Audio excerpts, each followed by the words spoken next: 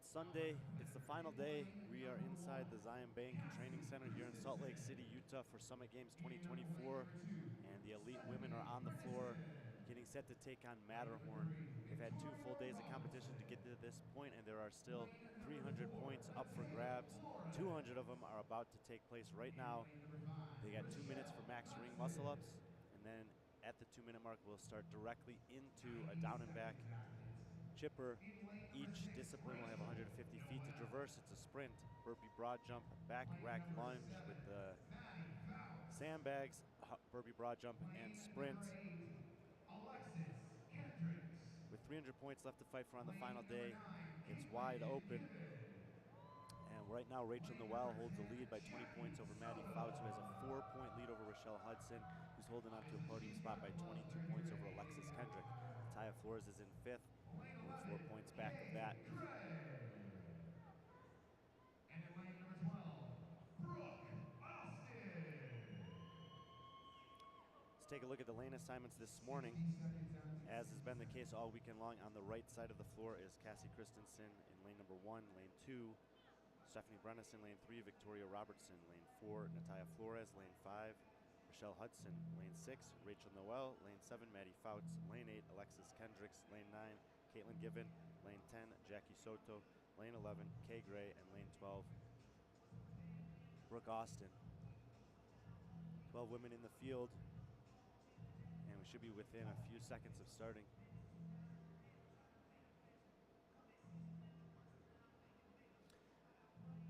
There's no real way to count the ring muscle ups here, so we'll kind of do what we can in terms of kind of looking and seeing who might be doing well on that. But once they get to the second part at that 2-minute mark, it should be pretty easy to follow the action in terms of the down and back chipper. Again, both of these are scored as 100 points. The rest of the divisions other than Elite took on Matterhorn last night, but competition organizers thought it would be fun to have 300 points available on the final day for the Elite division.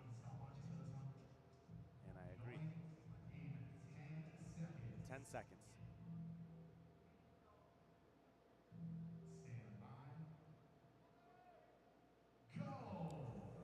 And the Elite women are underway on Sunday at Summit Games 2024. 2 minutes max ring muscle ups. Dead center of the floor in the navy blue is Rachel Noel in lane 6.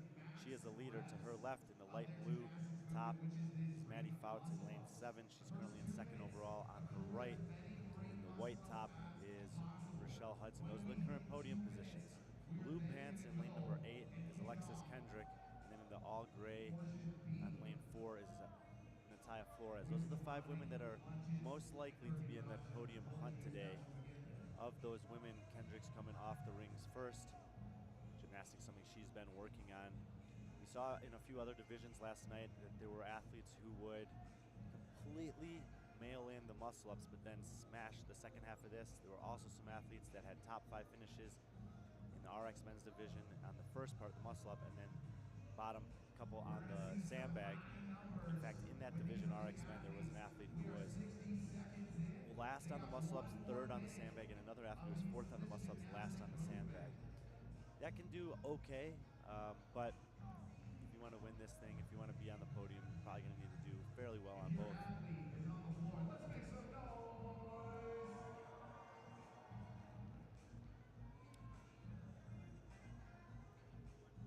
Don't see any clock on our screen here, but probably on the left side of the screen, it looks like their clock also is now working. 30 seconds according to the MC. And some of the women will probably be done with the muscle-ups pretty soon here and starting to conserve energy, getting ready for the second part of this. There's no transition time at the 2-minute mark. They immediately start in on the 150-foot shuttle run, and then they'll go to the burpees, sandbag, burpee broad jump, and shuttle to finish. Last rep there for Hudson. So Hudson getting the extra rep. We'll just kind of make a mental note of that for later, see if that 1 rep makes much of a difference on the leaderboard, and obviously it could.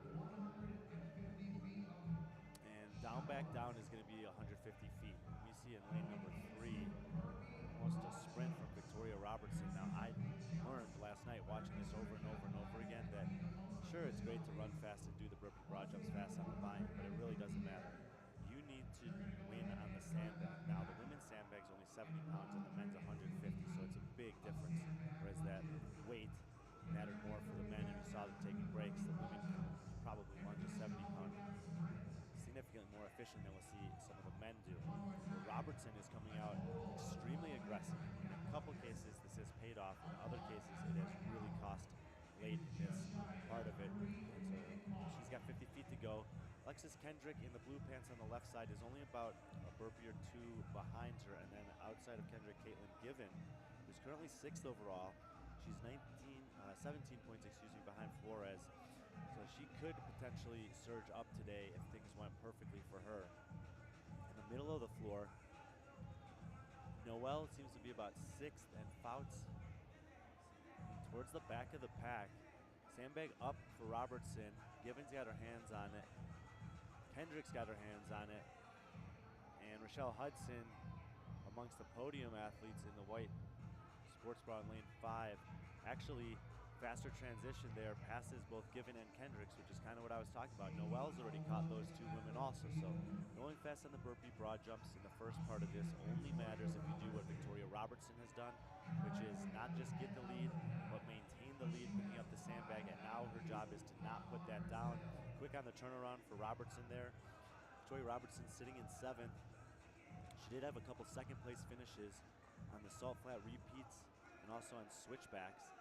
So she's been, 2 of her last 3 events have been 2nd overall, so she certainly has the capacity to have top finishes against this field, and it seems like she's taking initiative in terms of the second part of Matterhorn here to make that happen. Of course, we don't know how she did on the rings relative to the rest of the women, but she's gonna be dumping this sandbag off 50 feet from now, and the only athlete who's really closing on her at all is Rachel Noelle in the navy blue in the middle of the field. Rachel Noelle, of course, is the overall leader coming in. She was the competition favorite once we learned that Chloe Wilson wouldn't be here this weekend. Wilson was the defending champion. And Rachel Noelle is not just very fit, she's a taller athlete, bigger athlete, and she's eating up some ground here on the sandbag. Robertson is one of several rookies we have. 7 rookies in this field amongst the women competing. Not a bad first year showing for her. She looks like she's got one more lunge, but Noelle did the job. She passed her by, so Rachel Noelle takes the lead into the back half of this one. Robertson has held on to that 2 spot, and then on the left side in the red, Given has moved up to 3. Pretty tight behind that between Kendricks and Hudson, and then also Flores in the all navy blue to the right of Hudson. Hudson's dropping it now. Kendricks goes down in the blue pants. Flores is about to drop down, so we got 3 women here fighting for that 4, 5, 6 position. 3 women fighting for the 1, 2, 3 position. It looks like Robertson has passed Noelle. Looks like Given is inching up on Noelle, so all the ground that Noelle had made up on the sandbag lunge, she's giving it away to her 2 closest competitors in this particular event. And she's really losing the ground because of her burpee technique. You can fall forward. Oh my God, she's doing so much extra work than she needs to by shooting her feet backwards. She should be keeping her feet flat in place and falling forward completely. If you watch here, she shoots her feet back. She's losing 3 feet on every burpee. She's or maybe 2 feet, but she's basically gonna end up doing over 300 feet of burpees. If you're losing a foot on every one, let's say, I don't know, she's going to be losing so much time. Wow, she could have won this thing. Anyway, Caitlin Given is winning this thing in the red on the left side of your screen. Caitlin Given, up to this point, has had a couple of 4th place finishes and a 3rd. Add a number 1 to that. Caitlin Given is going to win the second part of Matterhorn here. We have to check the competition corner for the results on the muscle-ups.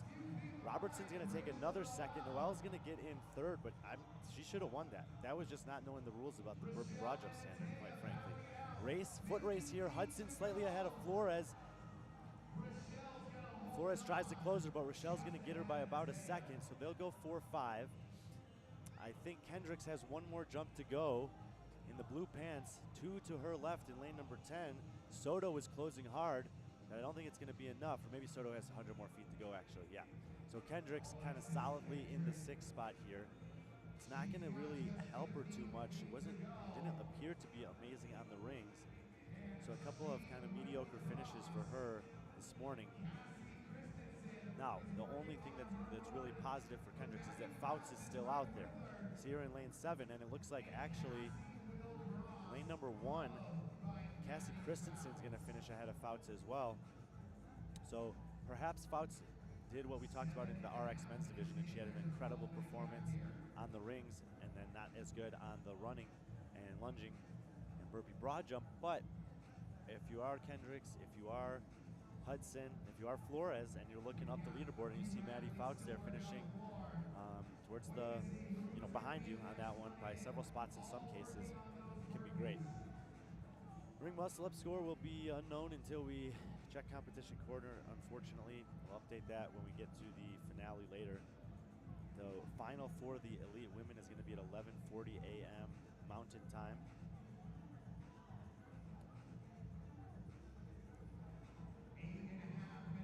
And we'll have obviously the full standings results and everything from this by then. Lane number 2, Stephanie Brennison is running. Lane number 10, Jackie Soto. Looks like she's going to be the next one across. Brennison should be coming now. Brennison will get in. Put Matterhorn behind her. 2 athletes continuing to work, Kay Gray and Brooke Austin out there in 11 and 12. The elite men are going to be coming up next. We have 2 heats of elite men. Similar to the women, they have 300 points available today. Kay Gray onto her final little run here. And Kay Gray is going to get across the line.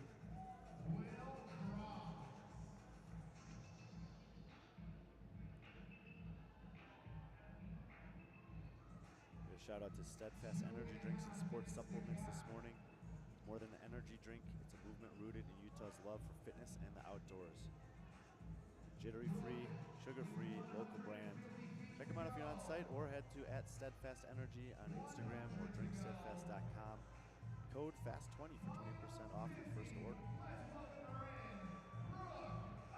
Brooke Austin gets in. And so all the women will finish Matterhorn under this time cap, and you see the equipment team, which has been phenomenal this weekend. Look at that, guy's doing a double farmer's carry with 150-pound bags. 150-pound bags coming out, 70-pound bags will go to the sideline. The men will take the floor. Elite women will be back for their finale called the Final Summit at 11:40 a.m. Mountain Time. We'll have coverage of divisions through now and then. The elite are the only athletes that have Matterhorn still to do today. Every other division will start doing their version of the Final Summit after that, and we'll be crowning champions and podium finishers all morning here. Might go see if I can sneak one of the women to come over here. Be back with the men in a minute.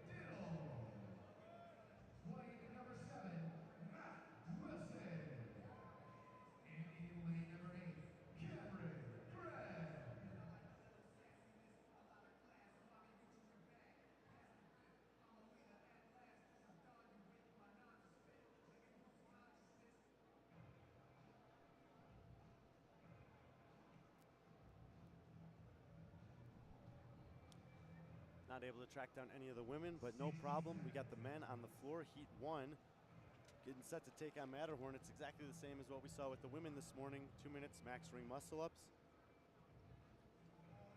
And then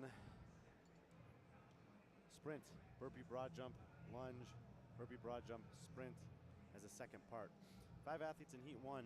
On the right side in lane 4, Bo Jensen. In lane 5, Bryson Del Monte. In lane 6, Braden Diddle. In lane 7, Matt Wilson. In lane 8, Cameron Gregg. With 300 points remaining, there's definitely some opportunity here. Diddle is the highest ranked amongst these. He's 11th. All these guys will be hoping to find a way into the top 10 for the final summit later today. Diddle's only 6 points out of that 10 place spot. He's got a 15-point lead on Wilson. Wilson's got 18 points on Del Monte. Bryson Del Monte, pretty good on the ring muscle ups in general. Would not be surprised if he goes for a big score here. And Matterhorn underway for the men in heat 1 here. Again, it's a 2-parter. Max ring muscle ups in 2 minutes will count as 1 score and 100 points available. At that 2-minute mark exactly, you'll transition to the second part of Matterhorn.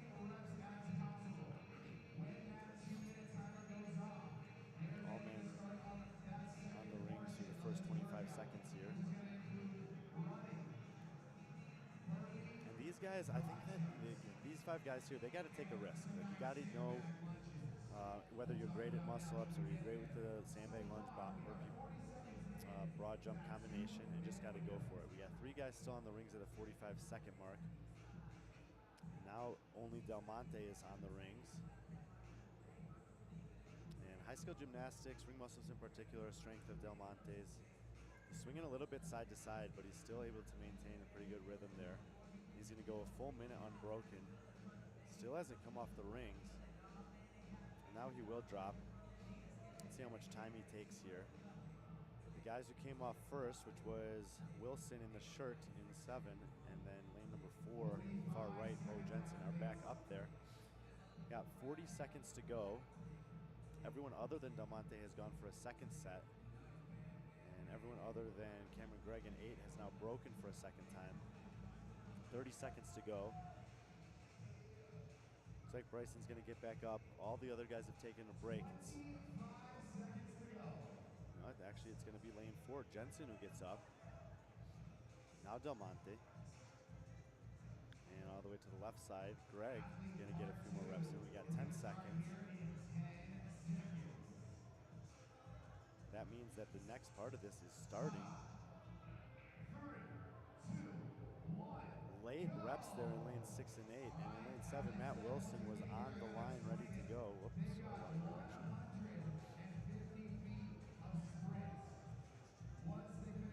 Now, for the guys, it's going to be a little different than the girls, because that 150-pound bag is a lot different than the 70-pound bag, but we will expect to see some people attack this, and it looks like lane 7, Matt Wilson, is the guy who's attacking this one.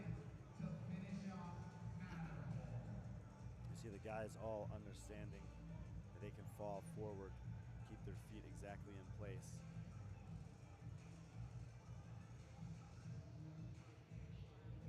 Wilson leading, and he's the only man wearing a shirt. Guy immediately to his right, Braden Diddle, top ranked athlete amongst these 5 coming into this one.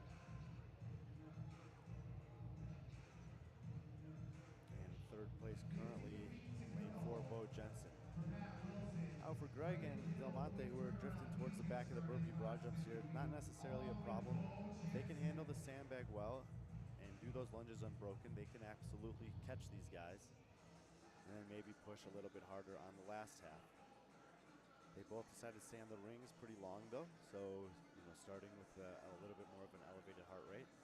And probably a good decision to slow down on the burpee broad jumps in the first part of this. Matt Wilson getting up back loaded. Braden Diddle doing the same.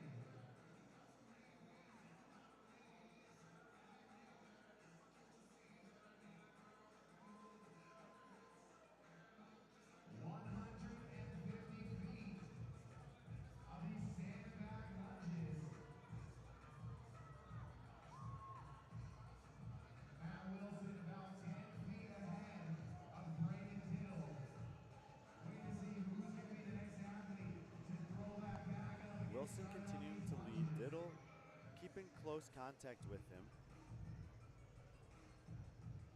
Jensen and Del Monte have it up. Graham and Greg's gonna be last to get it off the ground. He's got it to his shoulders, and now all the men are lunging. It's gonna be a down, back down. 50 feet done. For Matt Wilson and now Diddle have made the first turn.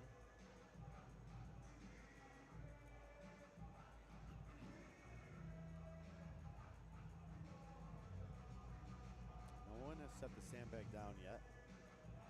Setting the sandbag down can be very costly on this one.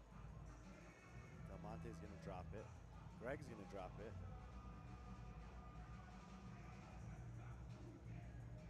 Jensen will make the turn. 50 feet to go for Matt Wilson. A little over 5 feet left for Brandon Diddle to do his last turnaround. We got 2 athletes on their final 50 feet of lunges.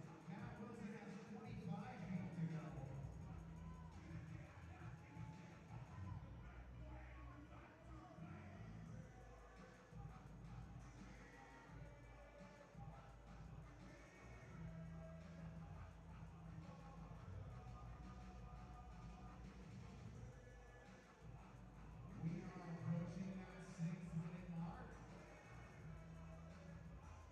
means we have 6 minutes left before cap.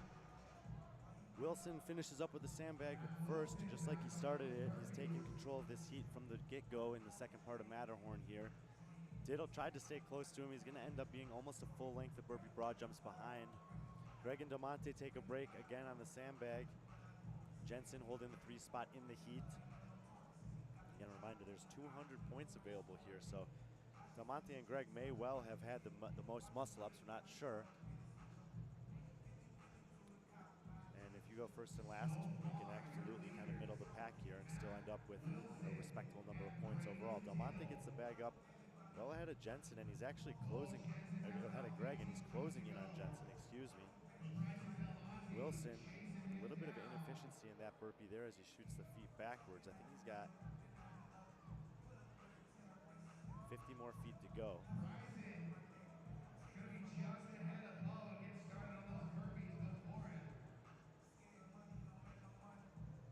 Matt has about a 20-foot lead in the burpees. Please dig it deep. He's announced the next Wilson's getting close to finishing these burpee broad jumps. finish up the burpees. Try to make a mark of his time here. Start his run, 150 feet. 100 to go. Down and back to go for Wilson. Final 50. Ladies and gentlemen, He's gonna get across the line. 7:27 unofficial. Diddle should have one more jump middle of the floor. Here he comes. Diddle with 150 feet to go.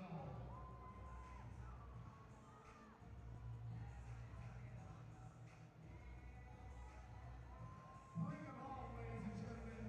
Brandon Diddle. Give him 7:51 unofficial for Diddle. We're gonna have a little race on our hands. Del Monte taking 8 minutes on the a clock. little bit more aggressive approach here relative to Jensen on the turn, so he's got about a half rep lead on him. Hard to, Jensen looks like, now Jensen's picking up the pace. And Bryson Del Monte. Bo digging into the tank. And Bo Jensen really laid it down there in the last 50 feet of burpee broad jump, and he's gonna run away from Del Monte. Final 50. Bo Jensen. Posts in 8:26 unofficial for Jensen. Del Monte is gonna be our next finisher. Next to finishing out, Bryson Del Monte. And he'll get across at 8:33 unofficial. You got it, Cameron. Let's go. Just over 3 minutes to cap. That leaves Cameron Gregg out on the floor. He's got plenty of time to get it done. 50 feet of burpee broad jumps, 150 feet of running, all that remains for him on Matterhorn. The elite men final will be starting at 11:50 this morning. However, we have one more heat to go. The top 10 men in the elite division will be coming up in a couple of minutes. Let's go. One more to get over that line.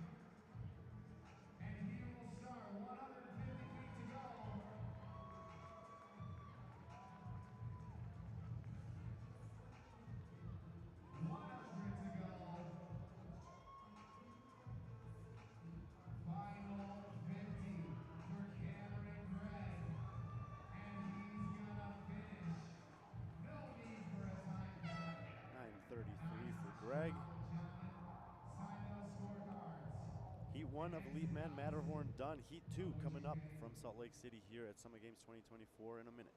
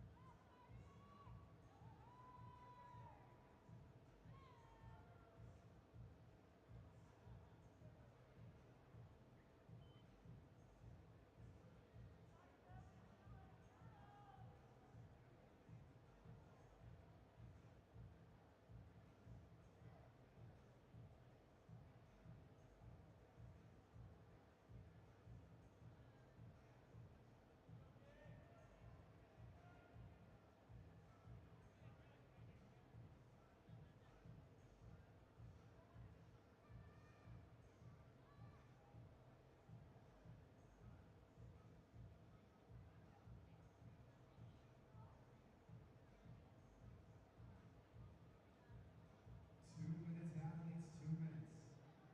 All right, Elite Men taking on Matterhorn in lane number 2. Gage Capel. Lane number 3, Jameson Jones. Lane 4, Hunter. Top 10 men in our elite division are on the field here at Summit Games 2024. It's Sunday morning. The natural light is creeping into the Zions Bank Training Center. My name is Brian Friend. We got 300 points up for grabs on the last day for the elite men. 200 of them are about to go down here with Matterhorn. The first part of that is going to be a 2-minute AMRAP for max ring muscle ups immediately into a down and back chipper. Each of these disciplines will have 150 feet, which is a down, back, down. It'll be a shuttle sprint, burpee broad jump, sandbag lunge with a 150-pound sandbag, burpee broad jump, and shuttle sprint to the finish line. The low number lanes are on the left side of the floor. Gage Capel is in 2, Jameson Jones in 3, Hunter LaRue in 4, JT Mahan in 5, Drake Lewis currently leading the competition in 6, Mike Evans in 7, Derek Lukowski in 8, Carter Peterson in 9, Nico Flores in 10, and Brandon Santasteven 11, rounding out the top 10. In terms of the overall standings, Drake Lewis sits atop with 535 points so far. Mike Evans only 13 points behind him, 30 seconds to the start. JT Mahan is 23 points behind him, but holds a 33-point lead over Derek Lukowski, who's in 4th. Lukowski has 2 points over LaRue, 3 points over both Peterson and Jameson, 8 points over Flores. Flores has an 18-point gap to Capel, and Capel's 5 points ahead of Santasteven. 10 seconds to the start. Muscle ups are going to be first. Let's get in as close as we can here. Let's just pick Drake Lewis in the middle in black. See how long he holds on to the rings for. Obviously can't count all the guys. 2-minute window.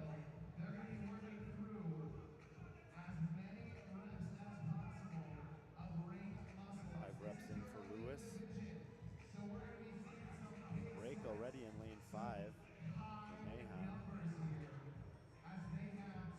In the RX division, I believe the men was 22, the best number. I think that was set at 10 for Drake in about 30 seconds.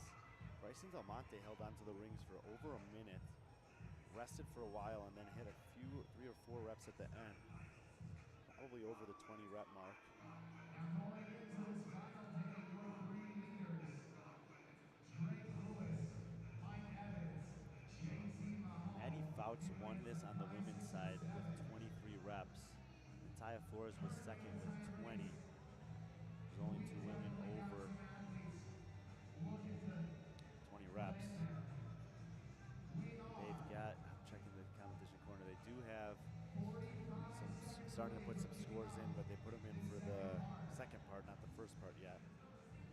I've lost count. Unfortunately,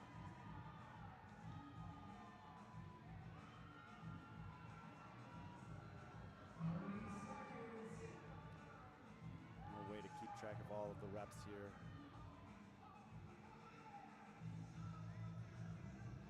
But there has been somewhat of a pattern with athletes doing really well on one of these parts and then not doing so well in the second part. And of course, the best ones are doing pretty well, not winning, but pretty well on both. Several of the athletes choosing to hang on to the rings until pretty late. Mahan in the maroon going for a deep receiving position and maybe getting one rep there at the end. It was kind of a suspect lockout. Zoom back out as they started on their run. So down, back down. And when they get back to us for the second time, they're going to hit the turf and start doing 3 lengths of burpee broad jump.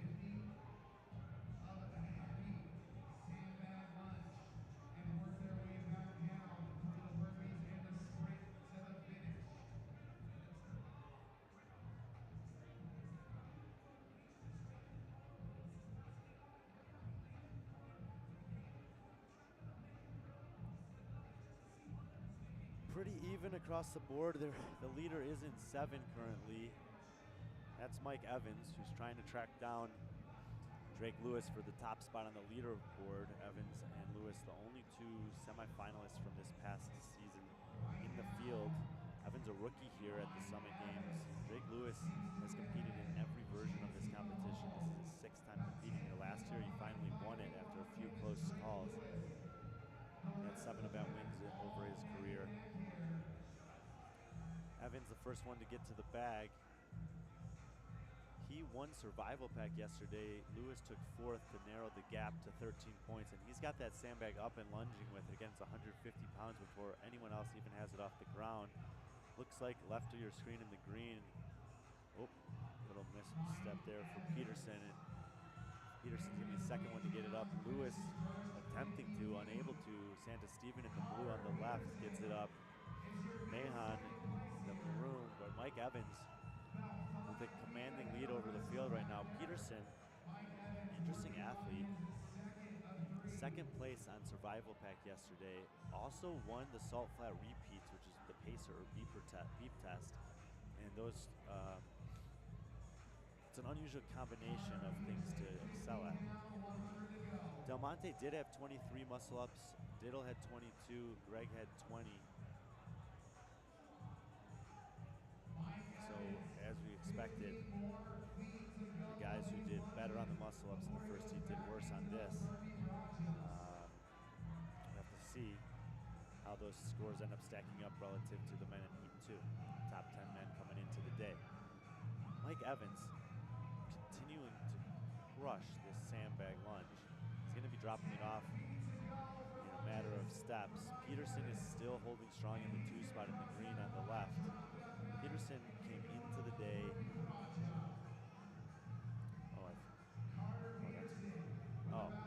Well, the leaderboard's now confused because of the scores from E1.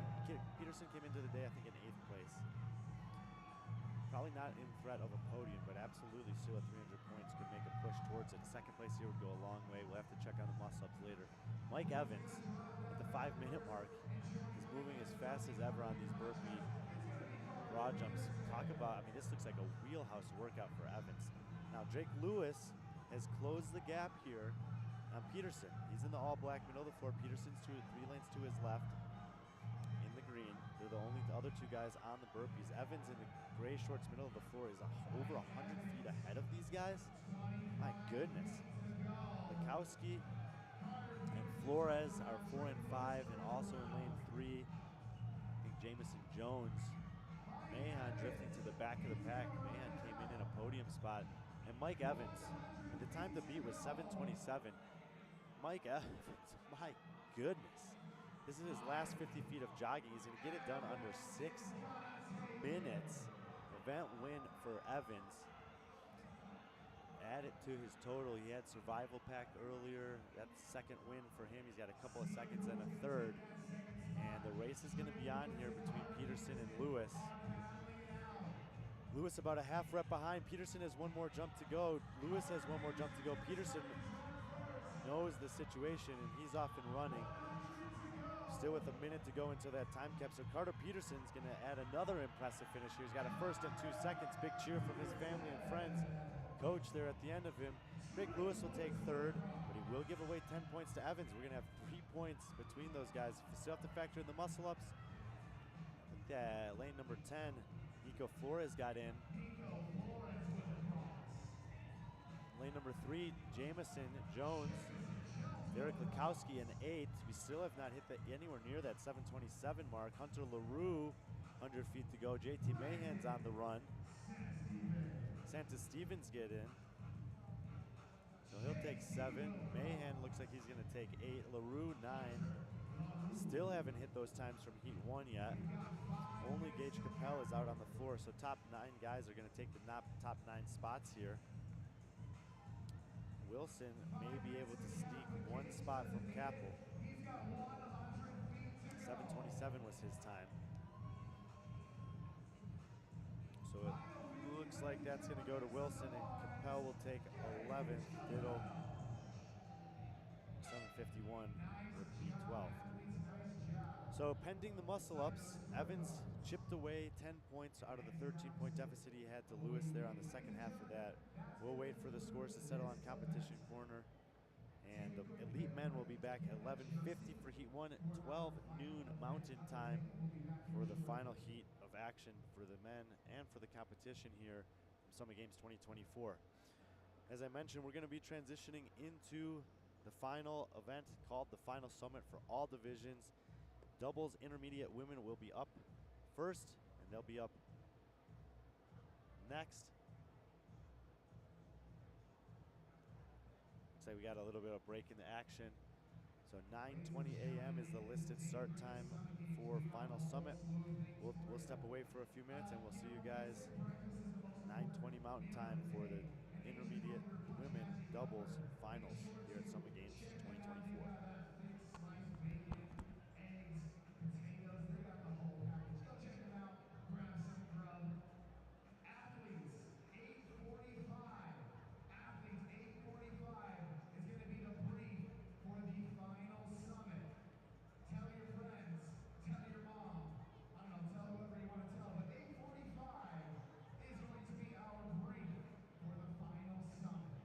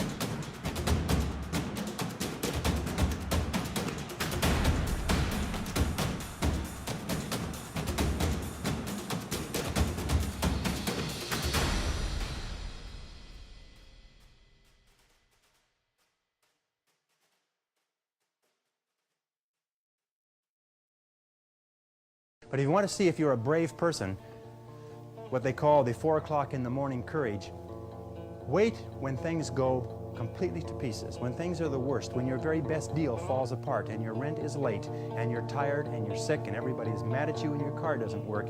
Then it's the person that picks themselves up and says, nothing is going to stop me. You know, the best quality in the world that you can develop is to develop the quality of being unstoppable. Develop the quality of being unstoppable. Say in yourself that no matter what life throws at me, it'll never stop me. No matter how rough it gets, I will never quit. And nothing will ever stop me. I get it. I get it. I get it. I get it. I get it. I get it. I get it.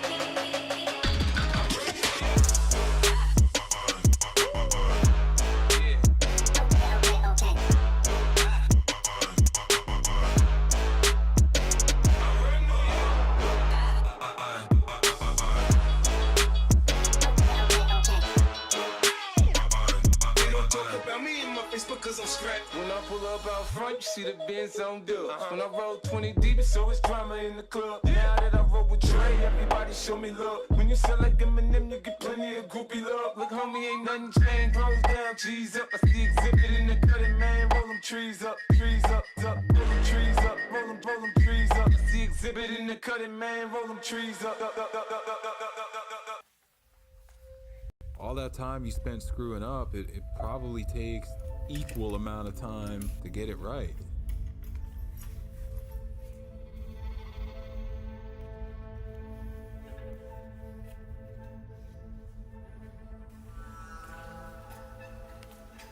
If you get up and get after it 2, 3 hours, 4 hours, you know, you're gonna be a lot less likely to make poor choices the rest of the day. The rest of the day is gonna seem a whole heck of a lot easier. By choosing my hard to be these hard workouts, it makes these other life problems not so insurmountable. I've never been one of those people to count days. All of us that are in this fight are in the same place. It's all just about today. Even if you lose, you still win because you're still 90% ahead of everybody else in life. You know, just the fact that you went out there and you put yourself through that. You gotta keep pushing forward.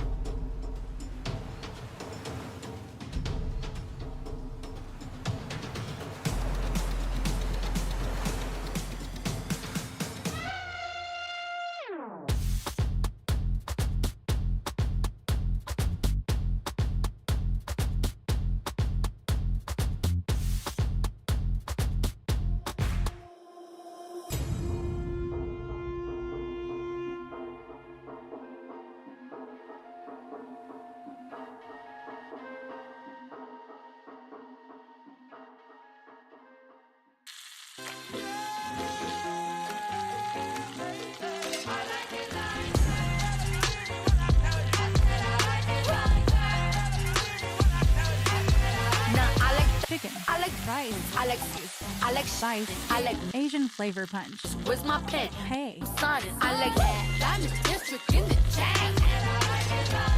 Certify you know I got it.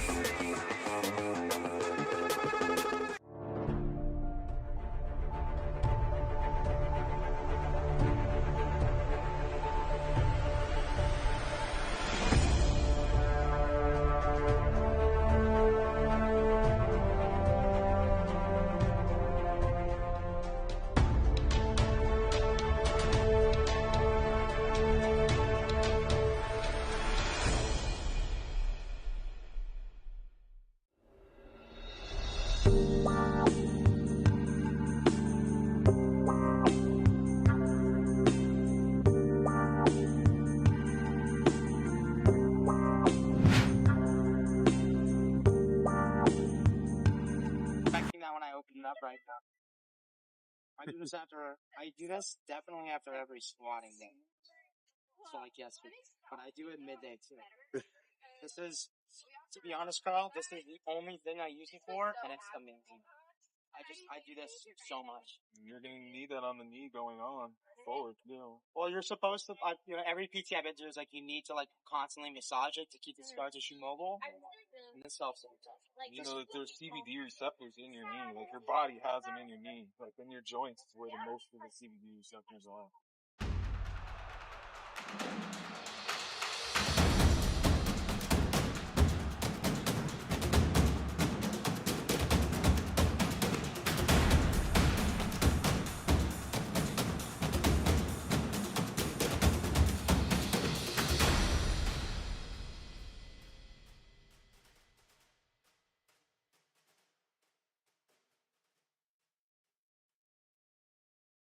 But if you want to see if you're a brave person, what they call the 4 o'clock in the morning courage, wait when things go completely to pieces, when things are the worst, when your very best deal falls apart and your rent is late and you're tired and you're sick and everybody is mad at you and your car doesn't work, then it's the person that picks themselves up and says, nothing is going to stop me. You know, the best quality in the world that you can develop is to develop the quality of being unstoppable.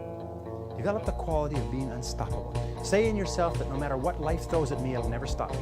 No matter how rough it gets, I will never quit. And nothing will ever stop me. I get it. I get it. I get it, I get it, I get it, I get it, I get it.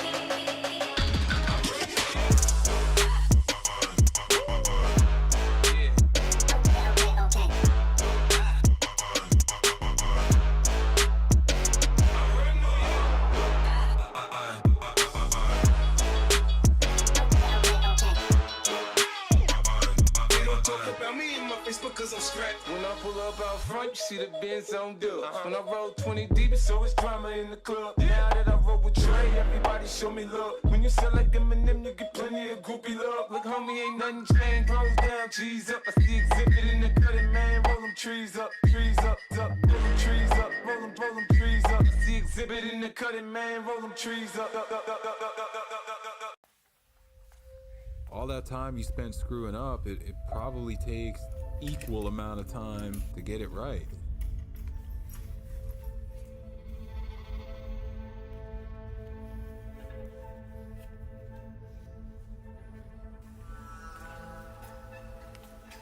If you get up and get after it 2, 3 hours, 4 hours, you know, you're gonna be a lot less likely to make poor choices the rest of the day. The rest of the day is gonna seem a whole heck of a lot easier.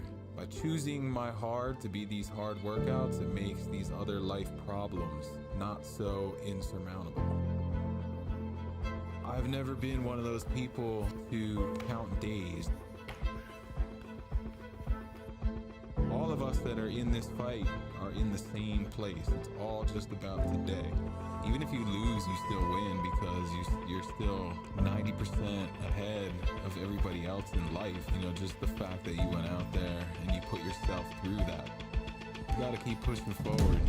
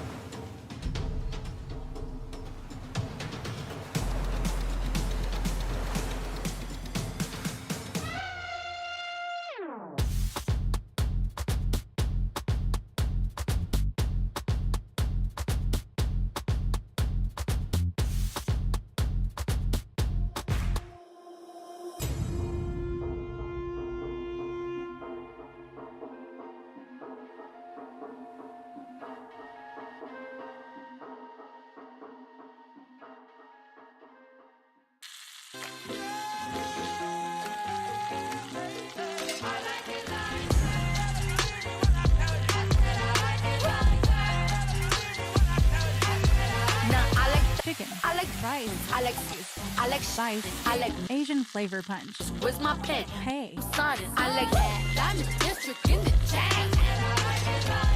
Certified, you know I got it.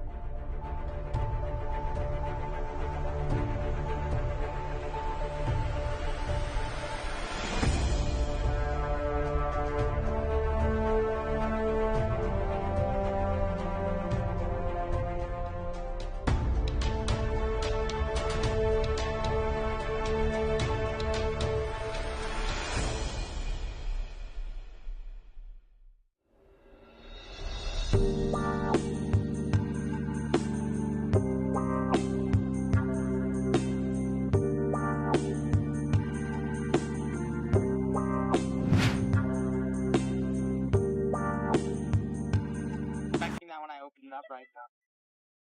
I do this definitely after every squatting day. So like yesterday, but I do it midday too. This is, to be honest, Carl, this is the only thing I use it for, and it's amazing. I do this so much. You're gonna need that on the knee going on forward, Well, you're supposed to, every PT I've been to is like, you need to like constantly massage it to keep the scar tissue mobile. And this helps every time. You know that there's CBD receptors in your knee. Like your body has them in your knee. Like in your joints is where the most of the CBD receptors are.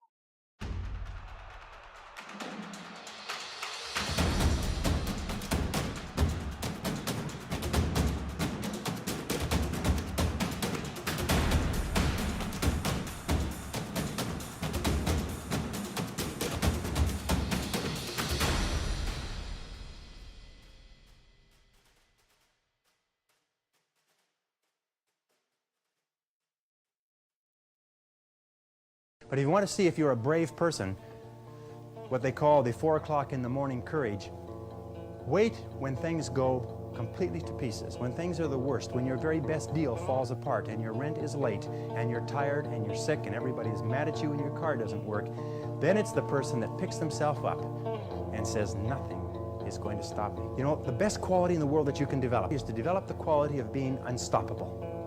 Develop the quality of being unstoppable. Say in yourself that no matter what life throws at me, it'll never stop me.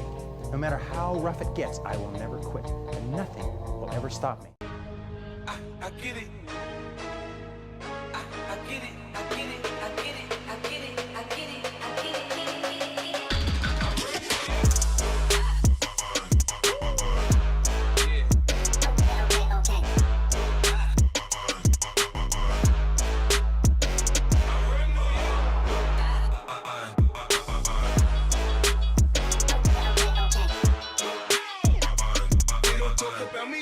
Because I'm scrapped. When I pull up out front, you see the Benz on dub. When I roll 20 deep, so it's drama in the club. Now that I roll with Dre, everybody show me love. When you sell like Eminem, you get plenty of groupie love. Look, homie, ain't nothing changed. Rolls down, G's up. I see exhibit in the cutting, man. Roll them trees up, trees up. Roll them trees up, roll them trees up. I see exhibit in the cutting, man. Roll them trees up.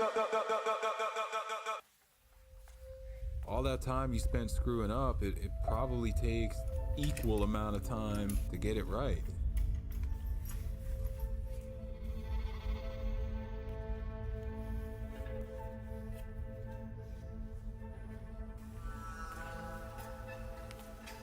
If you get up and get after it 2, 3 hours, 4 hours, you know, you're gonna be a lot less likely to make poor choices the rest of the day. The rest of the day is gonna seem a whole heck of a lot easier.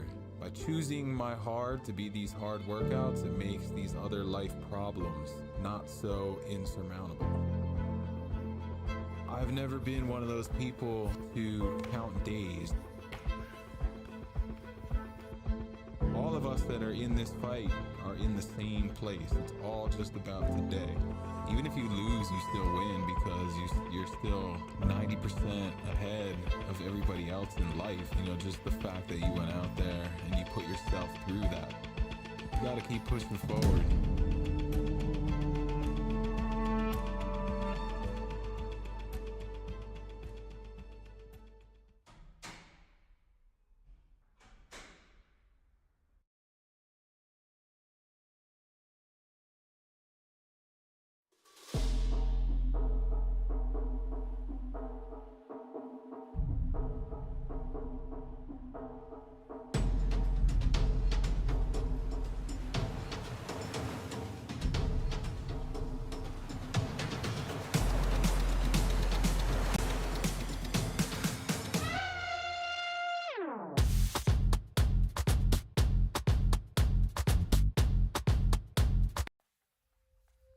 All that time you spent screwing up, it probably takes equal amount of time to get it right.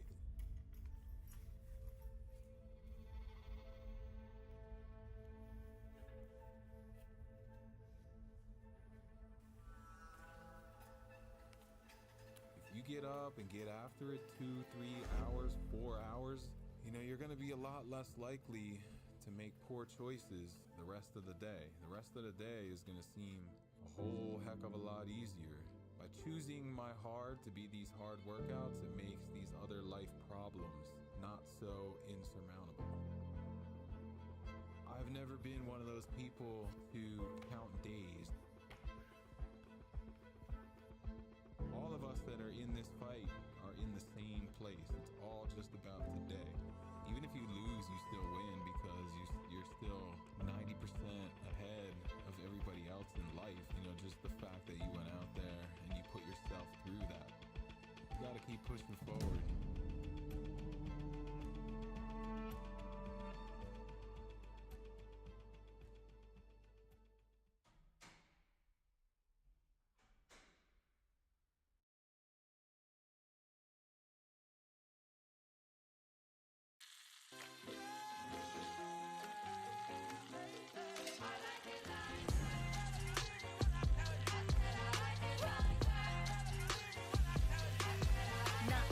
Chicken. I like Fries. I like I like Spicy. I like Asian flavor punch. where's my pen? Hey. Sonic. I like Diamond District in the chain. But if you want to see if you're a brave person, what they call the 4 o'clock in the morning courage, wait when things go completely to pieces, when things are the worst, when your very best deal falls apart and your rent is late and you're tired and you're sick and everybody is mad at you and your car doesn't work, then it's the person that picks themselves up and says, nothing is going to stop me. You know, the best quality in the world that you can develop is to develop the quality of being unstoppable. Develop the quality of being unstoppable. Say in yourself that no matter what life throws at me, it'll never stop me. No matter how rough it gets, I will never quit. And nothing will ever stop me.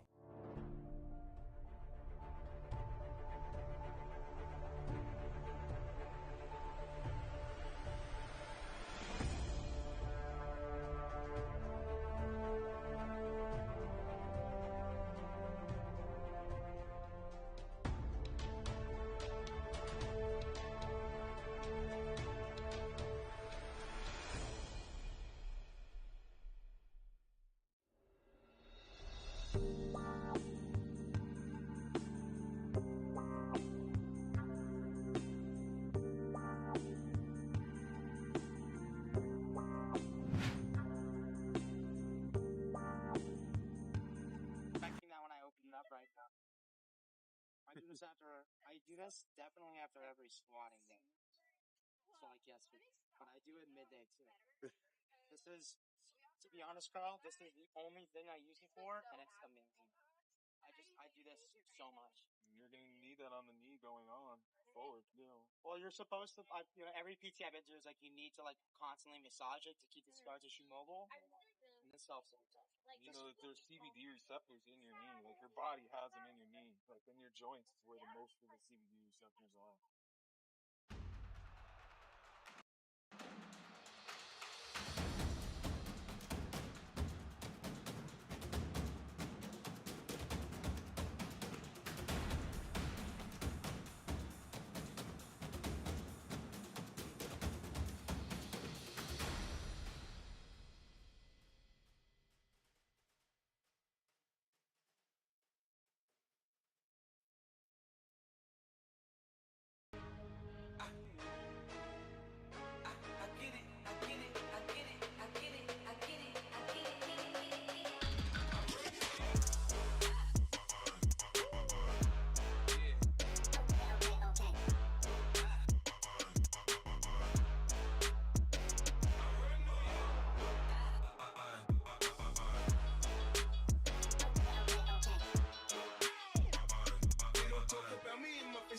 scratch. When I pull up out front, you see the Benz on dub. When I roll 20 deep, it's always drama in the club. Now that I roll with Dre, everybody show me love. When you sell like Eminem, you get plenty of groupie love. Look, homie, ain't nothing changed. Rolls down, G's up. I see exhibit in the cutting, man. Roll them trees up, trees up, up. Roll them trees up, roll them trees up. I see exhibit in the cutting, man. Roll them trees up, up, up, up, up, up, up, up, up, up, up.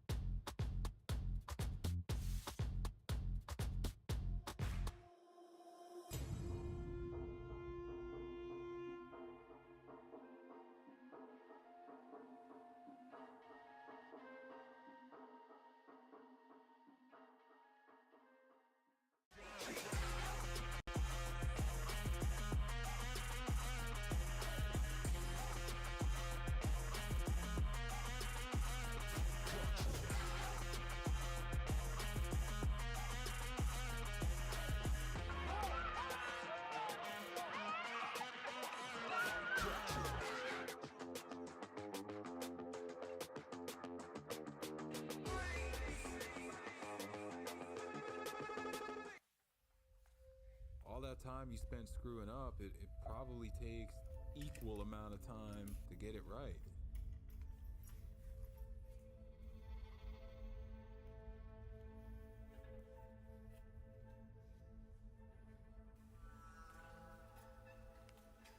If you get up and get after it 2, 3 hours, 4 hours, you know, you're gonna be a lot less likely to make poor choices the rest of the day. The rest of the day is gonna seem a whole heck of a lot easier. By choosing my hard to be these hard workouts, it makes these other life problems not so insurmountable. I've never been one of those people to count days.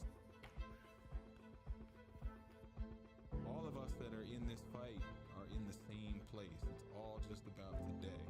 Even if you lose, you still win because you're still 90% ahead of everybody else in life. You know, just the fact that you went out there and you put yourself through that. You gotta keep pushing forward.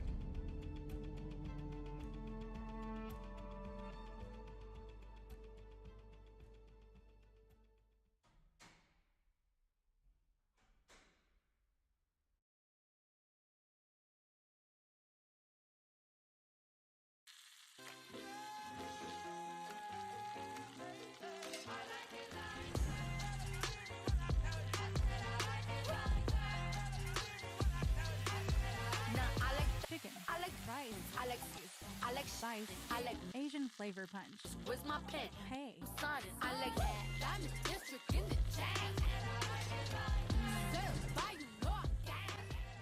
But if you want to see if you're a brave person, what they call the 4 o'clock in the morning courage, wait when things go completely to pieces, when things are the worst, when your very best deal falls apart and your rent is late and you're tired and you're sick and everybody's mad at you and your car doesn't work, then it's the person that picks themselves up and says, nothing is going to stop me. You know, the best quality in the world that you can develop is to develop the quality of being unstoppable. Develop the quality of being unstoppable. Say in yourself that no matter what life throws at me, it'll never stop me. No matter how rough it gets, I will never quit. And nothing will ever stop me.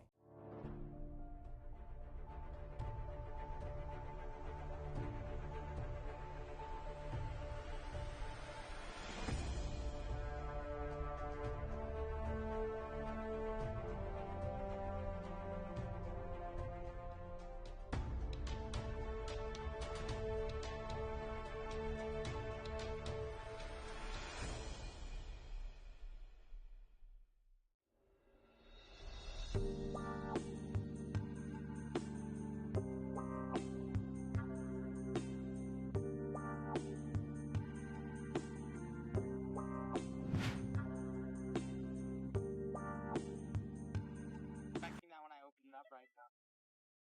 I do this definitely after every squatting day. So like yesterday, but I do it midday too. This is, to be honest, Carl, this is the only thing I use it for, and it's amazing. I do this so much. You're gonna need that on the knee going on forward, Well, you're supposed to, every PT I've been to is like, you need to like constantly massage it to keep the scar tissue mobile, and this helps every time. You know that there's CBD receptors in your knee. Like your body has them in your knee. Like in your joints is where the most of the CBD receptors are.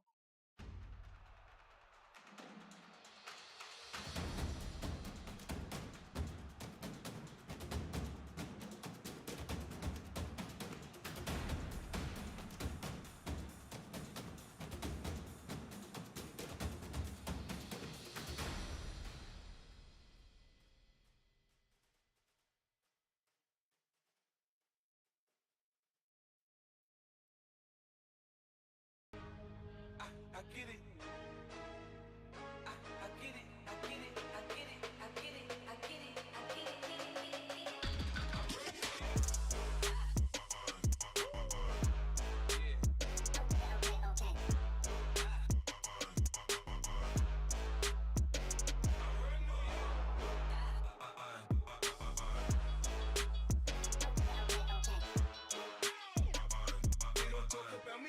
Because I'm strapped. When I pull up out front, you see the Benz on dub. When I roll 20 deep, it's always drama in the club. Now that I roll with Dre, everybody show me love. When you sell like Eminem, you get plenty of groupie love. Look, homie, ain't nothing changed. Rolls down, cheese up. I see exhibit in the cutting, man. Roll them trees up, up. Roll them trees up, roll them trees up. I see exhibit in the cutting, man. Roll them trees up.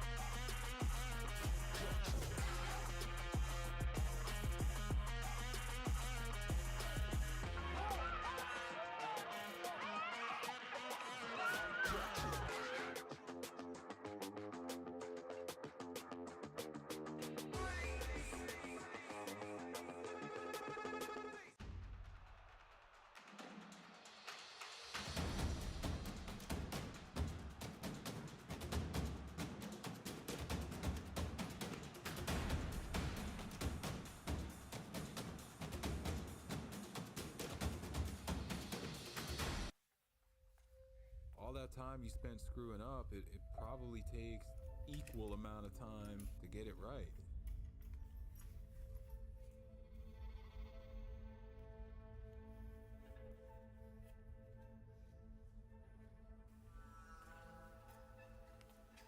If you get up and get after it 2, 3 hours, 4 hours, you're gonna be a lot less likely to make poor choices the rest of the day. The rest of the day is gonna seem a whole heck of a lot easier. By choosing my hard to be these hard workouts, it makes these other life problems not so insurmountable. I've never been one of those people to count days. All of us that are in this fight are in the same place. It's all just about today. Even if you lose, you still win because you're still 90% ahead of everybody else in life. Just the fact that you went out there and you put yourself through that. You gotta keep pushing forward.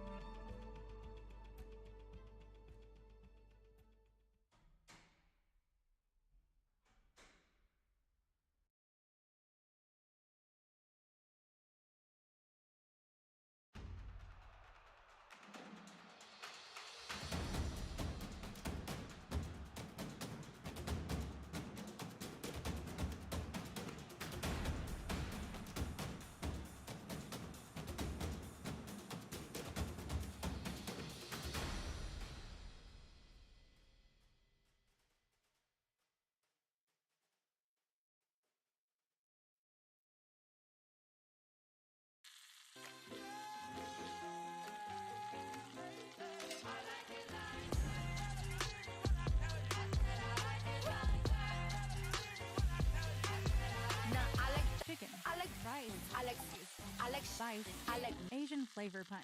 Where's my pen? Hey. Sonic. I like that. I'm the district in the chain. Certified, you know I got it. I get it. I get it. I get it, I get it, I get it, I get it, I get it.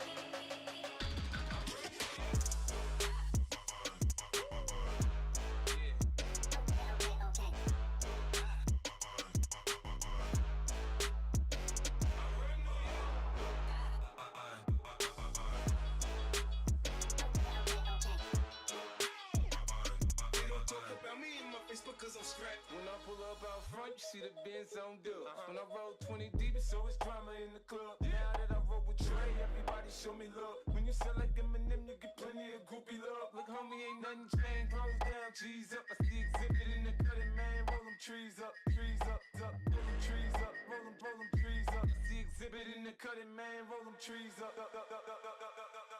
But if you want to see if you're a brave person, what they call the 4 o'clock in the morning courage, wait when things go completely to pieces, when things are the worst. 30 seconds.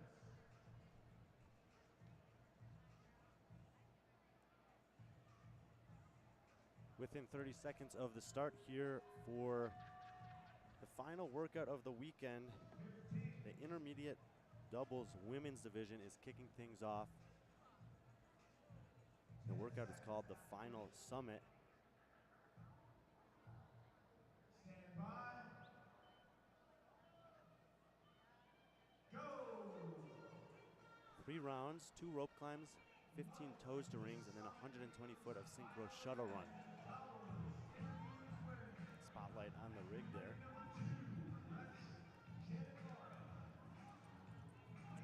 We're looking for winners today, and we got a tie at the top of this one, and 3 points to third, 3 more points to fourth. 4 teams of women fighting for 3 spots on the podium. It could go any way. The Salty Stingers and the Window to the Wad both have 683 points. TBD, 680. Rice and Taquitos, 677. Left to right, no, right to left on your screen, excuse me. Jen and Laura are in 2. Beastie Babes are in 3. Cass and Tiff in 4.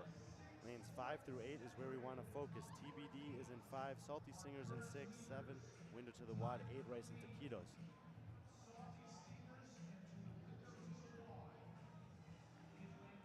Chalk Dirty to me is in 9. Sisteroo's in 10. Breakfast Club in 11. And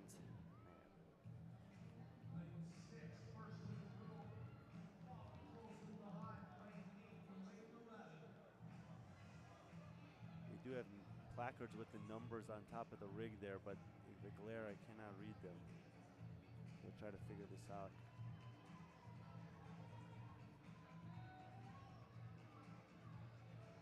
In the yellow is lane 6.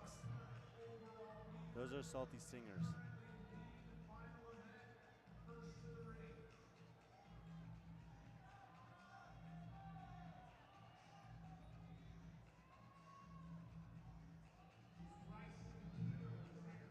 On the rope to the left of them with the white tank tops and black pants,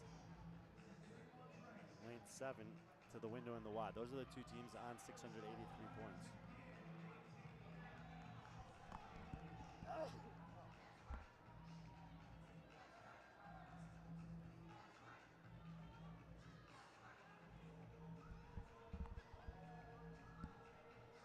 Sorry about that.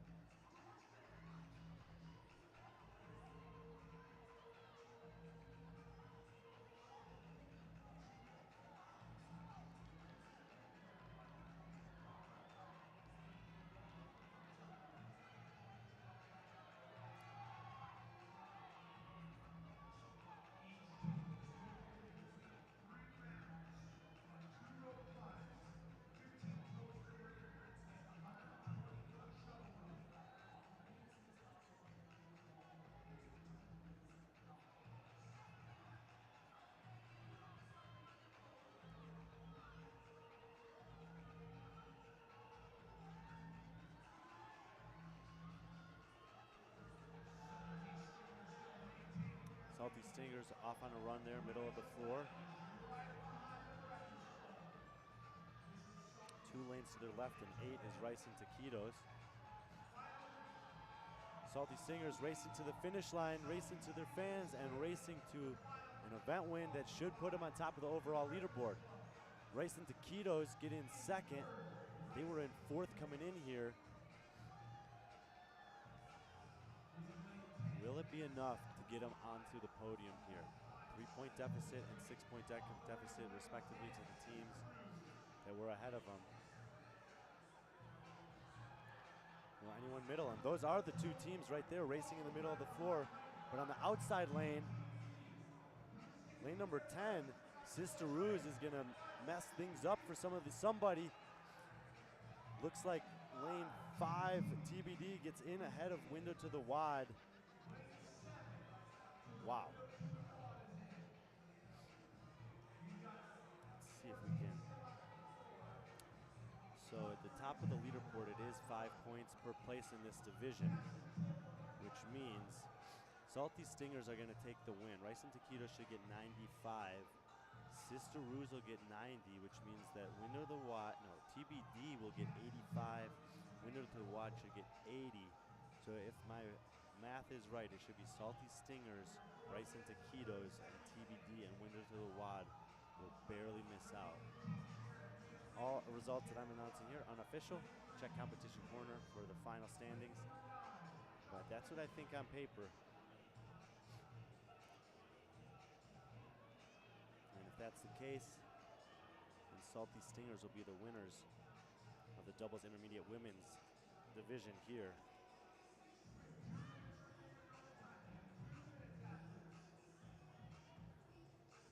At Summit Games 2024. Now, there are three other teams in this division coming up. They're the bottom teams in the division in the next heat, so I guess in theory they could factor in, but probably not.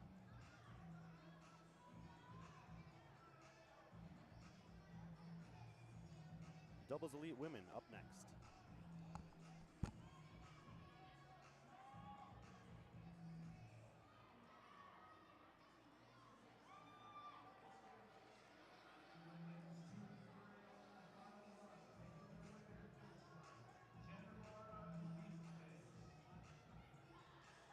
Final strike to the finish. Let's let them hear it. Please keep it in from Janet and Laura. We have just over 1 minute remaining. Let's put our hands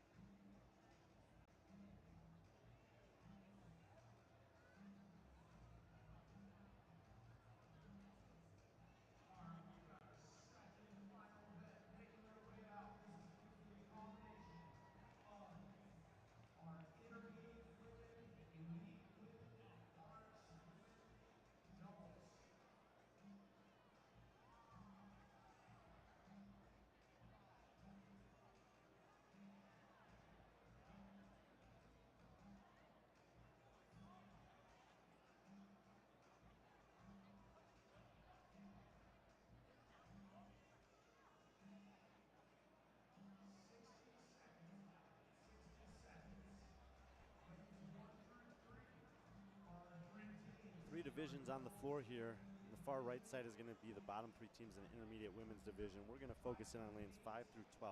5 through 8 are our elite women's doubles division. Lane number 5 is the PF girls.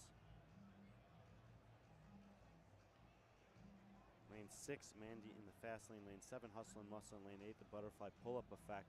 We got 2 separate battles going on here, Hustle and Muscle. The leaders on 775 points, 15-point lead over Mandy in the fast lane. As long as they finish in the top 3, they should hold on to the overall win. The bottom, we got Butterfly Pull-Up Effect with a 5-point lead over PF Girls, so battling for that final spot on the podium. Could very well be a winner-take-all. Lanes 9 through 10, we have the RX Women Doubles Division. Jacked in the Box leading by 10 points over Pistol Posse. Kuna Musquada 20 points back of that with a big lead over Team Pure. Kuna Musquada will be in 9, Jacked in the Box in 10, Pistol Posse in 11, Team Pure in 12. The workout is called the Final Summit. On the elite lanes, they have 3 rounds, 2 legless rope climb, 15 ring dips, 120 synchro shuttle run. The RX division, they have 3 rounds, 2 rope climbs, 15 ring dip, 120 synchro shuttle run. So the difference is the legless rope climb between the 2. Okay,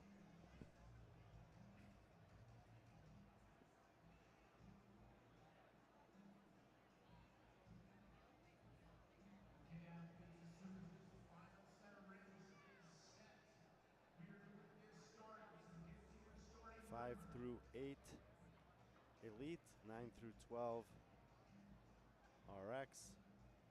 Lanes 6 and 7 battling for the top spot in the elite division. All right, athletes, 15 seconds. Lanes 5 and 8 battling for 3rd.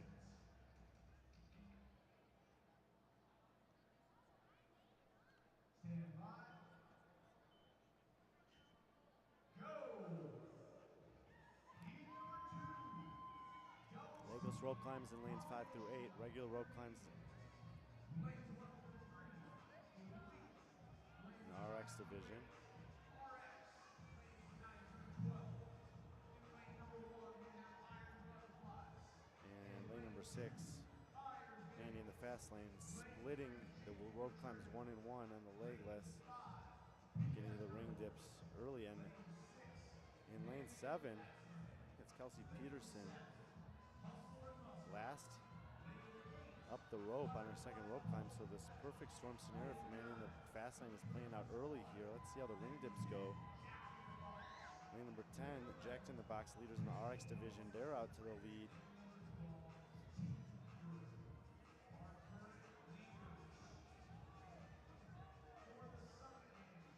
PF Girls, second to the run. Hustle and Muscle, third.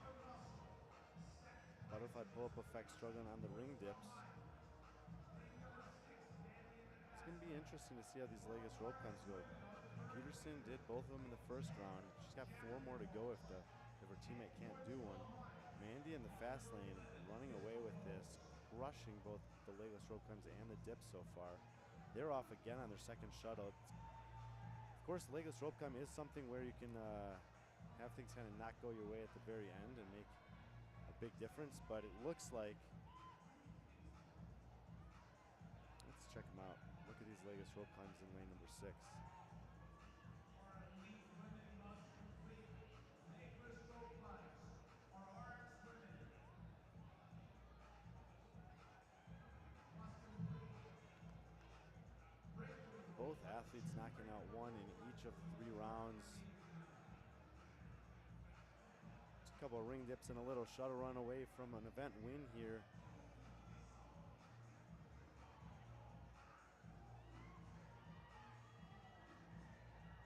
The battle is going to be behind them.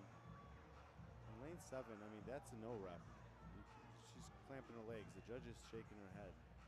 A good call by the judge. Mandy in the fast lane. Victory lap in terms of this event. A runaway victory. And now they sit and wait. Jacked in the Box, lane number 10, Similar story in the RX division, far ahead of the rest of their field.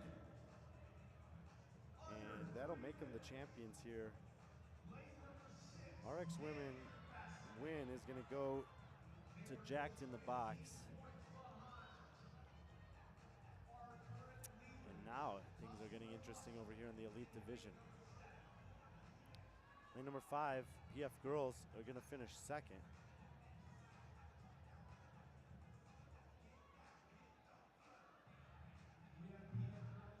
Actually, I guess they're back on the legless rope climbs. Wow, so these other 3 teams really struggling on the legless rope climbs. Kelsey Peterson in 7s going up again. Teammate has been unable to do any of the legless rope climbs so far. And she's gonna miss a rep there, and this is what I'm talking about. Everything can come undone on the legless rope climb. Lane 5 going for a legless rope climb. Big leg kips, keeping the arms nice and high. Looks like she's gonna get it. Nice rep there for the PF girls. Lane 8, butterfly pull-up effect. One ring dip there. Kind of forgotten if they're in round 2 or 3. If waving to someone in the crowd, nevertheless.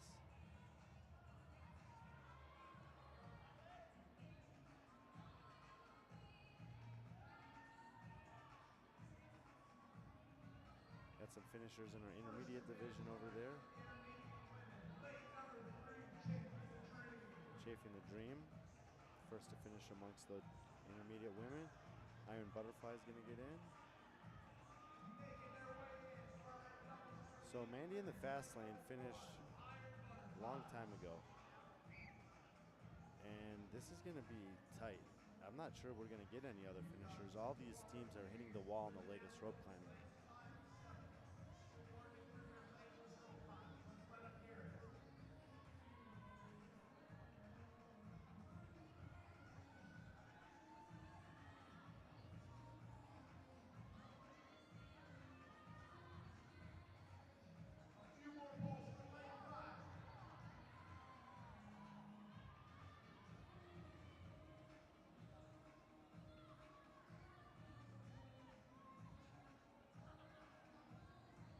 Can't even tell if that was a rep or not in 8. And 7 trying again. Not gonna happen.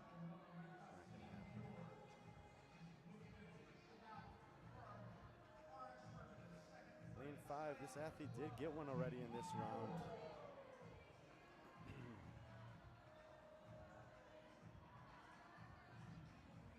Oh, she's so close, but she's coming down. Lane 8, I think they might have got one. She ripped her hands on the drop, I know that. Oh, God, that doesn't feel good.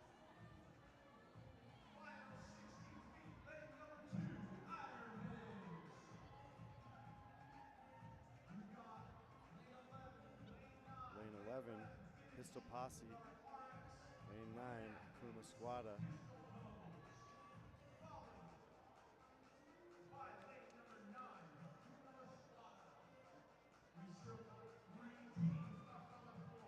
Kelsey Peterson in the all black there, is lane 7. She needs to get this rep.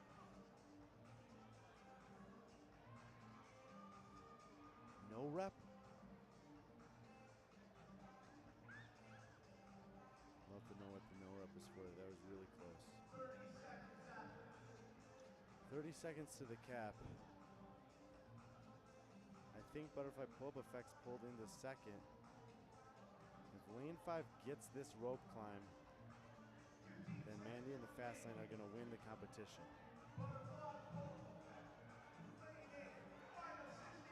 She's one reach away and can't get it. Wow, I mean, we'll have to check competition corner for the results, but I think on a tie for third and on one pull, I don't know if that's enough hustle and muscle. Mandy in the fast lane crushed it. Jacked in the Box crushed it. They both win the events in their respective divisions. And let's see how the leaderboard shakes out.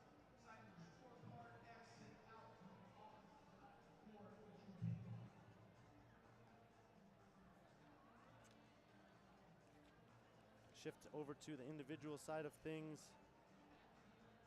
We'll have Masters women, Intermediate women, and RX women when we come back.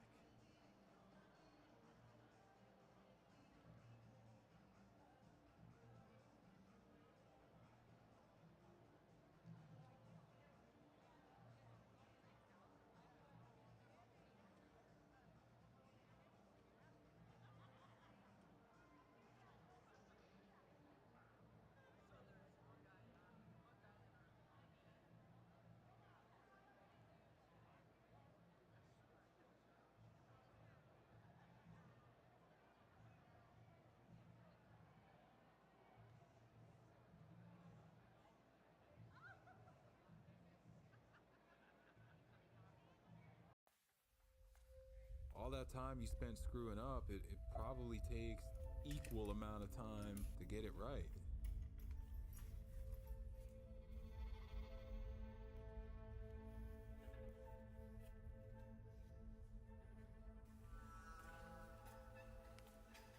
If you get up and get after it 2, 3 hours, 4 hours, you know, you're gonna be a lot less likely to make poor choices the rest of the day. The rest of the day is gonna seem a whole heck of a lot easier. By choosing my hard to be these hard workouts, it makes these other life problems not so insurmountable. I've never been one of those people to count days. All of us that are in this fight are in the same place. It's all just about today. Even if you lose, you still win because you're still 90% ahead of everybody else in life. You know, just the fact that you went out there and you put yourself through that. You gotta keep pushing forward.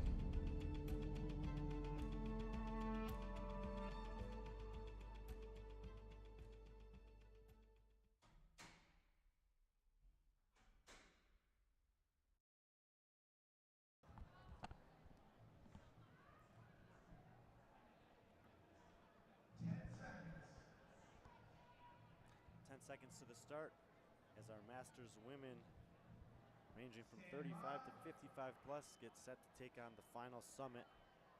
They'll be on the Echo Bike to start. Calories at 24, 20,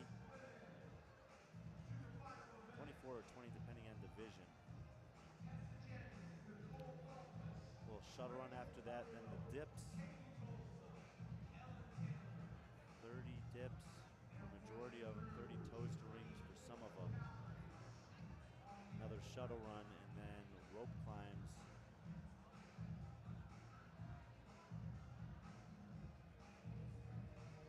Two or one rope climb at the finale here.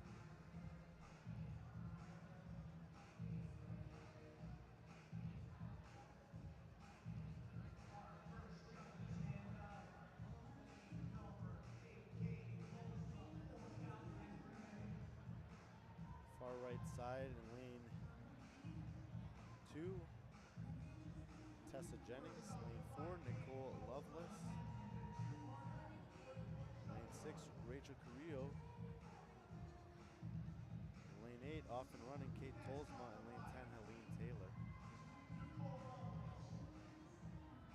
Tolsma in the blue top.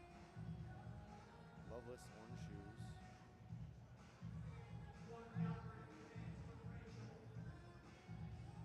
Middle of the floor, Carrillo.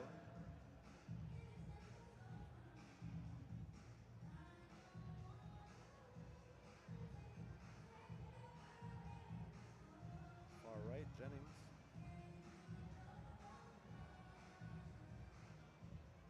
Toes to rings for the 50 plus, dips for everybody else. Helene Taylor on the left side, off and running.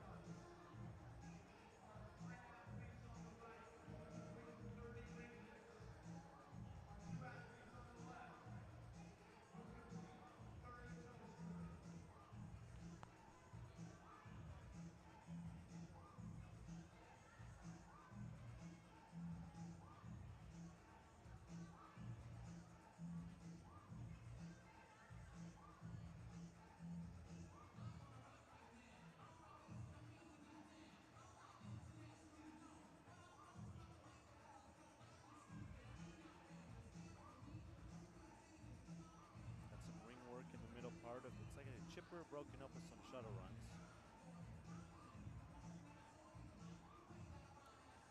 They'll go off and running once again before heading to the rope climbs.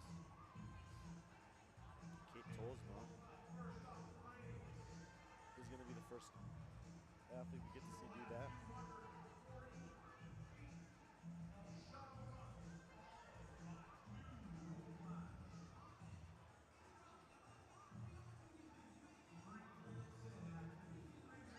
She should have one rope climb to finish out her competition here.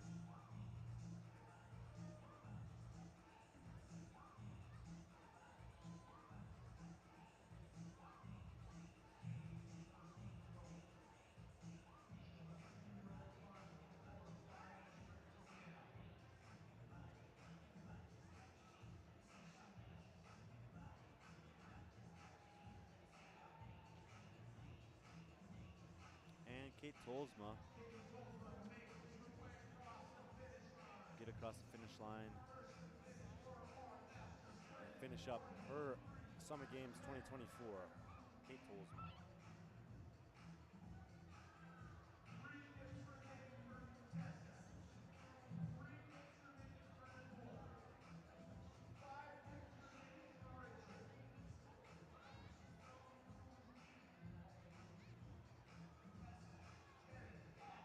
First off the ropes for Marie.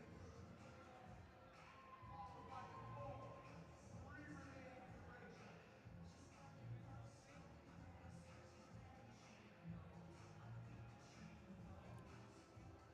Loveless, orange shoes. Jennings on the right of her, going to be doing a little shuttle sprint back to the ropes. 2 rope climbs for each of these women remain.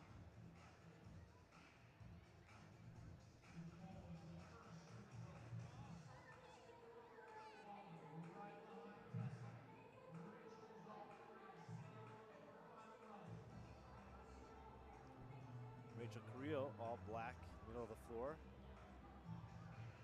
Shaking the arms out. She gets her last shuttle run out of the way before her final 2 rope climbs. Loveless.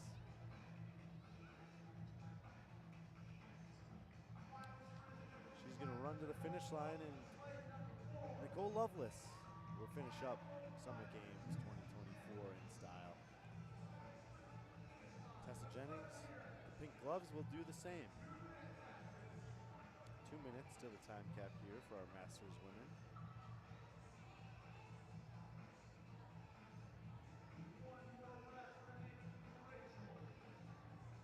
1 rope climb to go, Rachel Carrillo.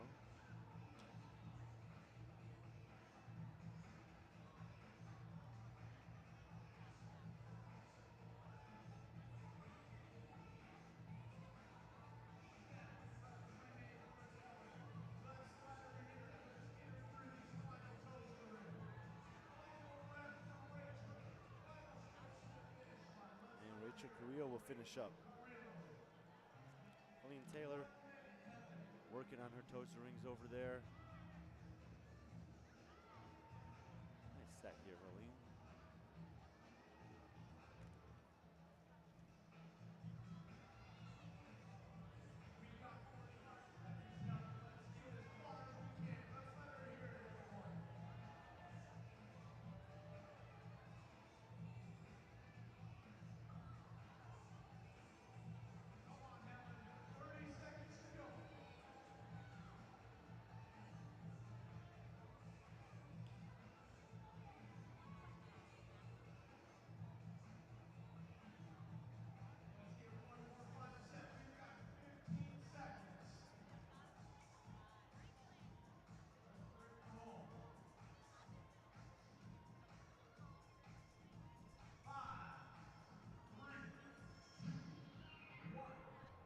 Nice fights to the finish there for Helene Taylor.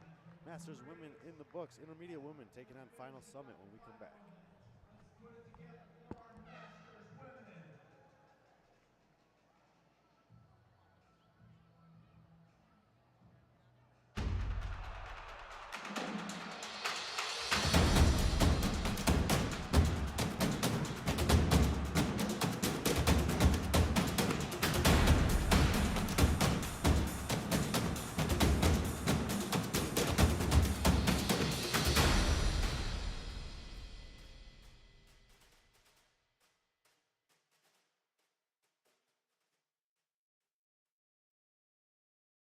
But if you want to see if you're a brave person, what they call the 4 o'clock in the morning courage, wait when things go completely to pieces, when things are the worst, when your very best deal falls apart and your rent is late and you're tired and you're sick and everybody is mad at you and your car doesn't work.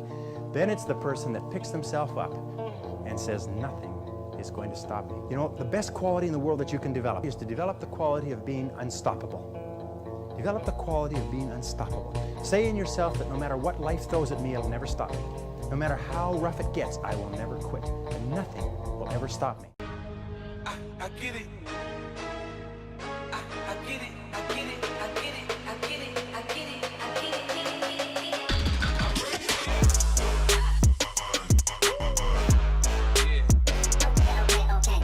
Yeah.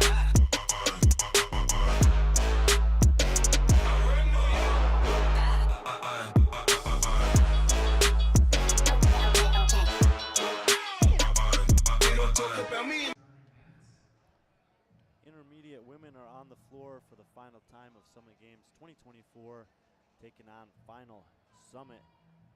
Their version of this one, gonna start on the Echo Bike, 20 cals. Shuttle run, 30 toaster rings, shuttle run, 1 rope climb. Go!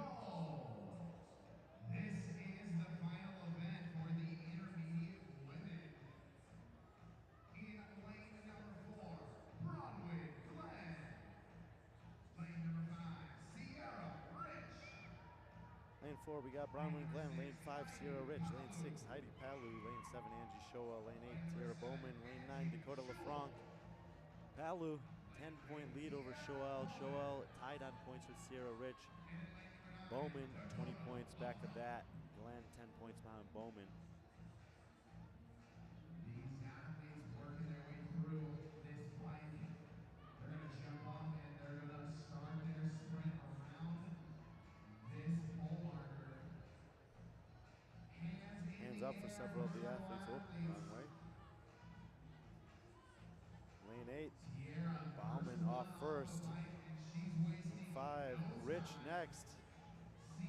Palu in 6, Glenn in 4. Shoel and LaFranc. Now Shoel getting off the bike.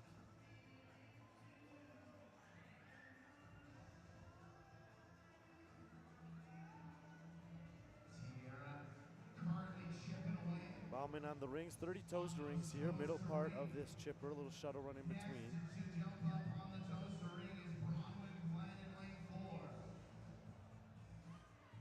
Bauman with a big lead, and then 4, 5, 6 pretty tight. Shoel just getting there. She's going to be between 5 and 10 reps behind those 3 women. All athletes are now LaFranc now to the rings. 7-minute cap for the final summit, and we are just about 2 minutes in. Athletes, you got 5 minutes before cap.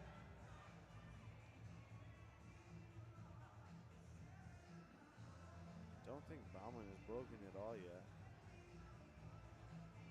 Tierra in lane Blue 8 shorts. has not slowed down. Nope. She's off the rings. She's going to start her Strip sprint. the grips on the run. Here Bauman means business in this final. For Tierra, and she's going to move into her final movement. Did have an event win earlier in the weekend on back-to-back. Bronwyn Glenn's going to start her run. Glenn out on the run second. Then Palu. Palu is on her 1 run. rope climb at the end. Bauman's going to get it. So Tierra Bauman, sitting in 4th, is going to take the win here. Pumped up. Let's see if it's enough. She was 20 points out of a podium spot. She was 30 points out of the overall lead. All that remains for Bronwyn Glenn. We are 3 minutes into the 7-minute cap. 5 points per place, so it's a lot to make up. A couple women on the rope here. Bronwyn Glenn looking to do some favors for Bauman. She's going to do just that. She'll take 95 points. Shoel on the rope beats Palu. She'll take 90, 85 for Palu. Several athletes all working So now on the now all eyes on Sierra Rich in lane 5. Sierra Rich. If my math is right, We are about to hit 4 minutes in with 3 to sometimes go. it is. She touches the top there. She ends up with 75 points. And Bauman, who is 20 points behind her, will erase that deficit and jump her for the 3 spot on the podium. Palu had a 10-point cushion on Shoel, so despite giving away 5 points there at the end, she should still hold on. So I think it's going to go Palu, Shoel, Bowman, 1, 2, 3 in her women's intermediate division. All of results will be official on Competition Corner. But the intermediate women have wrapped things up here at the Summit Games. The RX women will be up when we return.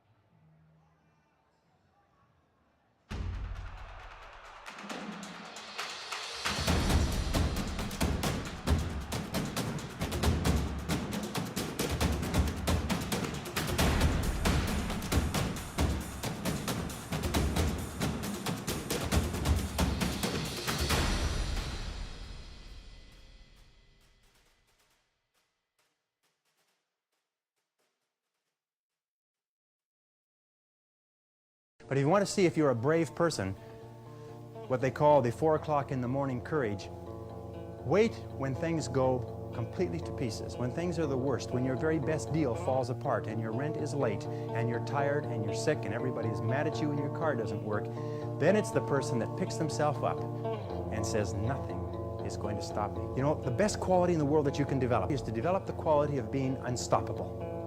Develop the quality of being unstoppable. Say in yourself that no matter what life throws at me, it'll never stop me. No matter how rough it gets, I will never quit. And nothing will ever stop me. I get it.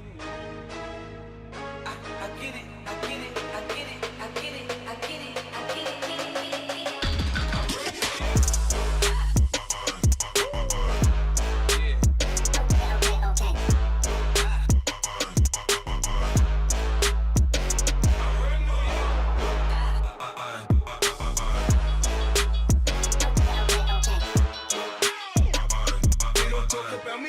Because I'm strapped. When I pull up out front, you see the Benz on dub. When I roll 20 deep, so it's drama in the club. Now that I roll with Dre, everybody show me love. When you sell like Eminem, you get plenty of groupie love. Look, homie, ain't nothing changed. Rolls down, G's up. I see exhibit in the cutting, man. Roll them trees up, up. Roll them trees up, roll them trees up. I see exhibit in the cutting, man. Roll them trees up.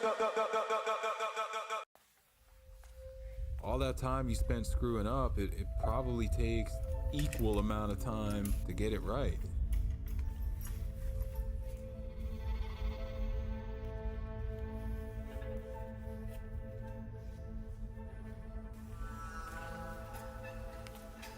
If you get up and get after it 2, 3 hours, 4 hours, you know, you're gonna be a lot less likely to make poor choices the rest of the day. The rest of the day is gonna seem a whole heck of a lot easier.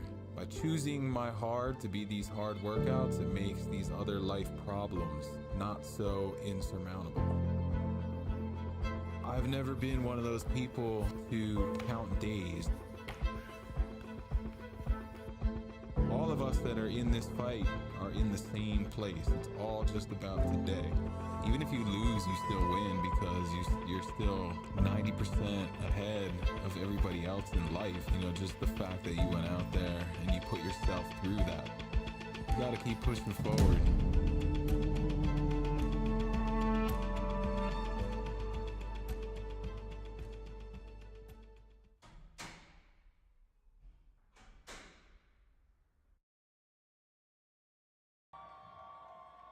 Lane number 7, Berkeley Larson.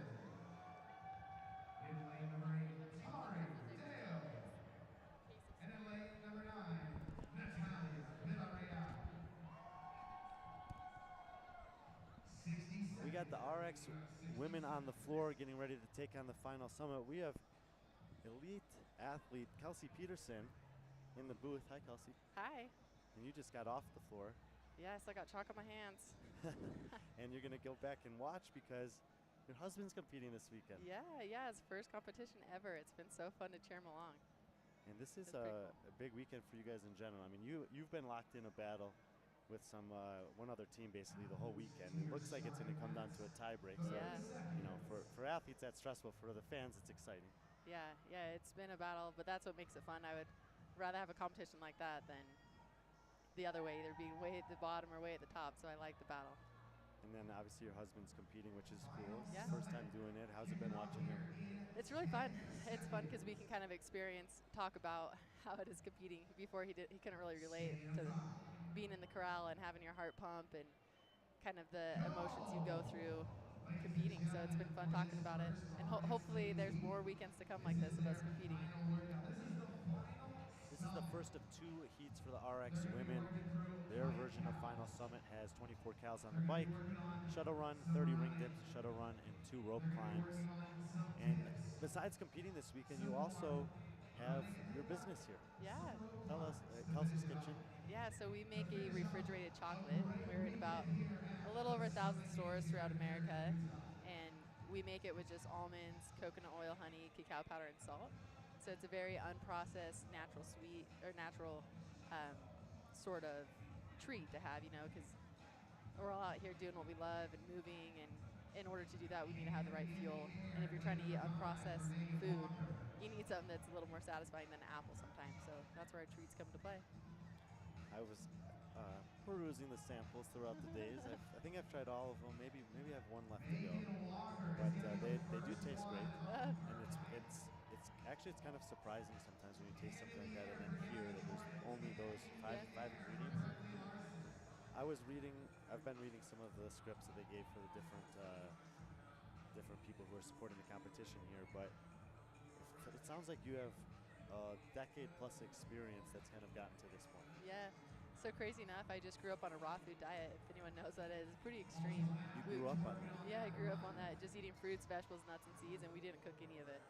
And it's a very extreme lifestyle, but it's very unprocessed and fuels your body. And when I started to CrossFit, one of my coaches was like, "Wait, you haven't really had any protein?" And I was like, "No." He's like, "Why don't you try?" And then all of a sudden, I started like all of my weights went up, which was fun. But I've still really leaned into having an unprocessed diet, and it's helped with competing and be able to manage my family, a business, and working out, and be able to have my body fueled like I need.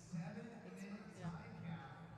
So pretty like processed carbs. Yeah, like never had I have a lot of rice, sweet potatoes. I do some sourdough bread. I love sourdough bread. Especially if it's homemade. Yeah, my sister does that. I haven't tackled that yet, but I would like to with it. Yeah, always learning. Yeah. And so, at what point did you realize that you wanted to try to have a business that was going to be able to offer something like you're offering now across the country? Yeah. In 2019, I moved to Idaho Falls, and I had 2 little boys, and I was listening to How I Built This a Ton, and I just had the idea. I was like, oh my gosh, I'm gonna figure out how to mass produce these chocolates, because I taught raw food class with my mom growing up, and one of these recipes we made were the chocolates that we're now selling. No way. Yeah. So it's actually your mom's recipe. Yeah, it was something we came together. Yeah, we kind of did it together, and I was like, man, people always ask me for these, and I've been doing it forever. Why not offer this to more people and kind of have the gateway to health? Like, in order to, you got to start somewhere, and I feel like transitioning your processed snacks into something that is unprocessed is a great way to lead into a diet that has more vegetables and fruit and whole foods in your diet. So I was like, I'm gonna figure out how to offer this. So I went to a juice bar, and they loved it. And right at that time, though, my mom got diagnosed with ALS, and she had 3 months and 3 years to live. So it was a pretty impactful time in my life, trying to figure out what I was gonna do. And she really motivated me. She's like, Kels, like, you've been preparing for this your whole life. Like, you got to go for it. Like, just go for it. And so, in that time, I decided I was gonna give it my all. And unfortunately, she lasted 3 months and passed away. And shortly after, I met my co-founder Cassandra, and we are the perfect fit for each other. We really balance each other out, and we've expanded working day in and day out for the past 5 years. And it's pretty cool to see it expand and grow, and what that happens when you kind of put your head down and start chopping some trees down and kind of look up for a second and see what's happened as you've been doing that. It's been life-changing. And you're in some notable stores now. Yeah, you can find us in the fridge at Whole Foods, and also in Sprouts. We sell a snack pack, and there's 6 in there, and you'll find a little box that you can buy, and it's a perfect, throw in your lunch for the day or after. I love eating it when I'm done eating dinner. I just like just a little something sweet and satisfying, and it's the perfect thing. I think a lot of people can relate to that, but I don't know if a lot of people are making that choice compared to other choices that are out there. Honestly, this sounds like it could have been a pitch to Shark Tank. The amount of times I've heard that. Maybe one day you'll see me there, huh? Well, and I think, honestly, I think that the story that you have, and just some of the things that you couldn't have even planned for, just growing up that way, the way that things transpired with your mother and the timing of all of that, I think that those people would be interested. Yeah. And I know that because of that happened with your mom, you guys still do contribute to ALS research. Yeah, 5% of our profits we donate to research for ALS, and it makes this way more than just selling a chocolate. It's very special and meaningful. So anybody who has been following along our journey or is now following along, thank you, and for the support means the world. Well, I'm really happy that you came over here. I've been trying to get you over here all weekend, and you obviously have a ton going on. But it's one thing, for me, it's one thing to try the food, to read the little scripts, but to have the person who's actually behind it, who, like you say, is with axe in hand every day doing the work to make that possible, and then to see the success that you and Cassandra have been able to build over the last 5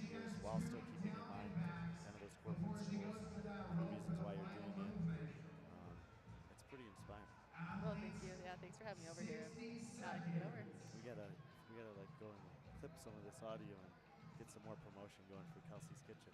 Please. Please. So she's going to head back. She's got her husband competing like 10, 15 minutes from now. Yeah, I got to go cheer him on. She's got a podium to go stand, I think, on top of. Yeah. We have to check the tie breaks. It came down to a tie on points. Yes. Oh my gosh. So we'll see. Sitting on the edge of our seat, see what happens. I think they go down to that wins when it's a tie, but I haven't heard the standard this weekend.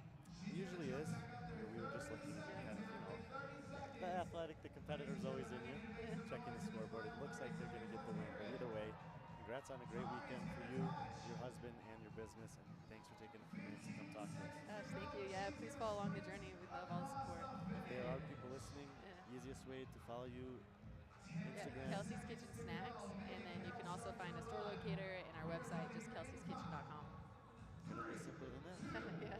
Thank you, Kelsey. Thank you so much. Enjoy your Sunday. Yeah. Let's give it up one more time for these RX women. Kelsey Peterson stopping by to visit and share her story there. It's a pretty awesome one. Really would encourage you guys to try out her snacks at the very least. If there's a Sprouts or a Whole Foods by you, look for the snack pack there in the freezers. Like she said, it's a nice sweet treat you can have, very low amount of ingredients into it, and they're also contributing to the ALS research. So it's hard to find a reason not to try them out at the very least. Heat 1 for the RX women is done. Heat 2 for the RX women will be back. And we got Runaway in first, but a really tight battle for 2, 3, and 4. We'll be back in a minute with the RX women's final here at Summit Games 2024.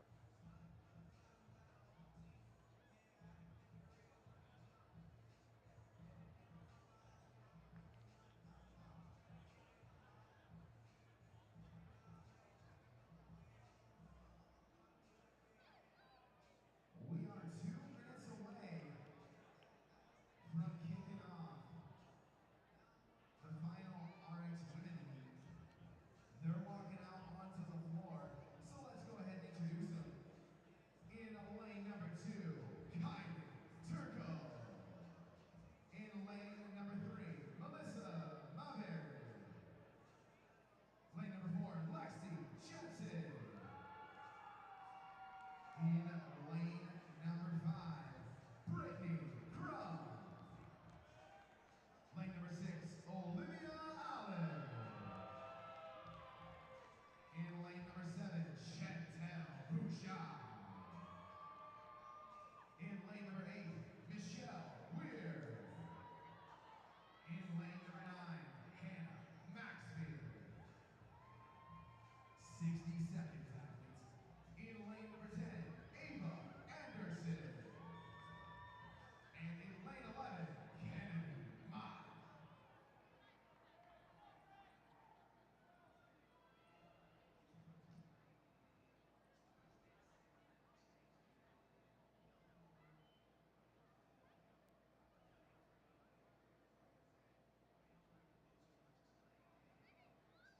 Athletes to your starting mats.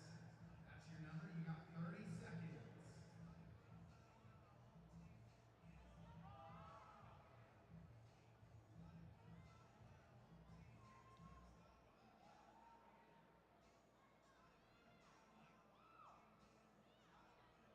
Final summit. 10 seconds.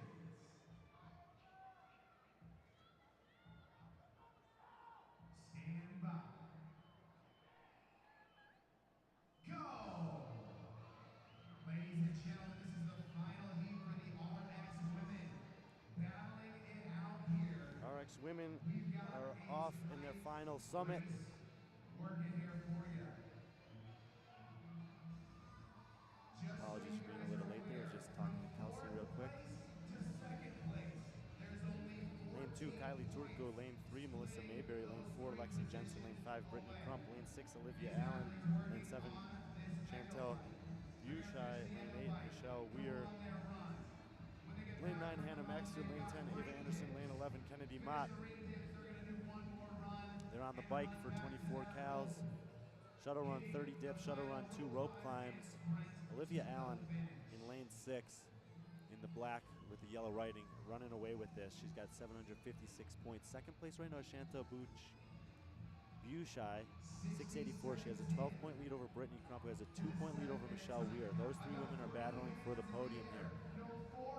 Bushai rolled her ankle coming off the bar on the last ring muscle-up beginning of the day yesterday. She's been battling since then. Weir is off first. Then Crump, no, Lexi Jensen, sorry. Bushai in the black and white. Now Allen's pretty much got a victory lap here. And Crump is still on the bike. So early advantage here for Weir and Bushai relative to Crump, with several other women potentially coming in between. However, the bike was just kind of the buy-in. 30 dips and 2 rope climbs. Big gymnastics component here and potentially an opportunity for Crump to reel them back in.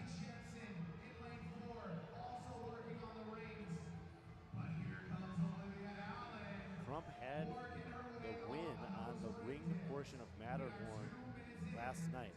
Watch her in the blue shorts, black top, and let's see how much of that deficit that she built she can eat away at. She's choosing for small sets here on the ring dip. Still 10 sets of 3 would be a big ask, so expect a couple minutes here on the rings for the women.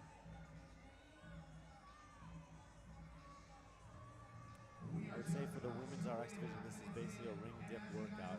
Yes, you can make up some ground on the bike. All these women should have 2 rope climbs in the bag.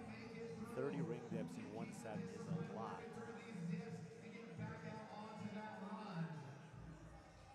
First back was Michelle Weir, followed by Chantel Bushai. And Weir is doing singles. Crump down to singles. Bushai singles. Maybe everyone's doing singles at this point. Double there for Crump.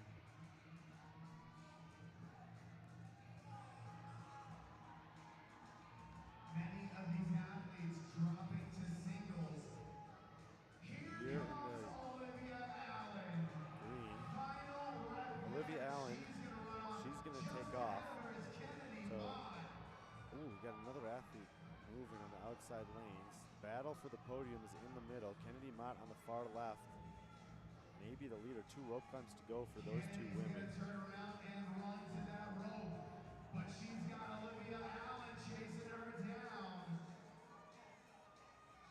Hand in the air, lane number 5 for Brittany Crump. Mott on the left. Allen in the middle, leading the way here. Mott comes in 10th place. 105 points off of a podium spot. If she takes first, she won't affect the podium in any way. The only ways people can do that is if they middle those women. Crump has a hand up now in the blue shorts. Kennedy Mott will take the win. Olivia Allen will finish second. Crump all alone on the shuttle runs here. So Crump, who was 12 points behind Bushai in third and 2 points ahead of Weir, passed them both on the rings. It makes sense based on what we've seen from these women throughout the weekend. Hand up for Bushai, who is trying, battling to hold on to a podium position. Olivia Allen's going to run away with the win here. Crump on the rope climbs. There goes Bushai. In lane 10, Ava Anderson is off at the same time. Hand up for Weir, who sees her podium aspiration slipping out of her grasp. Brittany Crump is going to get across. So she'll take third in the event. Lane 3, Melissa Mayberry had a great day yesterday. Punched into this top 10, and now she's on to the final 2.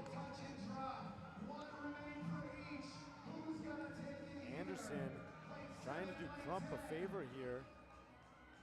I don't know if it's going to be enough anyway, but Anderson will finish ahead of Bushai. She'll take fourth. Bushai will take fifth.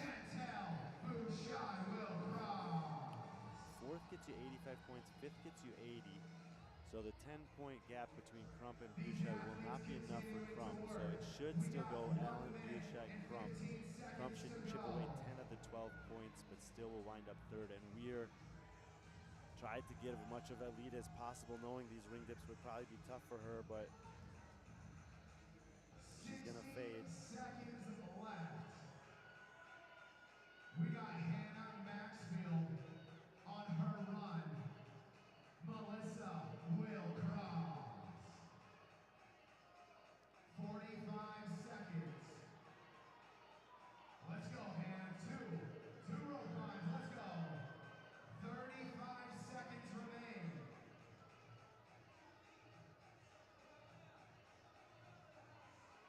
Jumps right into it. So that'll do it for the RX women. Check competition corner for final results, but I believe, well, I know Olivia Allen's going to take it down. Weir does finish up at the end and hustles right to the end. We know Michelle Weir. She is a great competitor. She doesn't show up to compete a ton, but sells out every time. And in lane number 4, Lexi Jensen doing the same. Running straight through the finish line to the Be Friendly Fitness banner. RX women are done. Allen should take it. Bushai and Crump make them down to 2 points. I believe Bushai did enough to hold on. And we'll have doubles action in the men's division coming up when we return.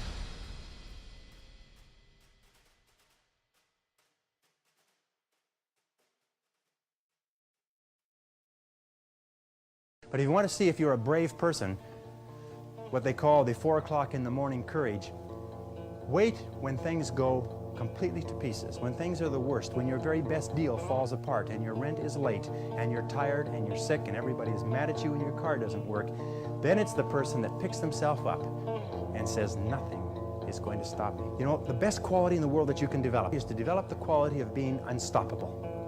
Develop the quality of being unstoppable. Say in yourself that no matter what life throws at me, it'll never stop me. No matter how rough it gets, I will never quit. And nothing will ever stop me. I get it. I get it. I get it, I get it, I get it, I get it, I get it.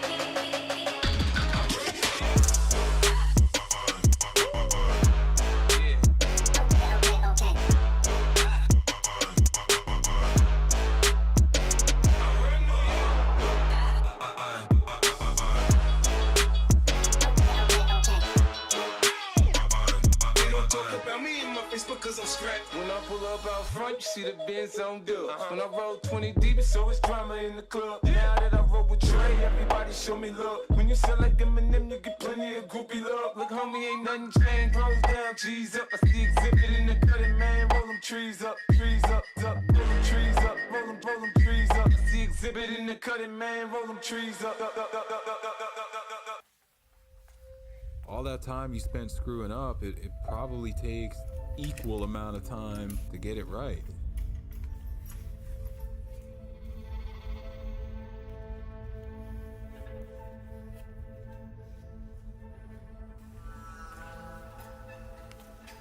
If you get up and get after it 2, 3 Athletes,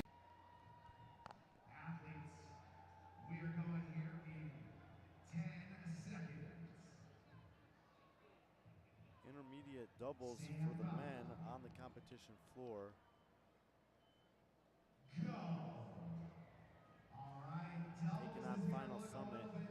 3 rounds, 2 rope climbs, 15 toes ring, and a shuttle run. Lane 4, the pail and the pectoral. Lane 5, salty reps. Lane 6, men in black. Lane 7, Fullerton's quick kill. Men in black, 750 points coming into this one. Salty reps, 730. Fullerton's quick kill, 720. He's going to the upper ring in lane number 8. Not applicable, says. Oh, and NA in lane 8. That's their name is literally NA. Okay. 705. Pail and pectoral, 700. Let's see how it shakes out here in the final for the intermediate doubles. First up is Salty Reps, starting their run. Salty reps in 5 early lead. Now for you guys spectating, important thing to know, at the end of this workout, the time doesn't Pretty stop tight between until the next three second teams. athlete crosses. So it's important that both team members cross that line.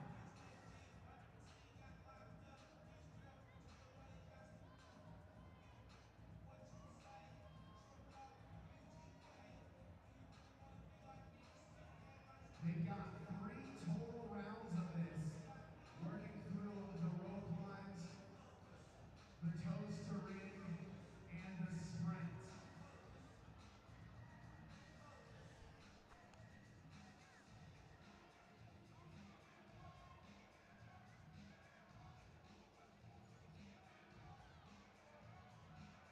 Salty reps once again, jumping out in front on that run. Men in black right on their heels, followed by Pale in the pectoral and Fullerton's quick kill. 2 minutes into this 7-minute Final round, gap. Salty Reps leading. Men in Black in second. Pale and Pectoral, Fullerton's quick kill. Close battle for 3 and 4. Salty Reps will need to make up 20 points over Men in Black. Does not seem like that's going to happen. Well, likely going to finish the way they came in, but let's see how the last round plays out. Hand in the air for Salty Reps.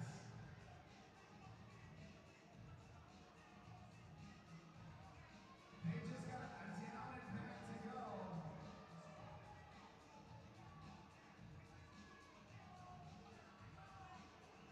And they always have Salty a finish Reps with the spectators. Salty Reps bring them in. will run Salty Reps will into the cross. Salty Hive fan base there. Men Men in in Black will finish will second cross. in the event, first in the overall leaderboard. And lane 7, Fullerton's quick kill will hold on to the free spot in both the event and the competition. The Pale and the pectoral. 5 more feet. There you go. Now they're going to finish up and they will cross that line. Pale and the Pectoral get across. 3.5 to go till gap.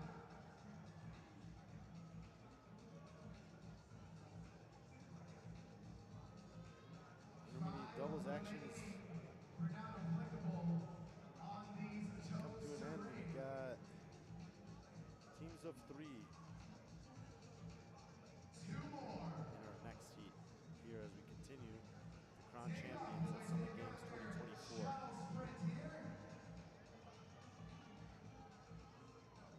They're going to get back and sprint home to all your adoring fans. Not applicable, will cross.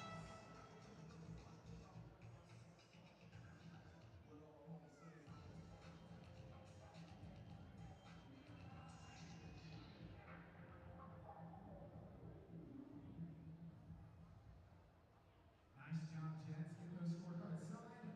Exit opposite of the way you came. Now, ladies and gentlemen, I just want to make a quick announcement. I got a quick tip for you guys. It's a secret tip. I'm not supposed to tell anybody, but I got the mic, so I'm going to tell everybody. Tier is doing 40% off. They sent it to me. I'm going to extend it to you. So Tier is doing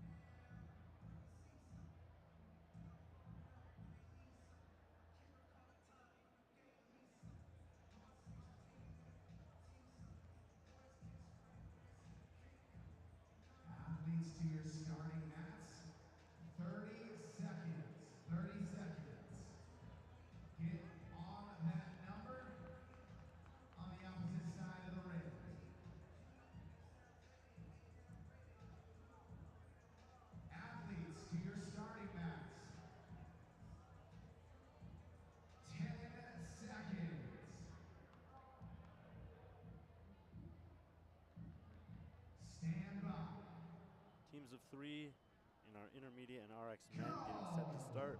All right, ladies and Their gentlemen, final these summit. teams of 3. We got a few things going on, and I'm going to point them out to you. This is a Echo bike and shuttle three-parter. run The first one, they're going to be starting is the with opening 2 part. athletes Then working. toes to One rings working on or an ring dips, accumulated foul on the and then bike. rope climbs. The other working towards shuttles. 30 total runs, 1,800 feet total. 2 different divisions on the They floor. can trade out Lanes as 2 they through see 4 fit has our here. intermediate. If they need a break, jump in and throw that third Flaming person Hot in. Leados We in make 2, this Brazen in open 3, cows Dad Bod Squad in and 4. the run. Brazen is the current They're gonna be leaders at going into 15-point lead over 60 Dad ring Bod dips. Squad. Again, they can trade out how they see fit to get that done. Once they finish there, they're then Lane gonna 6 jump through into 11 rope climbs. is the Some RX. divisions is legless, some divisions Lane is 6 vertical. GI Bros. Lane But 7 they're gonna RCC jump Dogs. Lane 8 sharing Big those Deal reps Fenergy. of rope Lane 9 climbs and BLCFers. Lane 10 sprinting Right towards to the Bear finish SARMs. to Lane 11 end Steve their weekend. Steve's Your Double next D's. summit here. Big Deal Fenergy has a 20-point lead over BLCFers. They got 25 points over RCC Dogs and Right to Bear SARMs. So the big battle here is between RCC Dogs and Right to Bear SARMs for that 3 and 4 position. One more They are in time, lanes this has 7 a and 10. 7-minute time cap, and we are 90 seconds in.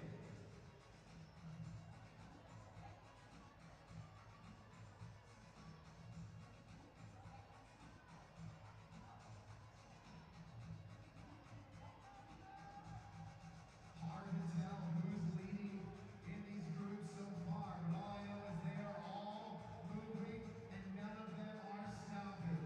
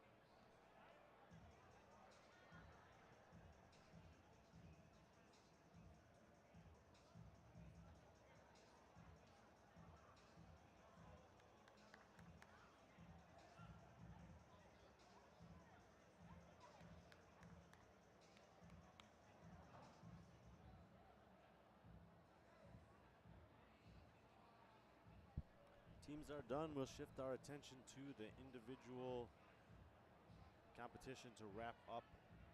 Final day of action here at Summit Games 2024. We got Masters men taking the floor.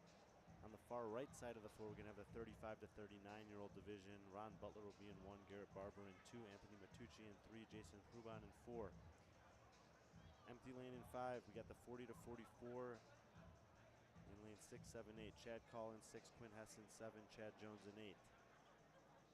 Todd Eldridge will be in 10, Thomas Groff will be in 12. And they're getting ready to take on final summit. Start on the bike.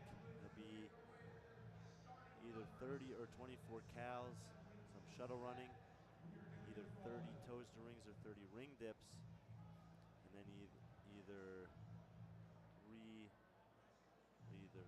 or 2 rope climbs, or 1. 3 or 1 rope climb, I guess. No, 3 or 2 rope climbs, excuse me, sorry. A lot of different variables for different divisions, 4 different divisions on the floor here. The closest race is going to be in the middle of the floor. Last night, if you were listening, I said it would be a dead heat. It was true winner take all between these 3 guys. That was excluding the ring muscle-ups,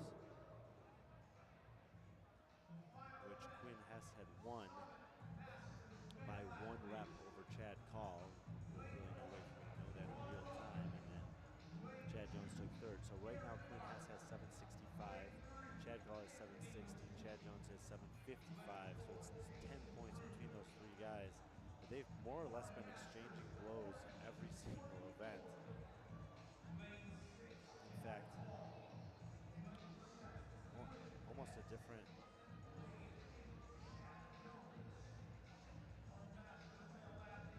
order every event.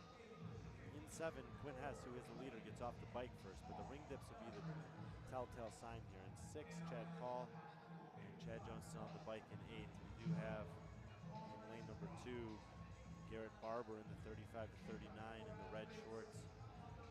He's got a 40-point lead over Matucci, who's got a 40-point lead over Butler. Pruban's 15 points behind Butler, so you need the perfect storm to maybe catch him, but probably no real drama over there. Bigger gaps than there are points available.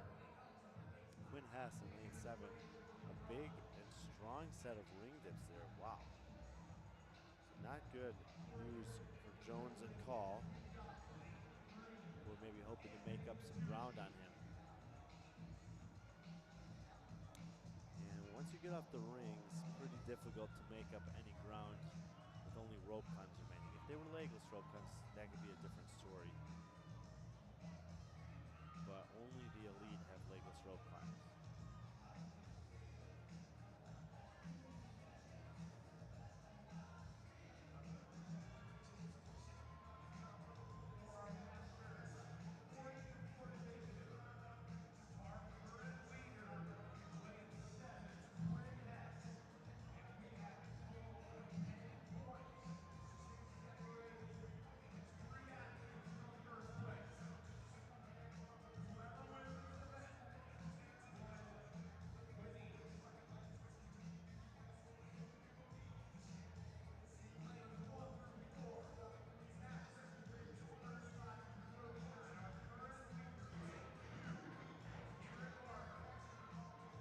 Oh, and Hess somehow was passed by both men on the rope climbs and on the ring dips, and suddenly it's in lane 8, Chad Jones, who's looking to take this here. He needs the win. There is a scenario where we could have all 3 guys tied on points, but Chad Call is going to need to beat Hess on these 2 rope climbs, or 3 rope climbs.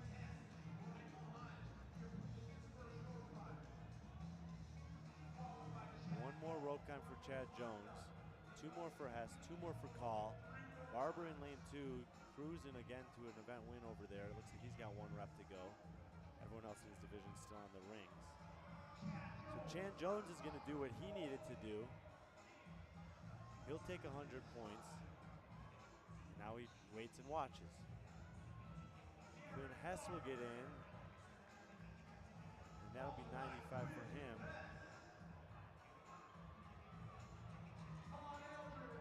10, Todd Eldridge gets across. That guy has been impressive all weekend. Here comes Chad Call.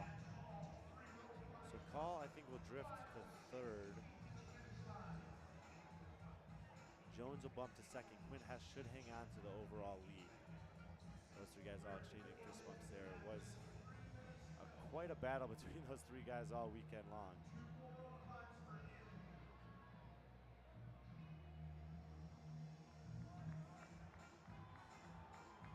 Left side of the floor, Thomas Groff.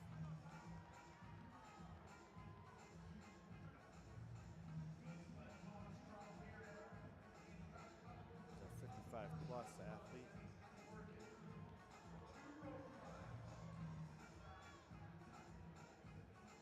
Only athletes left on the floor are as spread out as you can be.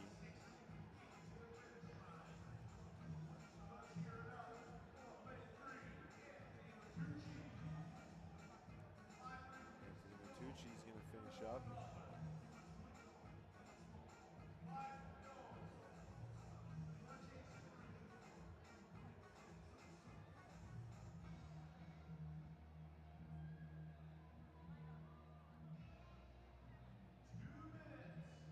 Thomas Groff, 55 plus, showing us how it's done.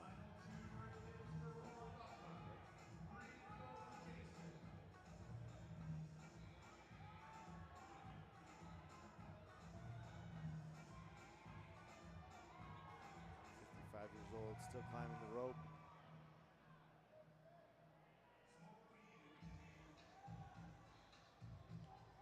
One more rope run for Thomas Groff.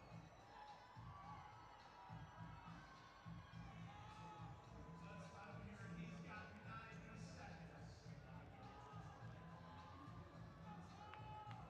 2 minutes for Jason. Ron's got 3 rope runs remaining. Athletes, we are approaching our final minute. Let's get him to the top. Let's let him hear it. Thomas Groff. 55 plus masters. Lane number 4. Jason Grubon's gonna get across. Well, actually, no, he's got to get back to the ropes. Excuse me. Thomas Groff on the left side.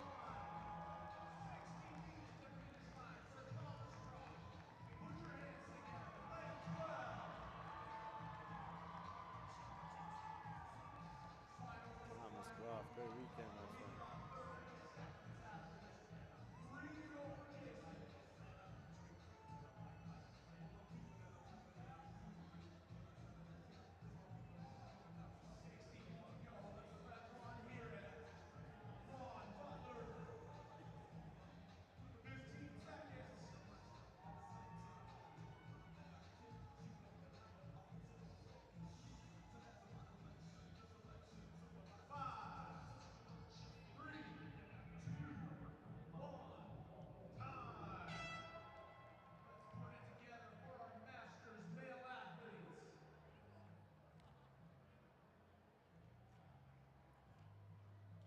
Four of our Masters divisions finishing up there on the men's side, 45 to 49, as well as our first look at the intermediate men will be coming up in the next heat of Final Summit here at Summit Games 2024.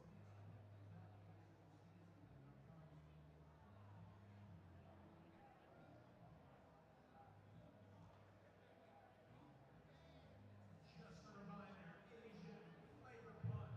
This is still serving breakfast. Bacon, eggs, potatoes. Go grab yourself some breakfast before they are done. Let's also give a shout out to DJ Tino.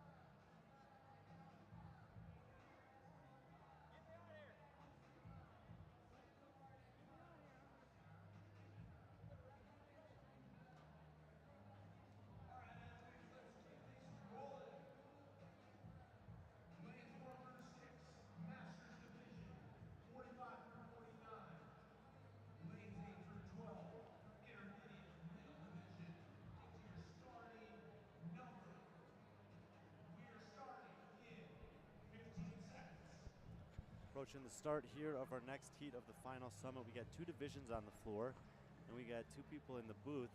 Joining me, you can probably hear his heavy breathing just after finishing this event, or a version of it.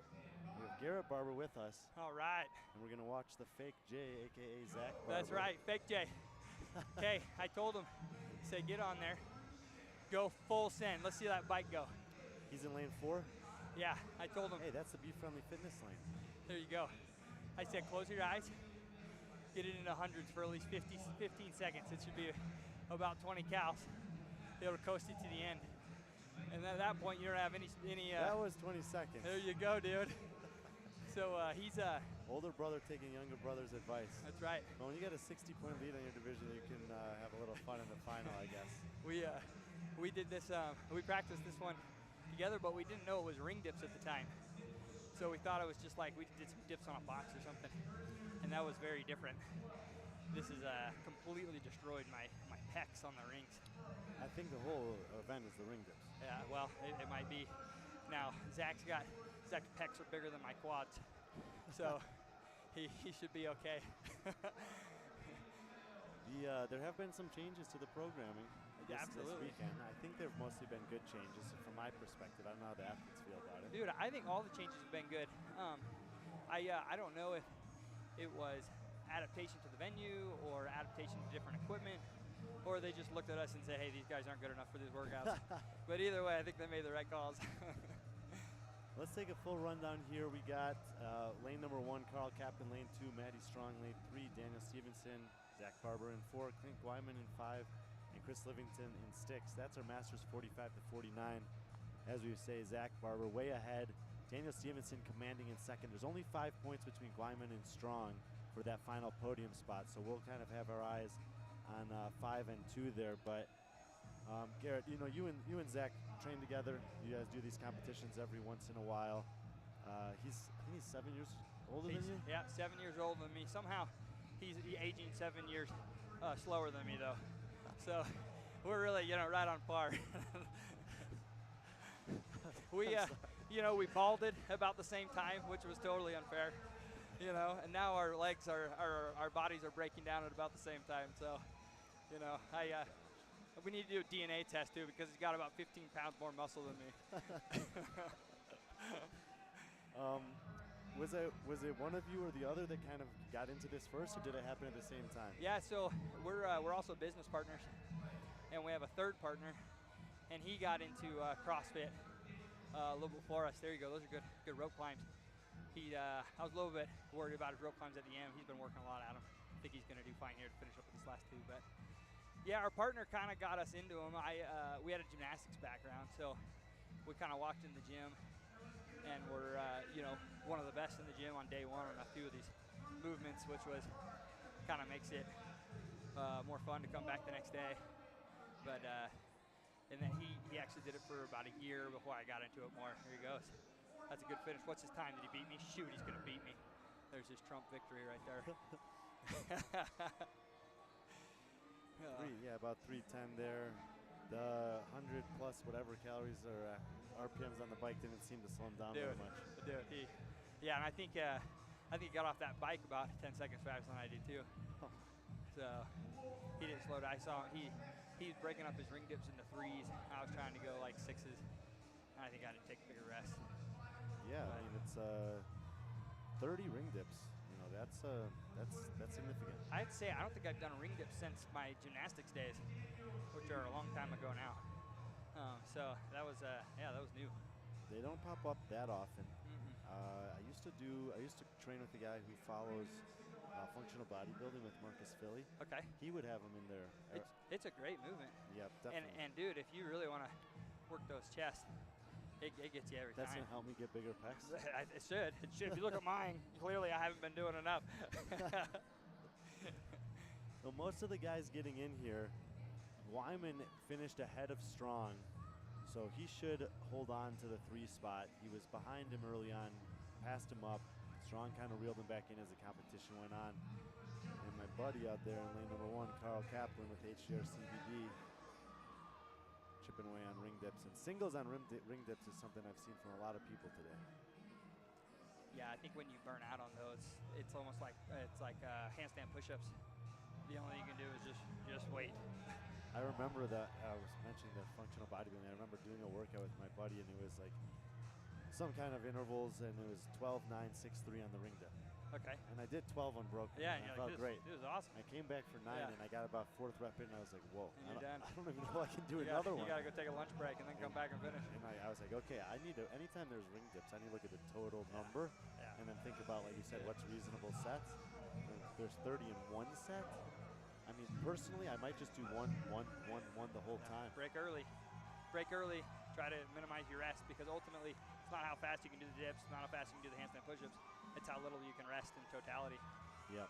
Even on the, yesterday on the ring muscle-ups, like everyone has different capacities for ring muscle-ups, but 2 minutes for max reps, my biggest advice to anyone would have been, don't miss. Absolutely. Like whatever it is, just don't waste any If you start to feel like you're going to fail, you've probably done one too many. Get down now, Yeah. Yeah, ring muscle-up are terrible that way. And there's like an emotional toll too when you fail it. You feel like it was wasted energy, and now you're worried about failing your next one. Do I even dare ask what your business is? Sure. It's not that interesting. We sell fuel discounts to trucking companies. Okay. So yeah, it works. So you guys live out here? Yep. We're based out of Lehigh. Nice. So how many do you guys do other local comps during the year? yeah, so CrossFit Lehigh has some like little small ones. They're fun, little showdowns. Done by noon. We like to do those. We pushed real hard in the whole CrossFit season this year. Zach actually made the Masters games. He was 20th, but he missed the email request for one of the validations. So I'd love to say they disqualified him. I'd love to say that was surprising to hear that. They sent out a request after not sending out any request on any other stages. They sent out a request on Sunday. At Sunday, like 4 o'clock, while we actually were all together doing a Mother's Day thing for my mom, and we went to turn in his last workout that Monday evening. And when he went to submit it, he saw that his previous scores had been invalidated. Oh man! And we were like, oh man, all for naught. But it was good, he felt proud of what he accomplished. I would have been curious to know how he would have stacked up. I mean, I think he would have done well. Yeah. I think and the workouts that were there at the games were I think good ones for him. But he ended up hurting his back like a couple weeks later, so I don't know what happened anyways. Well, I watched you guys last year. Got to see you guys again this year. I mean, you guys are clearly fit. And it would be cool if you guys can find a way to maybe get out to the East Coast for a competition sometime. There's some good competitions. We'd love to do like a Wadapalooza or something. I've been dreaming about that. We're from Florida. Check out Fittest of the Coast. Fittest of the Coast? It's happening. The qualifiers are going on right now. It's a really Does that mean we already missed it? No. I think that, I don't know. We'll check. I think that the first window's still open for like 2 more days. But yeah. It's a great comp out in Charleston. There's tons of hotels around. There's a mall nearby. You fly right in. You're 10 minutes from the venue. Cool. It's like, it checks a lot of the boxes for someone who wanted to travel there, to have an easy in and out, and a very well-run competition. Very cool. Lots of divisions. Fittest of the Coast. Fittest of the Okay, Coast. we're gonna check it out. Yeah. So cool, man. Well, thanks for hopping over here. That was awesome. I would say thanks for inviting me, but no, thanks for letting me just pick it up and talk. That was perfect. No, you'd start turning over fast, but man, I love having guests on. No, hope it makes it a little easier for you, and I'll have a good time telling my wife and 5 kids. They're all young. They'll think, Dad's on TV. This will be fun. Yeah. Play it back later when you see them. So love it. Thanks, man. Thanks, brother. We'll see you in a bit. All right. Garrett Barber joining us there for the final as Zach Barber takes down the win. Both guys will take the wins in their division this weekend. We did have some intermediate men's action on the floor. The top men in the intermediate division will be coming up next as they battle to stand atop the podium in Final Summit. Just having too much fun there. Didn't get a chance to see what the fastest times were, but the men in the final heat for our intermediate division, lane 2, Derek Roberts. He's on the right side of the screen. Cameron Hatch in 3, Colton Reinholtz in 4, Derek Sturkey in 5, Andy Thomas in 6, Joe Kravetsky in 7, Alex Bakush in 8, Sheldon McNiven in 9, Keith Knives in 10, Russell Johnson in 11. Final Summit's the name of the workout. 24 cows on the acrobike, 240-foot shuttle run, 30 toe strings, shuttle run, and 2 rope climbs from these guys. I saw some people getting in about 320, 330 mark from Keith one. These have been the top guys throughout the weekend. Podium battle. Andy Thomas, he's in 6th with the white shorts on. Has 447 points, 14-point lead over Joe Kravetsky. And he took 2 event wins yesterday to surge up into that top spot.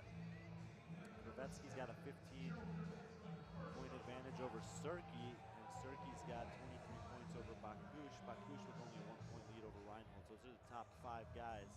A lot can happen in this one. Let's see how it shakes out.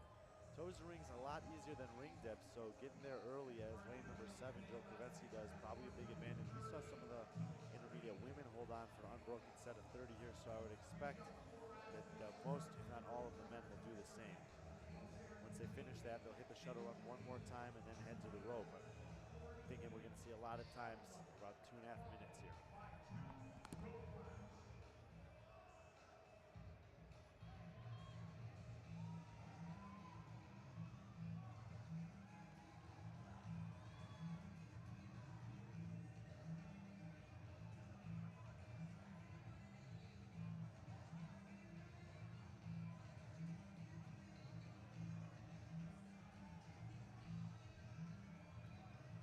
No one's come off the rings yet. Hand up in 7. Kravetsky. Won one event so far this weekend. Came back-to-back. Looking to add a second one to that. 2 rope climbs will be the final part of this one. Lane 9, Sheldon McNiven, second off the rings. Lane 6, Andy Thomas, the leader, third off the rings. Fast transition for Kravetsky to the rope. McNiven the same. Here comes Thomas. 1 rope climb to go for Kravetsky.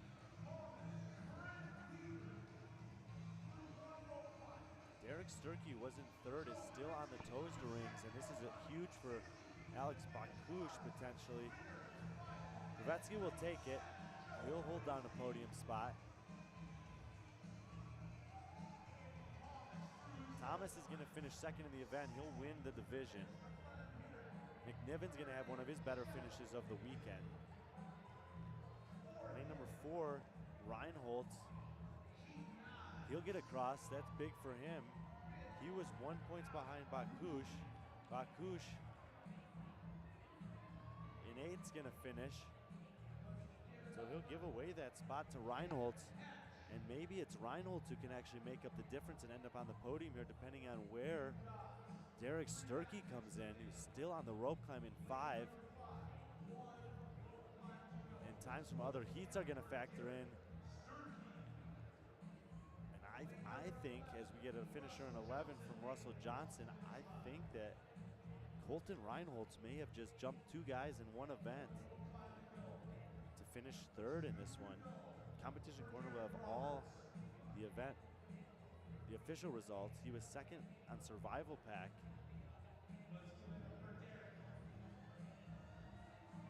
There comes Sturkey. And shake of the head. And that's gonna be a tough finish to what was a really good weekend for Sturkey prior to that.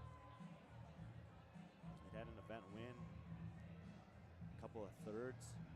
I think that's gonna end up being his worst finish of the weekend. So, Kravetsky takes the event. Thomas should take the division. Reinhold may have snuck past Bakush by 1 placement, and Sturkey, who he had trailed by 22 points, might have erased that deficit. Let's see if Reinhold had done enough to get onto that podium. RX men, 3 heats of that coming up next.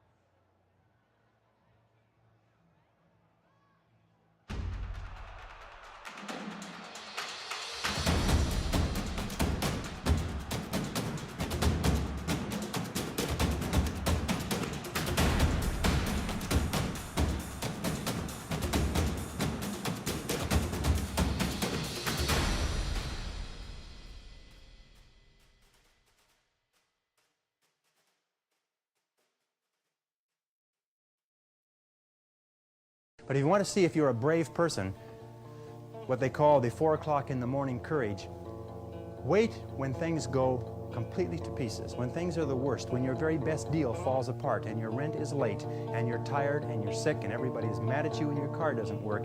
Then it's the person that picks themselves up and says, nothing is going to stop me. You know, the best quality in the world that you can develop is to develop the quality of being unstoppable. Develop the quality of being unstoppable. Say in yourself that no matter what life throws at me, it'll never stop me.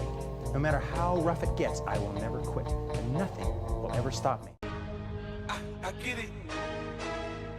I get it. I get it, I get it, I get it, I get it, I get it.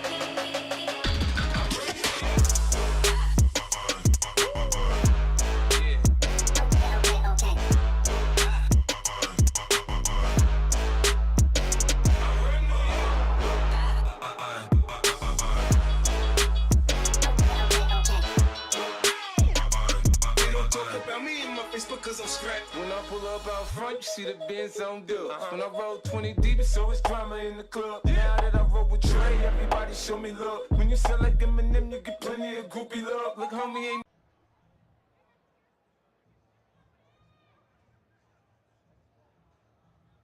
RX Men next up, taking on the final summit. This is our biggest division here at Summit Games 2024. 3 heats. Heat number 1, lane 3, Corey Chapman. Lane 4, Nick Martinez. Lane 5, Anthony Pautrot. Lane 6, Ben Emerson. Lane 7, Lawson Borla. Lane 8, Tyson Money. Lane 9, Quinn Pincock. Lane 10, Drew Ferry. Go! First of three. First of 3 heats from RX. In the RX division, they have 30 cows, shuttle run, 30 ring dips, shuttle run, 3 rope climbs.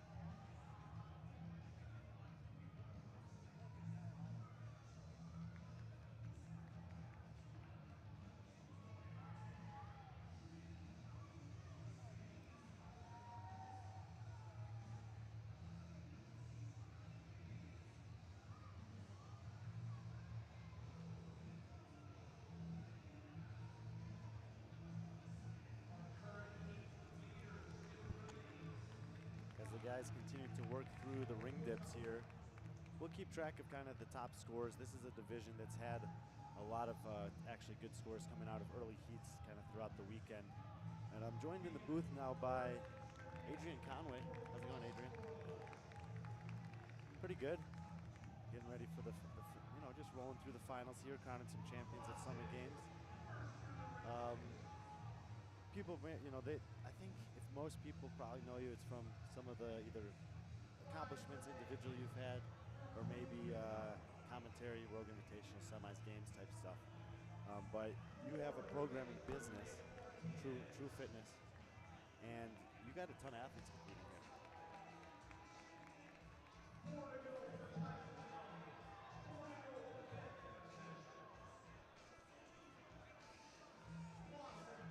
You know, we've got a hybrid track that we've got a few athletes that are out there that train with. It's called Competitor Elite. And so it's like you're training on a template, but it's biased for your weaknesses. So, yeah, man, we've got a nice hodgepodge of athletes, and we honestly, Brian, have athletes all the way from the intermediate division all the way up through a couple of the masters divisions and into the elite. So it's been fun. And I'm not sure that everyone who follows what I'm doing realizes that although I'm often streaming the top divisions, every stop that I go to around the world, there's big communities of people that are signing up and doing hard things, which is competing in CrossFit. Because regardless of if you're scaled to the best in the world, teams, whatever, this stuff is hard.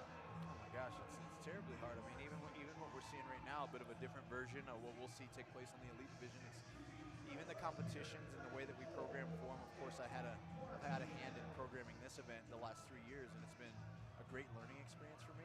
But it feels like programming for a class too. Right. You know what I mean? Like, it's like, okay, cool. You start with the baseline of what you want to provide for the elite level, and then all of a sudden you break it down to what you believe. And I say believe, man, because it's like you never know who's showing up to compete, right? There's not a qualifier for this one, so that makes it a little bit more challenging. But then you scale it down for each division and what they can handle. And there are, and I think it's okay but there are people out there that are constantly evaluating, critiquing, analyzing, reviewing programming. And for someone like you and many others out there who own businesses and they're programming businesses, whether it's one-on-one clients, groups, gyms, whatever, like you're writing programming to help people towards their goals. Yep. And if you put your name on something like a competition like this that gets broadcast and people have a chance to see it come out on Instagram, watch it play out on the floor, that's like, it can be a little bit of a risk, or it can feel that way. Oh yeah, it can feel that way, especially when so it's great because I've worked with these guys for many years. And even when I was with Group way back in the day, we designed year one of this competition. And so I've been in and out of the involvement from the programming side for many years. And we typically have it done almost 6 months out completely. There was a version of this programming that was sent to me, I think in April. Yeah. And unfortunately since then we've had to make many changes, man. From adding a barbell to a workout to taking one away from another, and we didn't have dumbbells. They were supposed to be dumbbells in a workout. We were supposed to have some really, what would have been very cool, pretty small in stature, but relatively heavily loaded slam balls for the ski erg event that took place yesterday. It was like 18 was the original design of like 18 calories, 18 goblet squats with a 70-pound D-ball for the men. So small, not like a sandbag, but like small. And then they were going to go slam ball for the last 18 reps, which would have been required like full extension overhead, drop to the ground, or touch and go, your choice. But it would have been a very different vibe than what we saw with the sandbag, right? So we were able to find ways to replace it due to limited equipment. If people were tuning in that watched the bar muscle up, toe to bar, barbell snatch event, that was supposed to be with a dumbbell. 100 pounds for men, 70 for the ladies, 6 each round. That should have been an 8-round workout, but of course, they chose to give a barbell, and the barbell was a moderate heavy load at 165 for that many rounds, 165, 115, and so we removed 2 of those rounds. Right. So some things have been changed, and it's kind of what we got to do to keep the competition rolling, even when you find out about equipment shortages or changes. And this one was another one too, man, the ring dips. Yep. We were supposed to have those standing parallel heights to do. Oh, okay. So similar to what they had at Wadapalooza that one year. Correct, yeah. Which tends to help like judging standards, and even from a prescription perspective, it's like the reps.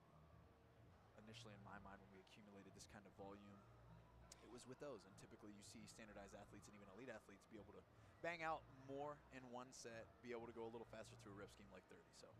Yeah, the rings add a degree of stability that you don't have when the object that you're balancing on doesn't move. Yep. And it's kind of a catch-22. Like, I want people talking about Summit Games or whatever the competition is in the build-up. I want them talking about the program. I want them talking about the athletes. But then those people that are talking about how much information do they have relative to what people who are intimately involved with the planning, programming, build-up to the competition have. And it's like if they're being highly critical of it, without maybe having all the information, is it still a positive? And it's like a lot of people would say, any publicity is good publicity.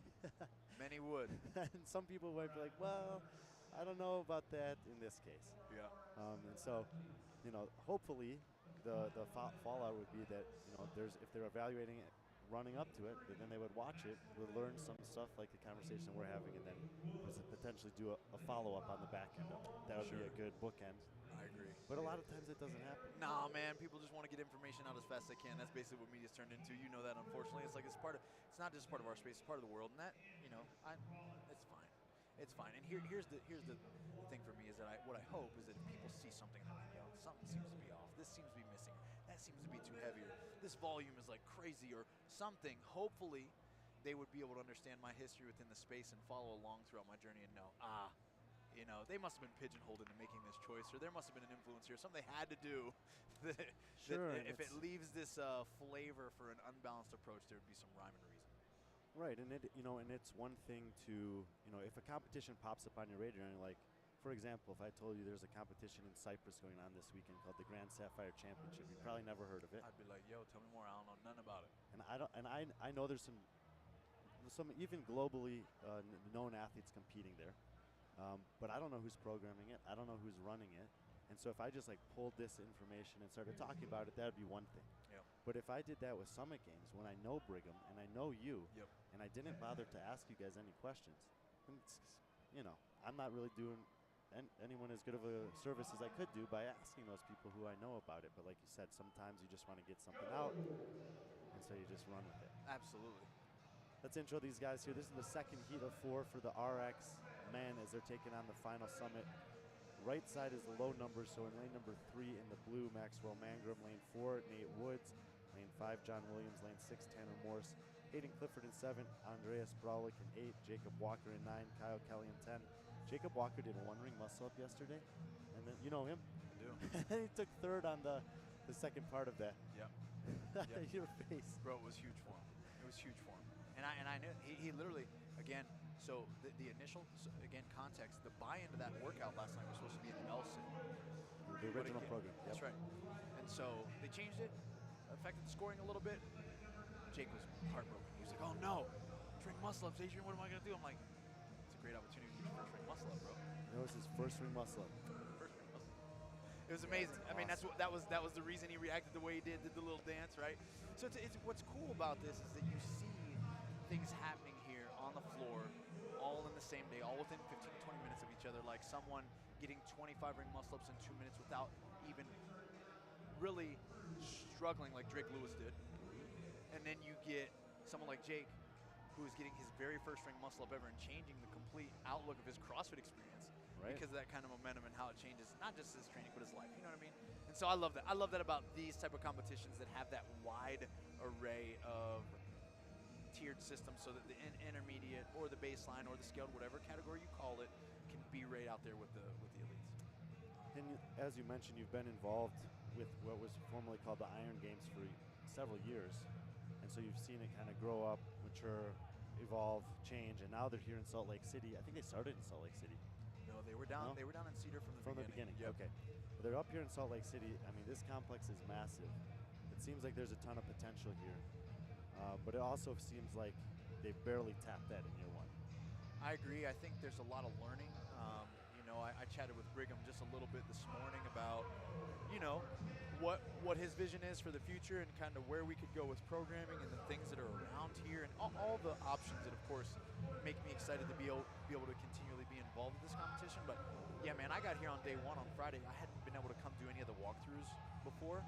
When I got here, I was like, oh, my gosh, man. I wish I would have brought a football with me. I just want to start sprinting across this field here in the back and have someone throw me the ball. You know what I mean? Like, it's just so much space. It's such a beautiful location.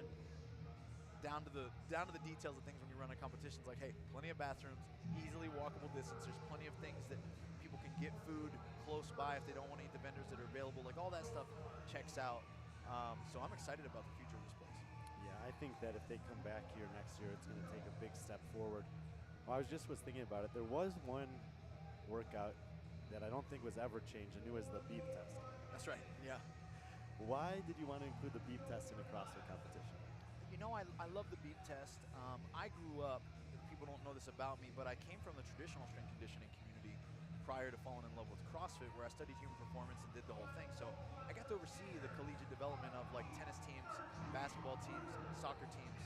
And man, the beep test makes its rounds. It gives people nightmares. It's a great test of not just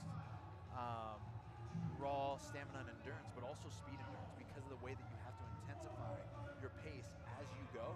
And that's so foreign to CrossFitters, Brian. I love that the beep test literally forces you to pace properly. Otherwise, you tapped out far too early in your capacity. And so because of that, I wanted to add it as a tester. I also knew that if we announced it soon enough, which of course we did, people would get plenty of practice with it. So it wouldn't allow someone that was a specialist too much of an advantage, because they had months to just click the link that was provided and listen to the way the timing worked and practice their rounds. And so we wanted to, and another even contextual topic is that we wanted to condense the events this year. We had a really long event that opened last year. Took almost some people 90 minutes to complete. It was an absolute beauty. I loved it. I mean, honestly, just watching it take place. I did about half of it. And athletes loved it too, man. It was a grueling test and they loved it. But this year, coming to this new location, Brigham was like, hey, we want to kind of hit that sweet spot of like CrossFit in the box programming with the windows of the workouts. So they were more on the shorter and more intense side. So from an endurance perspective, running wise, I was like, okay. I didn't feel pigeonholed to the point of like, we can't do rounds of something with running, but I knew there weren't going to be runners. And I knew I didn't know what this facility was going to provide means of like loops. So that was the next best thing for me, and that's what we came with. I love that I saw it there. I grew up with the schools I went to. We did beep test in school every year. So we did it once a year, maybe twice a year, and then I did it in collegiate soccer. Yep. You know, so very familiar with it. It was cool to see it there. I equate it to if you were just to program a mile run on a track. That's right. Or an Olympic total, something that you might have familiarity with without really even knowing about CrossFit. It existed before CrossFit. So I thought it was great to include it here, and I beat like half the guys. I know. Yeah. I saw you out there grinding. It was a beautiful thing. I loved it. I was like, oh, these guys are legitimately running it right now. It was so good. These guys are finishing up. The top time there was about 3:30 from Tanner Morse. And we do have the final heat of this division coming up next. Now RX Men's has been all over the place. There's a 17-year-old kid in this division that's winning right now. Do you know Kaysen Perry at all? I do know Kaysen. I was explaining to Lauren because she was interviewing him for one of her hits, and I was like, he kind of comes from the true coaching tree. So Rochelle Hudson is his coach. I'm glad you said that, because I had Rochelle on here. Yeah. And she said she was coaching him right before that, and I said, I think this is in the Adrian Conway tree of programs. That's right. That's right. Yeah, so it's like I've worked with Rochelle for the last several years. She's competing as an elite, really hoping to hold on to a podium spot here going into this final event. She's in third right now. And she has this youngster named Kaysen Perry. Tremendous motor, solid gymnastics, fast learner. Only thing he's behind the curve on is a raw strength, man. So as a 17-year-old, he had a great run this year. He was just out of Wadapalooza, I'm quite sure, last week or 2 weeks ago. Oh, he's down in SoCal. Yeah, and he had a great showing down there. He probably competed against a friend of mine from Turkey, actually. Oh, cool. There's this family I met in Turkey. Their kid turned 18 in May. He applied to Tennessee Tech, got in. Oh, that's They awesome. came out with him, spent like a month there. Wadapalooza of SoCal was sign up, so he signed up and went and competed. I bet they competed against each I'd other. imagine so. That's cool. Imagine so. So yeah, I've seen him kind of grow up over the last 2 years and develop under Rochelle's tutelage. So it's been really fun. The crazy thing for me watching him this weekend is that he's like outpacing and strategizing guys who are 10 years older than him. Yeah. I mean, they were throwing around that 150-pound sandbag yesterday with the front squats and the shoulder to overhead. He seemed to have, if not the most, amongst the most efficient technique. He only weighs about 162 pounds, he told me. Yep. And then at the end of the 9-minute, what it kind of ended up being an AMRAP, in the RX, some guys finished it. They but did, yeah. He passed 2 guys on the last rep. And those are guys that have been competing for years. Yep. Like, when I see something like that, you take the physical, of course you got to have the physical, but also I don't think he even knows what he's doing necessarily, to the extent that you and I might look at it and be like, wow, that was a beautifully paced workout. Yeah, no, I agree. I think he's one of those athletes who, and it's funny because you would akin this to like if we were to discuss Dallin Pepper, right? Now Dallin Pepper's in a league of his own. He and James Sprague there. being like mature beyond their years. Yep. They can both be goofballs and have a fun time off the competition floor, but when they're on there, it's like they literally operate like they're 28. You know what I mean? And I think Kaysen kind of has that potential. I think he, like you said, almost is ignorant to what he's doing, but he's doing it at such a high level. You're just like, oh, he's just a competitor. It's like innate. It's just natural for him. Yep. These are the top guys in the RX division. This was the biggest division we had for Summit Games this year. Colin Butte's going to be in 2. That's on the right side of your floor. Dallin Carlson is in 3. Kirk Dirch in 4. Austin Epson in 5. Kaysen Perry, the young man we're talking about, is in 6. No shirt on, black shorts there. Gavin Patterson in 7. Austin Francis in 8. Charlie Jones in 9. Brandon Fong in 10. Marquis Jensen in 11. Perry has a 30-point lead over Patterson. Patterson's got 32 points over Esplin. Man, this is strung out. Esplin's got 36 points over Francis, so not a super tight race on the podium here. Charlie Jones is in this heat. I was talking to him about yesterday. He's the one who told me that Kaysen was 17 years old. He had the opposite experience of Jacob Walker last night. Okay. I think he got 4th on the muscle-ups, dead last on the second part of it. Okay. He's like, man, I don't know if I did well enough on the muscle-ups. So he probably dropped out of the top 10, but he's still sitting there in 6th. And on those 2 parters, you know, like a first and a last or a really good performance and a really bad one can still middle the field. And you're not going to give away too much against most guys. That's right. But unless you're Kaysen Perry, this guy I think got 4th and 1st. And if you're a coach or like an analyst or something in the sport and you see that, especially from a young guy, that gets your attention. Absolutely, it does. Final heat for the final summit for RX men. 30 cals on the Echo Bar, a little shuttle run, 30 ring dips, shuttle run, 3 rope climbs.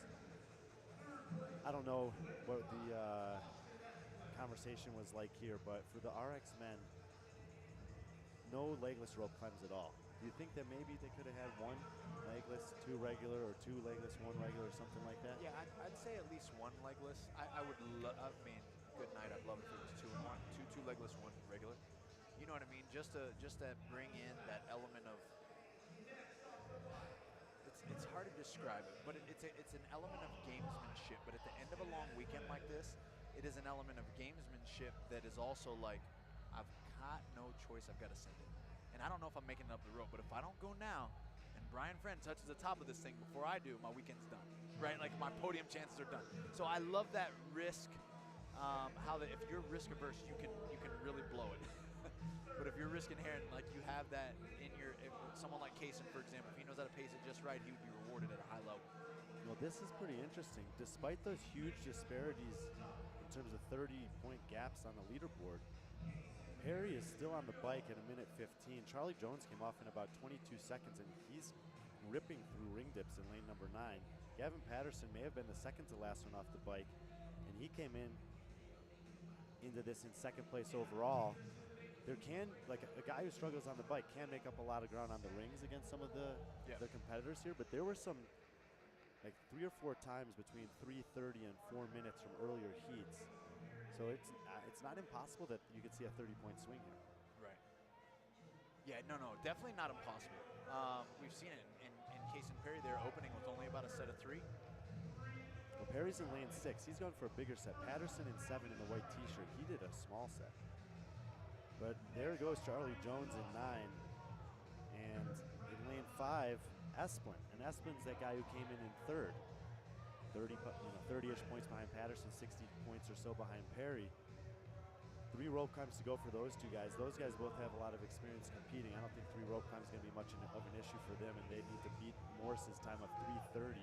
I can do 3 rope climbs in under a minute, so this should be a 1-2 finish for Jones and Esplin, and then it's kind of a sit and wait. Yeah, for these divisions, there's no doubt about it. Even as we look ahead to like the elite males that have the 3 legless, to finish, that 3rd one is the one, right? Like you look out there, they got the black ropes. It's not the traditional robe, like brown, tan robe. They feel different on your hands and your fingers. These ropes are a little bit more slick. So for these guys, it's like this was a race to the rope the whole time. Wow, so Charlie Jones took the win. Kirk Dirch was fast up and down the ropes and passed Esplin there, so he'll take 2nd. Esplin will take a 3rd to finish the competition weekend. Patterson's back at the rope in white. Perry's running after his ring dips, but several other athletes are going to get in. 3:30 was the time for Morris. We had times of 3:44 and 3:50 as well that we'll be keeping an eye on. Perry fast up the rope in one rep. More finishers there in lane 3. Carlson gets in. Patterson's going to come across next in lane 7, just behind Morris. Only one guy from the previous heat, so I think it'll be good enough for Patterson to keep on the podium. Perry should have one more. The last one for him. Sprints to the finish. I could have zoomed out, I guess, to see. It looked like he may have gotten in ahead of Vaughn. I think that was Jensen over there. So we'll let competition corner and scoring team do their thing, but as far behind as Patterson and Perry were at the start of that on the bike, they definitely made up some ground on the gymnastics. I think that was kind of the idea here. You're great, you got the power? Okay, give yourself a little bit of a window. You still have to have the capacity on the gymnastics to close it out. That's right. Well, Adrian, that was pretty fun. That was great. Thank you for hanging out. Of course, man. We've done this before. I feel like we could always just talk shop all day. Yeah, we could talk shop all day, but I got to get over to coach some of these elites through their preparation so they don't lose their mind. As you know, much of the conversations that we have are much less about direct strategy and more about like, hey, you got this. I'll tell you what, Bryson Del Monte's here. He trains at CrossFit Charlotte where I've been coaching. Guy's an assassin in the gym. I went over there one time while he was in the corral and I looked at him and I was like, wow, you are like, you look like you're strung out. And it's something different. It is. It's a different kind of mental, emotional preparation, and it sometimes can only be learned through preparation or through experience. Oh my gosh. Getting the reps. Yeah, absolutely. And if anybody's listening to this that's considering competing, those are some of the best memories that you'll create. One, it's going to motivate you tremendously to get back to inside the box. No matter what programming you follow, you're going to just be so much more motivated after any baseline tester. It's like what the Open does to most of us throughout the course of the year. And then, yeah, Brian, it's a great chance for me as a coach, even as an analyst, to really sit back and watch the difference in. I see athletes train every day, send me data every day, send me lifts every day, where I'm like, wow, look at the progress they're making. And then you know what? They get out here on the competition floor and some hit percentages, fractions of the percentages that they hit in training. And then others are like, coach, I'm worried. I feel weak. I'm not doing this thing. I'm struggling. They take the floor and they're like, PR left and right. PR, you know what I mean? And that could be something for time or for load. So it's an amazing thing to see the difference, man. But I appreciate you having me on. It was fun. I'm going to get back to doing my real job. Thank you, Adrian. Appreciate the time, brother. Adrian Conway with True Fitness. Go check him out if you're interested in programming one-on-one, variety of different options. They're changing to a new platform soon.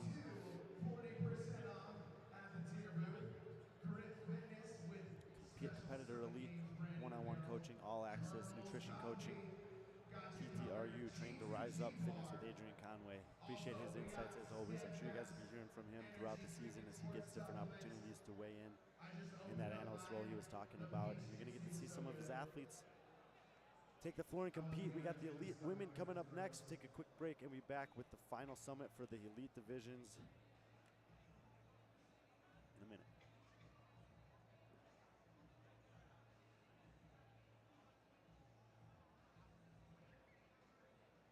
Just over 3 minutes from kicking it off.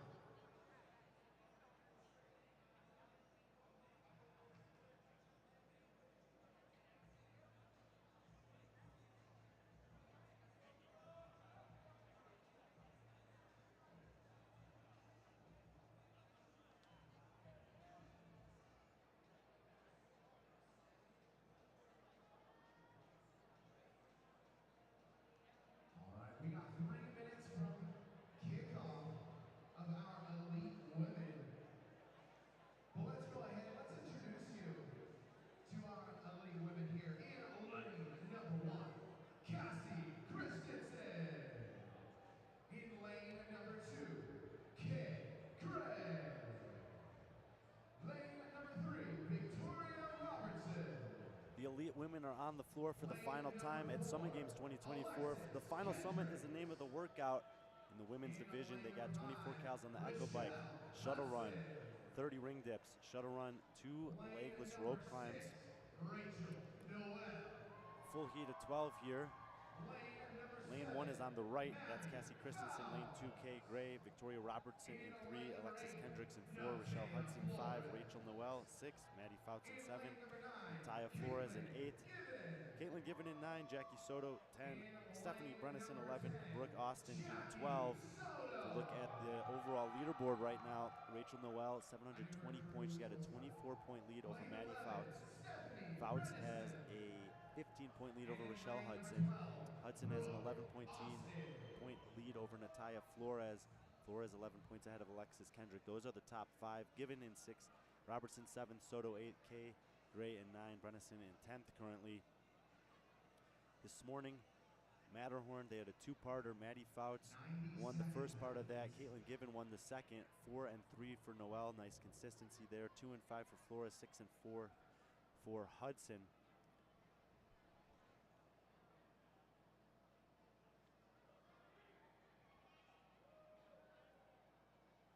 Just had Adrian Conway in the booth, and he was giving us some insights.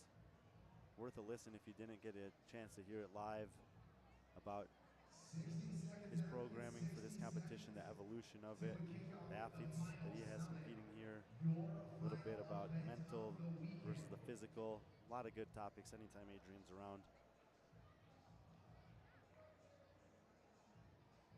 What we're likely to see here in the women's division is that if there are athletes who know they're going to struggle with the ring dips, that they may be aggressive on the bike, take advantage of time in that regard.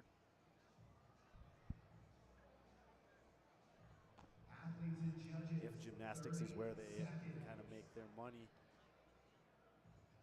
they may take a little bit easier approach on the bike and look to capitalize on the ring dips. And then those 2 legless rope climbs looming at the end of this can make a huge difference. So this is when the legless rope climb is in play compared to the regular rope climb.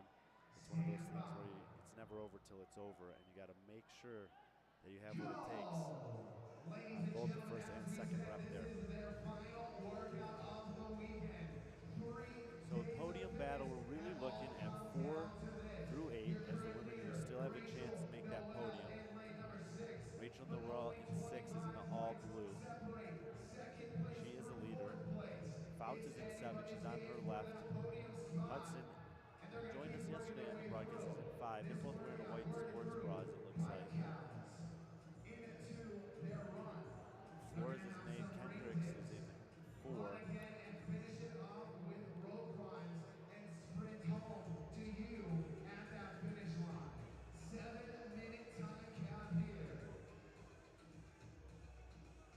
Hand up for Kendricks in 4. Fouts and Noel have a hand up. There goes Hudson. Kendricks off on the run first. And Fouts, then Noel. Given in 9. Hudson. Lane 3, Robertson. Of those top 5, Flores is going to be last off the bike. She's in 8th, lane 8, about 7th or 8th to get moving here, but potential to make up some ground on the rings. She was second on the rings portion of Matterhorn. 20 ring muscle ups, 2 minutes. Caitlin Given around. They're supposed to be facing the camera. There she goes. Lane 5, Rochelle Hudson in the black pants. Lane 7 is Maddie Fouts, light blue top. Kendricks, who was leading after the run there in lane 4 with the orangish top. Robertson in 3. She's been having some 3 second place finishes, so she can definitely disrupt that podium conversation. She's had a couple further down the leaderboard that keeps her out of the overall conversation, but absolutely an athlete who can have those top finishes depending on the events. 30 ring dips here in the middle part. And Kendricks, who was first off the bikes, first to get the hands in the air. No, Natalia Flores said it could happen. I don't think her judge put a hand up in the air. She didn't have time. She was so fast on that. So Flores, who was in 4th, Kendricks, who was in 5th, sending a little bit of a warning signal here to Hudson and Fouts in particular. But 2 legs legless rope climbs to go. Hand up for Fouts, hand up for Hudson. Fouts is going to be third. Noel coming. Flores on the left in 8, first to get moving. That's going to be one good rep for her. Kendricks in 4. And now Hudson's off onto the run. Good rep for Kendricks. Flores up again. Natea Flores, no event wins this weekend yet. That's about to change. And as I said, you can capitalize on the gymnastics and go for the win. So Natea Flores will take 100 points. Let's see how the rest of this plays out. Kendricks, a couple pulls to go. Did she get the touch? Yes, nice descent. So Alexis Kendricks looks like she's gonna take second here. Flores was 11 points, no, Flores was ahead of Kendricks. She was 11 points behind Hudson. Flores with a real opportunity. Fouts is down. Fouts is gonna get in, so Hudson needs to be the next finisher. But I don't think that's gonna be the case, as Rachel Noel is gonna run across the finish line. That's gonna be a 4th place finish in the event. Rachel Noel will be the Summit Games champion in 2024. And for Rachel Noel, she came in as the favorite once Chloe Wilson dropped out. She was second. This is her second time competing here. She won it 2 years ago. So came back to defend the title. She had 2 event wins that year. She's got 2 event wins this year. And Rochelle Hudson been battling all weekend. Robertson's gonna get in and hang to that podium spot. And in the final, I think that Natea Flores, who has not been in a podium position at a single moment this weekend, is gonna get it done. Hudson finishes well there, but I don't think it's gonna be enough. Fouts should be able to hold on to the 2 spot, so I think it'll go Noel, Fouts, and Flores. All results will not be official until Competition Corner and the scoring team here at Summit Games deems them so. So head over there to check that out for sure. Natea Flores pacing that beautifully, understanding where her strengths and weaknesses within the final summit were. A couple athletes still working. Soto in 10 gets 1 legless rope climb done. Lane 2, Kay Gray staring at the rope. In 11, Brennison takes off after the ring dips. Minute and 15 left in this workout.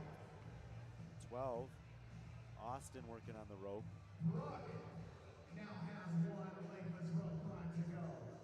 1 minute to the time cap. With 1 rope climb to go and 60 seconds left. 3 of the 4 athletes remaining on the floor. 3 of the 5 have 1 rope climb room to go. Ladies and gentlemen, I think we need some encouragement. 12, lane 10, you're gonna jump up. Lane 10, Jackie Soto going for it. Lane 2, Kay Gray on the rope. Soto's gonna come across. Nice finish to her competition here in Salt Lake City. Now lane 12, Brooke Austin jumps up. No rep for Gray in 2. Brooke Austin working her way up. A few feet to go on her legless rope climb. Austin one reach there. Hits it. Secures the feet. Brooke Austin will beat the time cap. We are done here in 5. Kay Gray gonna get another go, gonna run out of time. And so that'll do it for the women's elite division here at Summit Games 2024. Rachel Noel came in as a favorite, trying to get a 2nd title under her belt after winning here in 2022. She's gonna do just that. Maddie Fouts should have done enough to staying on to the 2nd spot, and the story of the final event was Natea Flores, who came in 4th. She was kind of not leading early, drifting towards the back, made a huge move on the ring dips. So the muscle ups this morning and the ring dips this afternoon, capitalizing on the efficiency on the rings to get the job done there. A little less than 2.5 minutes till we kick off our first heat of elite men. We'll be back with the elite men in a moment.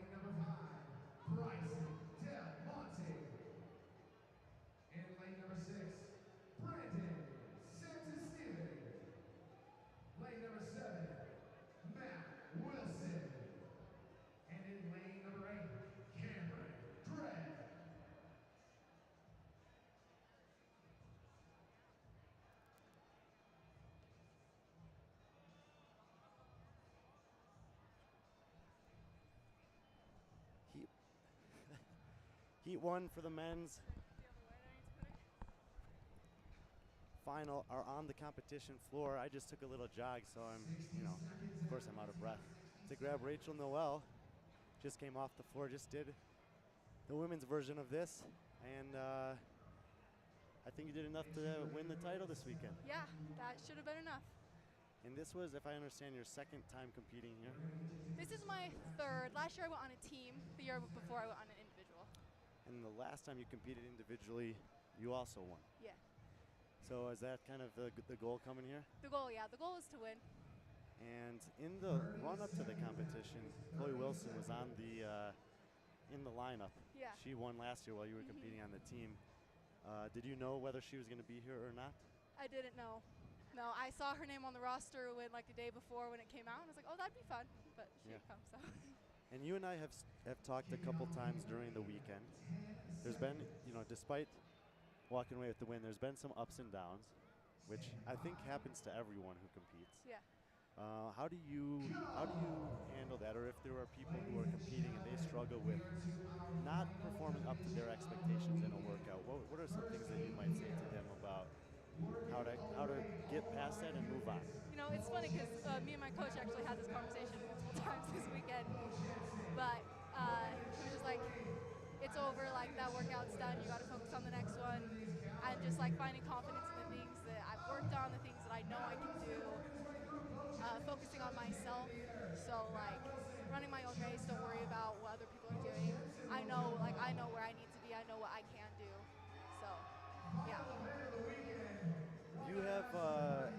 You have some friends competing here, some training partners? I do, yes. And so obviously, you're focused on you, you're focused on the goal at hand, whether it's every workout a day, the competition as a whole. Are you able to find some balance between what you're here to do and also kind of what they're here to do and appreciating the time with them? Yes, it's funny because, Mike and Drake, two of the men competing, the whole weekend I'd go and then Drake afterwards comes up to me and goes, hey, I beat your time. And I'm like, oh, congrats, dude. So I think that, it helps to have people to laugh with and just kind of like take the stress out a little bit. Just joking with them, like, hey, you better beat me this round. Like, you don't beat me, that's sad for you. But it was good. Another interesting thing that's happened this weekend is several of the workouts have kind of changed and changed late, which for competitors adds another variable. You might have a plan, you may have spent a week or weeks planning for something, and then a wrench is thrown into the equation. Are you? Sometimes athletes are like, I kind of like that. I feel like I have an advantage if I get some late information. Would that be you, or are you like more of a planner? I didn't mind it. I think you just got to be able to adjust. I feel like this weekend, a few of the workouts, like the ones they changed, I actually had it tested. So I didn't really have like a set. I did like intervals of them, but I hadn't tested the full workout. I was kind of dealing with some injuries, so I was just like, well, I don't even know. Like I hadn't tested it the real way, so I was like, so this is fine. I'll just adjust accordingly and go for it. This final workout here has a big set of ring dips in the middle of it, 30. It's the same number for the men and the women. Sometimes when it's like ring muscle-ups, for example, you'll see a lower rep scheme for the women. 30 ring muscle-ups in a workout, that's a lot in a set. How do you approach something like that? Ring dips are actually something that I feel like are kind of a weakness for me, so I was a little bit nervous about them. The plan was to do small sets, don't get burned out, so I started with small sets, just stuck with it, quick breaks. I was happy with how they went. They went good for me, so. Well, if Drake or Mike end up listening to this, you don't get to brag about beating her on right? the ring dip workout. Mike goes, oh no, it was Drake. He was like, I lifted more than you. And I was like, well, I hope you lift more than me. We got a little bit of a race here in the early heat. Bryson Del Monte in lane 7 is he's an assassin on legless rope climbs. I've seen him beat a lot of good athletes on these. I think he's paced this really well. In your heat, Natalia Flores did something very similar. She was slow off the bike, passed everyone on the rings, and was excellent on the. I just want to mark down Bryson's time there, 3:17, in case it comes into play for the finals. And then, cruise to the victory on the legless rope climbs. Awesome. And it might have been enough. It's going to end up being really close to get to a podium spot. For you, when you know that, you're not maybe as good on the ring dips there, but you probably are really good on the bike. Like, if you wanted to be first off the bike, you might have been able to. It's like a little bit of a trap. Like, how hard do I push on this to buy myself some time, kind of, or do I kind of hold back to set myself up for the best And that's like, I kind of like the workout in that sense. Yeah, Because you're not sure what to 100%. do or what the other girls are going to do. Yeah, I definitely had to consciously hold myself back a little bit on that bike. I know it's not a bike workout, and I knew that going in, so I couldn't get caught in the trap of selling out on the bike and then getting to the ring dips and being totally gassed. So it's a little bit of a trap, that bike at the beginning there. Competition's done, 3 days of competing here. When you look back, is there a moment, a workout, something that you're particularly proud of that you've achieved? I was really happy with the handstand walk. I practiced that in practice, and it went really bad. I think I finished like 150. I failed the second, like 25 feet in. My arms gave out, and I failed the third length of the handstand walk. So I was pretty nervous going into that. And I just kind of slowed it down a little bit, and I was just happy with my ability to execute that come game day because I was not feeling good about it coming up to it. So that I think was the one I was most proud of. In terms of as a competitor in this sport, do you have some goals on the horizons, whether they're competitions or more big picture stuff? Yeah, I mean, goals semifinals this year, do as well as we can at that. Eventually, I'd like to make it to the games. We got a minute to got some goals to shore up and some fitness to gain, but that's the end goal here. Well, I think that doing competitions like this, win or lose, there's something different about competing. I had Adrian Conway on a little while ago, and we were talking about even just you can watch athletes in the corral, and you can see this variety of different ways that people carry themselves. And sometimes an athlete that is one way in a gym, suddenly you put them in this setting, and good or bad, you can just get something totally different. Yeah, for sure. It's a good, it's a skill you need to practice. So it's always good to hop in on some comps and just make sure that skill is staying sharp. Well, congrats on an amazing weekend. Thank you. Second title here at this competition, and I'll let you go enjoy it with your people and watch Drake and Mike duke it out here in the finals. Rachel Noel, champion of the Summit Games 2024. Thanks for taking a few minutes and sharing your time with us. Thank you. Okay, we'll see you on the podium. Heat 1 of the men's elite is done. Bryson Del Monte set the time to beat their 3:17, and you saw his legless rope climbs. I mean, he did those 3 reps and got across the finish line in about 20 seconds or so. So we'll keep that in mind, that is possible, and that there are guys who can come off the bike towards the back of their heat and still kind of capitalize at the end there.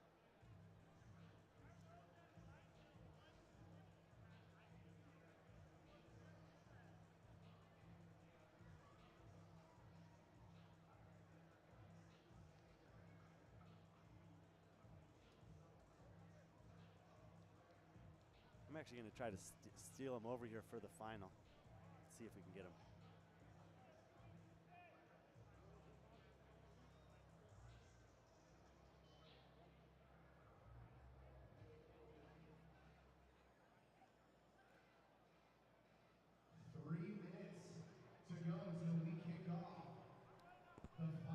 We got a couple minutes until the final heat here for the elite men, and I did snag Bryson Del Monte. I kind of had a feeling that was going to go that way for you because I've seen you do that on legless rope climb workouts in the past. Yeah. I think you did those in like 15 seconds. Like you might have done 3 across the line in under 20 seconds. Yeah, I like legless. I know I've told you this before, but I did a team competition a while ago. And they had basically it was like an order that your team starts. And I was on a team with Taylor, so he's obviously going first. Whoever's best at legless goes first, and then you go on from there. But I was going to go second, and then Taylor changed the order without my knowledge, and I was put third, and it ruined my whole weekend, and I was really mad about that. So I've done a lot of legless since then to make sure that I don't ever get relegated on a legless team workout ever again. Yeah, no, I mean upper body pulling is a strength of yours. You also had a great finish on the ring muscle ups earlier today. I didn't count, but how many did you do in that first set? First set was 20, and then 4 after that. The plan was to go for a big set and then jump up with 20 seconds left. I feel like maybe could have jumped up a little quicker, or probably what I should have done is just worked through the entire 2 minutes. I was thinking I should be at the start line for the start of the next workout, but I was going to get clapped in that anyway. So.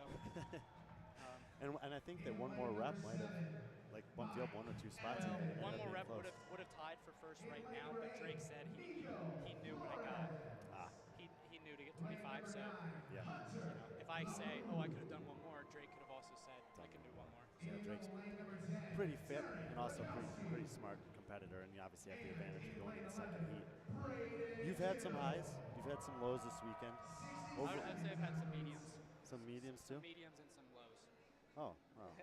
Well, let's see how this one shakes out. Maybe this will end up being a high. Yeah, I think I didn't realize that doing 3 legless that fast is crazy. But I was talking to some of the people in the back, and they seemed surprised that I said I did 3 in 15 seconds in training. So, I don't know, maybe. Well, I called you an assassin at legless rope climbs on the broadcast, so. Oh, I appreciate it. We'll see how it stacks up here. Let's give the guys at home a rundown here. This is the final heat for the final summit. It's the last time that any competitors will take the floor at Summit Games this year. In lane 2, we have Gage Capel. Lane 3, Carter Peterson. Lane 4, Jamison Jones. Lane 5, JT Mahan. Lane 6, Drake Lewis. Lane 7, Mike Evans. Nico Flores in 8. Hunter LaRue in 9. Derek Kukowski in 10. Braden Diddle rounds out the heat in 11. Drake Lewis has a commanding lead in the overall competition. Mike Evans is kind of solidly in second. JT Mahan, 12-point lead over Jamison Jones and Nico Flores. So 3 guys kind of battling for that final spot. I don't know how well you've gotten to know JT, Jamison, or Nico this weekend. JT and Jamison are basically brand new to me. From what you know about these guys, is there any one of those 3 that you like for this final? Well, I've really only talked to JT. Maybe I've talked to Jamison and Nico. I didn't catch their names. There's just a lot of guys back there. But I did get JT's name, so I know who he is. Well, that's Jamison Jones in lane 4 coming off the bike first. 30 seconds. Yeah, he's right next to JT Mahan, who's in the black shirt with the elbow sleeves on him in lane 5. Lane 7 is Mike Evans. And Mike Evans and Drake Lewis, they've done what we expected them to do this weekend. Those are the 2 semifinal guys in the field. So we'll kind of focus on that 3rd podium spot, but I'm looking at Jamison Jones there in 4, ripping out a pretty fast and big set of ring dips here. But ring dips can go quickly if you're not careful. Oh, Jamison, yes, I know who Jamison is. I talked to Jamison. Yeah, I will say the first set actually felt the best, and I wanted to go for more, but my CrossFit brain was like, this is where you decide if you break early and when you want to, rather than break when you need to later. I'm pretty curious about Nico Flores in 8. He's second to last in the heat getting to the ring dips. I think it's his wife, Natalia Flores, was similar to that, and then surged past the field, but that's not even going to matter if JT Mahan has legless rope climbs in his back pocket, because that set of ring dips was fast. The time to beat is 3:17, set by you, unofficially 3:17. Hunter LaRue over there in lane 9, and then Jamison Jones in 4. And let's see how the legless rope climbs hold up here. JT Mahan is a former collegiate football player, weighs about 220 pounds. The bench press is like 350. Cleans over 370. The ropes are pretty slick, which I think plays a factor as well. 2 reps done for him.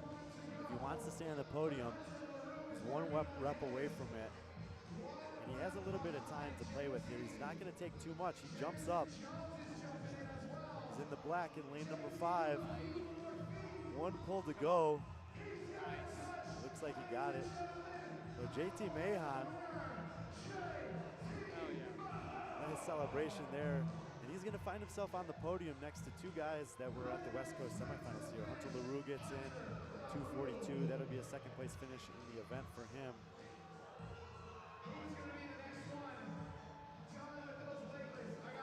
Jamison Jones went for it. You got to give him the credit there. He's had a great weekend. JT Mahan, he must have known he was good at the ring dips. Yeah. I guess if you bench 350. Right. I don't know. Here comes Jamison Jones. He's going to lose the shirt. I think he's going to walk away pretty proud of the accomplishment here. Drake Lewis, he can kind of coast on in. 3:14. Your time's going to pass right now. Flores did pass about 4 guys on the back half of that, so not surprising. He's a bit of a bodyweight guy. Yeah, we were kind of talking about how worth it is to push a lot harder on the bike. I mean, 10 seconds faster takes a lot of energy, but you can't separate as much on the other movements. No, and this is the only division that has legless rope climbs. So all the other divisions before that, it's a completely different thing that you're talking about. 100%, because, 100%. pretty much everyone who's competing here. Oh, Mike just failed one. Mike has failed several. He had a 37-point lead over Mahan. Mahan took 100 points there, so I might have spoke too soon here. Yeah, it's definitely, there's going to be a lot of people middling. Yeah, I mean, everybody. Maybe not from the first heat. Right. Even a bunch of those guys got in before the cap. And legless rope climb, like, when you miss a legless rope climb, Yeah, you're toast. there's not, like, it's not an easy way back from that. Again, I think this is where the slick ropes play a factor. For me, there's something I'm confident in, so how it plays a factor for me is I do an extra pull in my third rep. But if this is something you're already worried about, like you can see his fingers, every time he grabs, they slide 2 inches down. Yeah. That's brutal. You could tell from the first pull there that he wasn't going to get that rep. You've been training, pretty hard for the last, 9-12 months with Taylor over there. You're obviously pretty heavily involved with Train Sentinel and all the stuff that he's got going on. A lot of the times when you go to the competitions, you're kind of supporting him. This time you got to come out here and compete on your own. I know you're trying to, get some experience on the competition floor. It's one thing to watch, it's another thing to do it. Is there one or two things that you feel like you've learned that you're going to take back to your training, whether it's on or off the floor after 3 days here? I think one thing is probably something I already knew, but the very short, sub 7-minute time domains is not something I'm generally great at anyway, and we've had a lot of those this weekend. So it's just kind of adding up, and I feel like every other event I get reminded, hey, you suck at sub 7 minutes. So that's definitely something to work on. As an athlete, you can't do anything about the workouts that show up, so you just have to do what you can when they do show up. And at the end of the day, if I was fitter, I'd be doing better. Doesn't matter what the workouts are, doesn't matter, how I feel in the climate or the elevation or whatever. If I was fitter, I'd be doing better. So that's all I can worry about or control. What about day by day? Have you learned, from day 1 to day 3, was there anything that you saw, learned from another competitor that you were able to apply in real time during this competition? Maybe the way you prepare, the way you cool down? I think I have all the logistical stuff dialed in pretty well, like the warm-ups and cool-downs. I know what to do with my body. But I think the more and more I compete, you just keep learning, hey, CrossFit is an individual sport. It's cool if you have a workout that, you can get into a race in the last 20 seconds and maybe push yourself a little bit harder, but at the end of the day, you're doing your own workout and you're doing the best you can do in each one. So I think I just keep learning that every competition. Just say it doesn't matter what this guy's talking about doing the bike in 30 seconds. I know I'm going to do the bike in 50 seconds, and that's good. Yeah, and I'm going to do the latest rope climbs in 15. Right. Man, thanks for joining me for this last heat. Drake Lewis is going to defend his title here. That'll be 2 titles. He's competed here every year. It took him 5 years to win once. He's now won again. Both Drake and Mike Evans are going to be traveling across the country to Crash Crucible this weekend, pulling the double, the back-to-back. The leaderboard's going to be interesting. JT Mahan takes the win. Mike Evans, hit failure on the legless rope climb. He's probably going to take a last or second to last. So we could see Mahan jump to second, maybe even Jamison Jones jump into that 3 spot. Yeah. That's another thing I've learned. Drake and Mike are both very good dudes. Yeah, I hung out with him finally earlier this weekend. I've been trapped over here for most of the weekend, but I got to talk to him this morning. It was the longest conversation I've ever had with Mike. I've spoken to Drake a few times, and they are good guys, very level-headed, serious competitors, but can also hold real conversations. Yeah. Which is nice to see. There's definitely sometimes you show up to a competition and the guys in the last heat act like, they don't know who you are. You're not competing in the same division, but first day, Drake was like, "What's up, man? I feel like I know you from the podcast." And I was like, "What's up, dude?" And we've just been talking about the whole weekend. And him and Mike are both really good dudes. Awesome. Well, I'll let you go talk to those guys or whatever else you're planning to do today, but thanks for taking a few minutes. Well done there on the final. And for everyone who's wondering, I'm sure you'll be at Crash next week. Yeah, it's gonna be a barn burner there. Yeah, for sure. Thanks, Brian. All right, Bryson Del Monte giving us some insights there after a weekend of competing here at the Summit Games, and competition has come to a close for all of our divisions. That'll put a wrap on our coverage. Huge thank you to Functional Vision, Feliz and his team for making this possible, helping me out on the back end so that I could sit here and hopefully give you guys some meaningful coverage of all the divisions that we covered. Congratulations to Brigham and the team for working hard, pulling this off at a new location despite some challenges in the run-up. Adrian Conway, thanks for stopping by today. True Fitness for being a part of it. Tier, Grit, Steadfast, Kelsey's Kitchen Snacks. If you haven't checked those out, gotta check them out. And for everybody else who's involved, volunteers, judges, takes a village. Honored to be a part of it. I'm Brian Friend. Thank you guys for being with us. And until next year, this has been Summit Games 2024.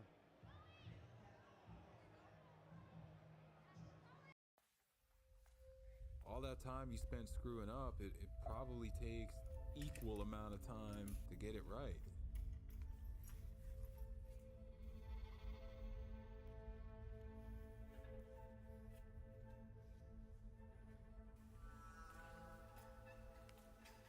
If you get up and get after it 2, 3 hours, 4 hours, you know, you're going to be a lot less likely to make poor choices the rest of the day. The rest of the day is going to seem a whole heck of a lot easier.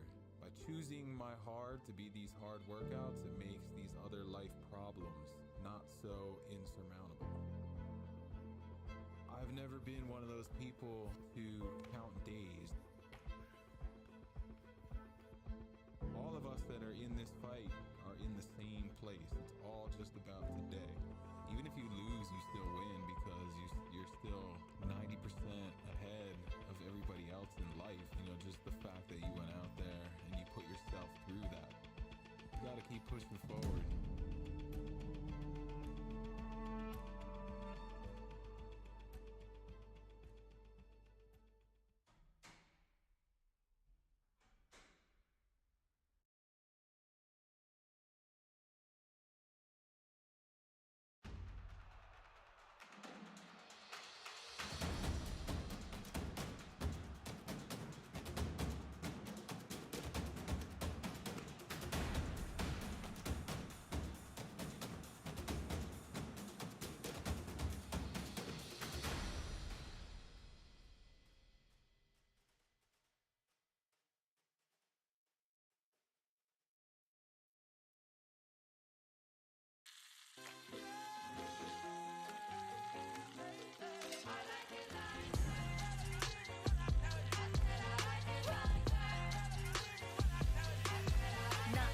Chicken. I like rice. I like I like Spicy. I like Asian flavor punch. Where's my pen? Hey. Started. I like I'm the district in the chain.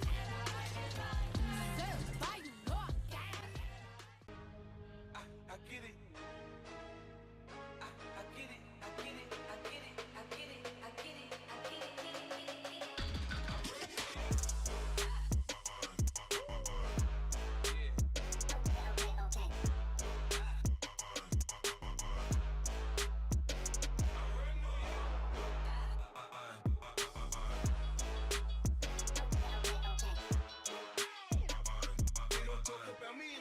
Cause I'm strapped. When I pull up out front, you see the Benz on dub. When I roll 20 deep, so it's drama in the club. Now that I roll with Dre, everybody show me love. When you sell like Eminem, you get plenty of groupie love. Look, homie, ain't nothing changed. Rolls down, G's up. I see exhibit in the cutting, man. Roll them trees up, up. Roll them trees up, roll them trees up. I see exhibit in the cutting, man. Roll them trees up. But if you want to see if you're a brave person, what they call the 4 o'clock in the morning courage, wait when things go completely to pieces, when things are the worst, when your very best deal falls apart and your rent is late and you're tired and you're sick and everybody's mad at you and your car doesn't work, then it's the person that picks themselves up and says, nothing is going to stop me. You know, the best quality in the world that you can develop is to develop the quality of being unstoppable. Develop the quality of being unstoppable. Say in yourself that no matter what life throws at me, it'll never stop me. No matter how rough it gets, I will never quit. And nothing will ever stop me.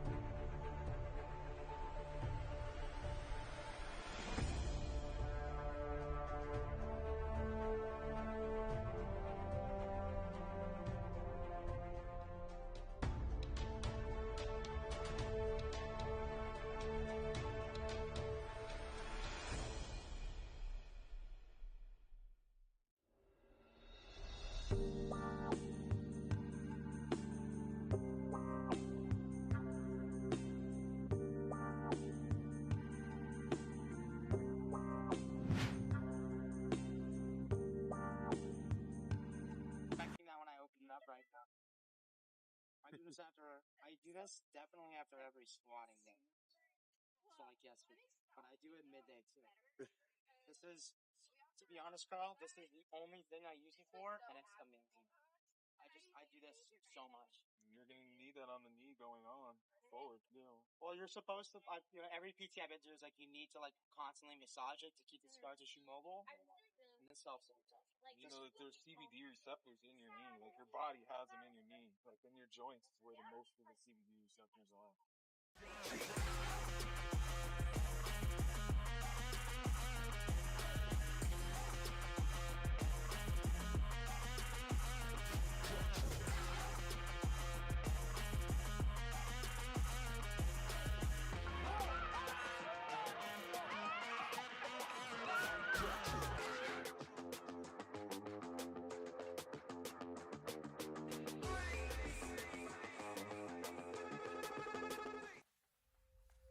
All that time you spent screwing up, it probably takes equal amount of time to get it right.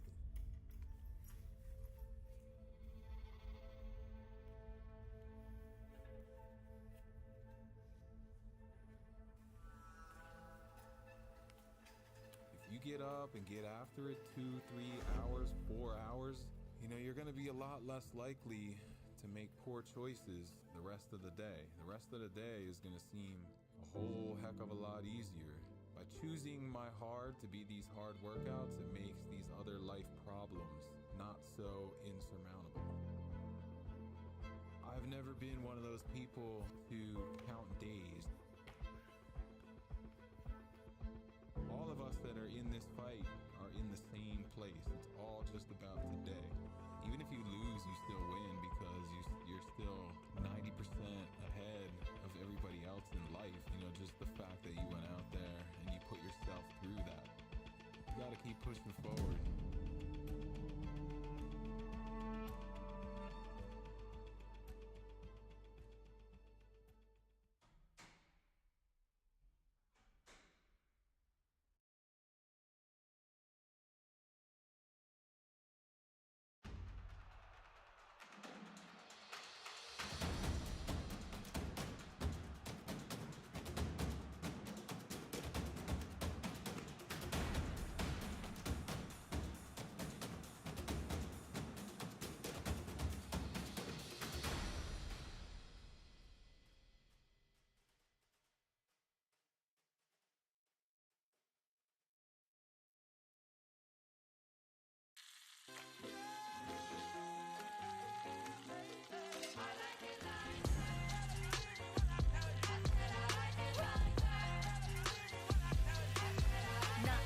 Chicken. I like fries. I like I like Spicy. I like Asian flavor punch.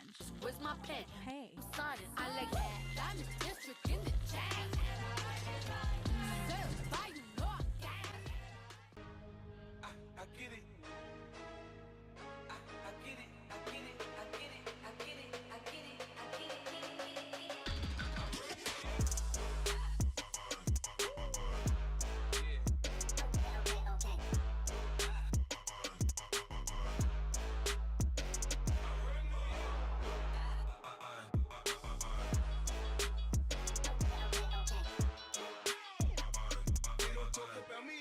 Cause I'm strapped. When I pull up out front, you see the Benz on dub. When I roll 20 deep, it's always drama in the club. Now that I roll with Trey, everybody show me love. When you sell like Eminem, you get plenty of groupie love. Look, homie, ain't nothing changed. Rolls down, cheese up. I see exhibit in the cutting, man. Roll them trees up, up. Roll them trees up, roll them trees up. I see exhibit in the cutting, man. Roll them trees up.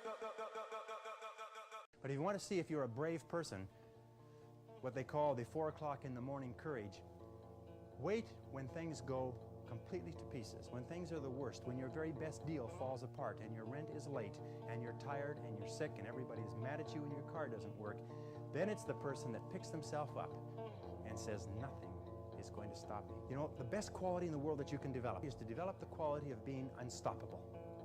Develop the quality of being unstoppable. Say in yourself that no matter what life throws at me, it'll never stop me. No matter how rough it gets, I will never quit. And nothing will ever stop me.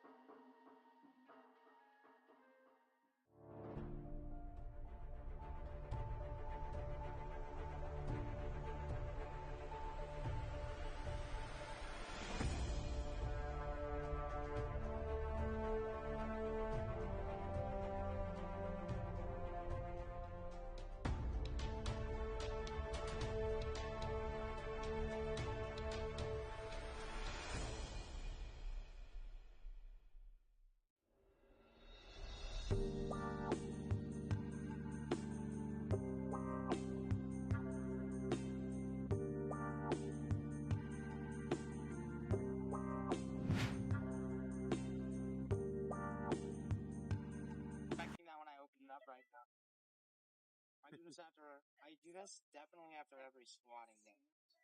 So like yesterday, but I do it midday too. This is, to be honest, Carl, this is the only thing I use it for, and it's amazing. I do this so much. You're gonna need that on the knee going on forward, Well, you're supposed to, every PT I've been to is like you need to like constantly massage it to keep the scar tissue mobile. And this helps every time. You know that there's CBD receptors in your knee. Like your body has them in your knee. Like in your joints is where the most of the CBD receptors are.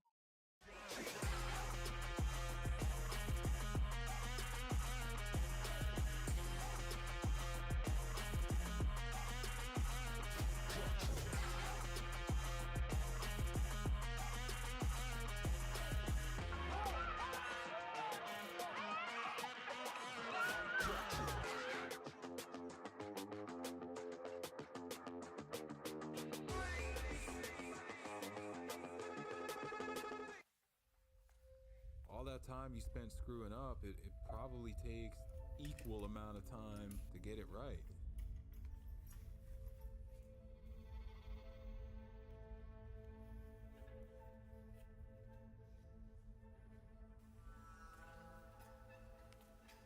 If you get up and get after it 2, 3 hours, 4 hours, you know, you're gonna be a lot less likely to make poor choices the rest of the day. The rest of the day is gonna seem a whole heck of a lot easier. By choosing my hard to be these hard workouts, it makes these other life problems not so insurmountable. I've never been one of those people to count days. All of us that are in this fight are in the same place. It's all just about today. Even if you lose, you still win because you're still 90% ahead of everybody else in life. You know, just the fact that you went out there and you put yourself through that. You gotta keep pushing forward.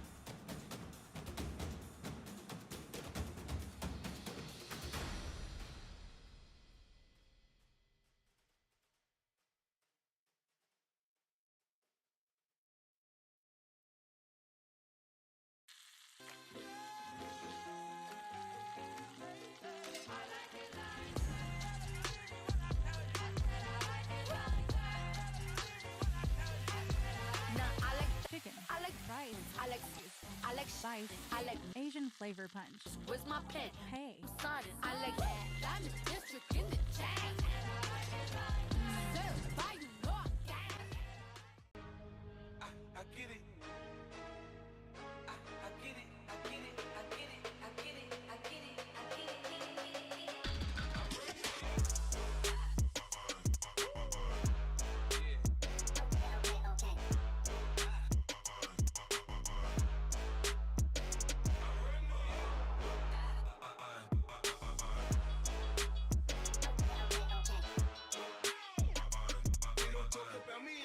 Cause I'm strapped. When I pull up out front, you see the Benz on dub. When I roll 20 deep, so it's drama in the club. Now that I roll with Dre, everybody show me love. When you sell like Eminem, you get plenty of groupie love. Look, homie, ain't nothing changed. Rolls down, G's up. I see exhibit in the cutting, man. Roll them trees up, trees up, up. Roll them trees up, roll them trees up. I see exhibit in the cutting, man. Roll them trees up, up. But if you want to see if you're a brave person, what they call the 4 o'clock in the morning courage, wait when things go completely to pieces, when things are the worst, when your very best deal falls apart and your rent is late and you're tired and you're sick and everybody's mad at you and your car doesn't work. Then it's the person that picks themselves up and says, nothing is going to stop me. You know, the best quality in the world that you can develop is to develop the quality of being unstoppable. Develop the quality of being unstoppable. Say in yourself that no matter what life throws at me, it'll never stop me. No matter how rough it gets, I will never quit. And nothing will ever stop me.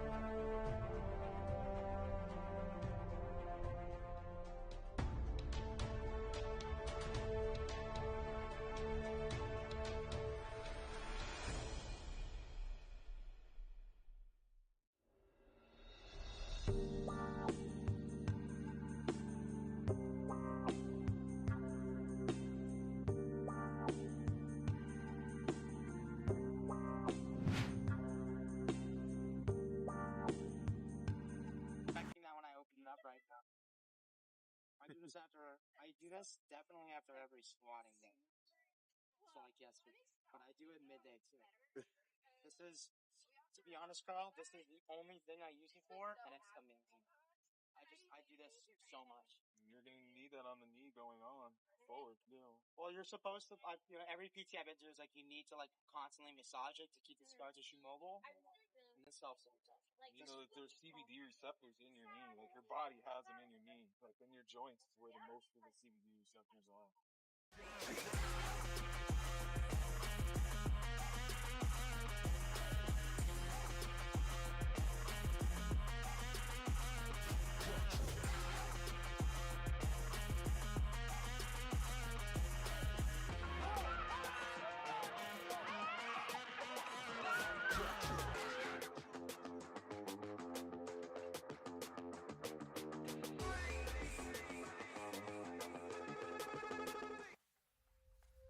All that time you spent screwing up, it probably takes equal amount of time to get it right.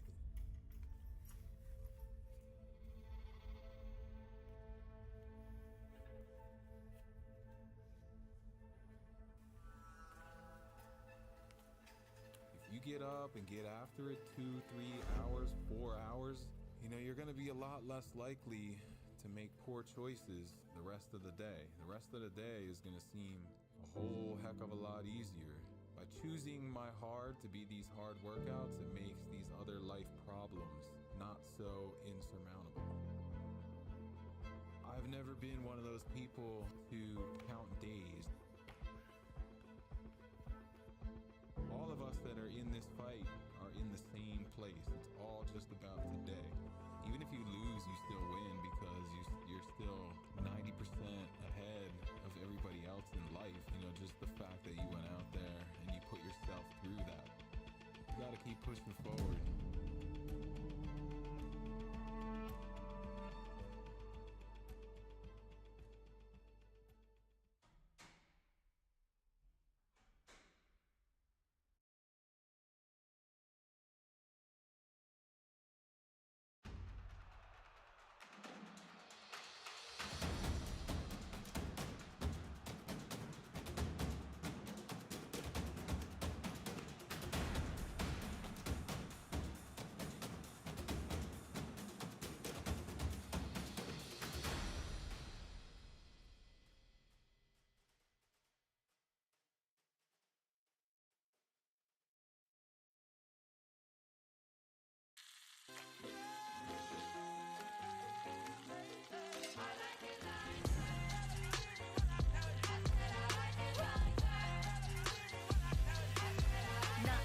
Chicken. I like rice. I like I like Spice. I like Asian flavor punch. Where's my pen? Hey. Sonic. I like Diamond District in the chain. Served by New York gang. I get it. I get it. I get it. I get it. I get it. I get it. I get it.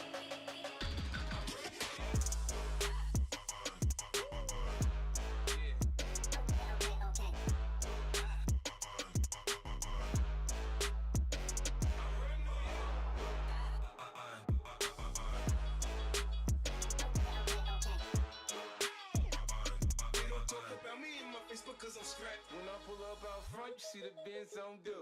When I roll 20 deep, so it's drama in the club. Now that I roll with Trey, everybody show me love. When you sell like Eminem, you get plenty of groupie love. Look, homie, ain't nothing changed. Rolls down, G's up. I see exhibit in the cutting, man. Roll them trees up, trees up, up. Roll them trees up, roll them trees up. I see exhibit in the cutting, man. Roll them trees up, up, up, up, up, up, up, up. But if you want to see if you're a brave person, what they call the 4 o'clock in the morning courage, wait when things go completely to pieces, when things are the worst, when your very best deal falls apart and your rent is late and you're tired and you're sick and everybody's mad at you and your car doesn't work, then it's the person that picks themselves up and says, nothing is going to stop me. You know, the best quality in the world that you can develop is to develop the quality of being unstoppable. Develop the quality of being unstoppable. Say in yourself that no matter what life throws at me, it'll never stop me. No matter how rough it gets, I will never quit. And nothing will ever stop me.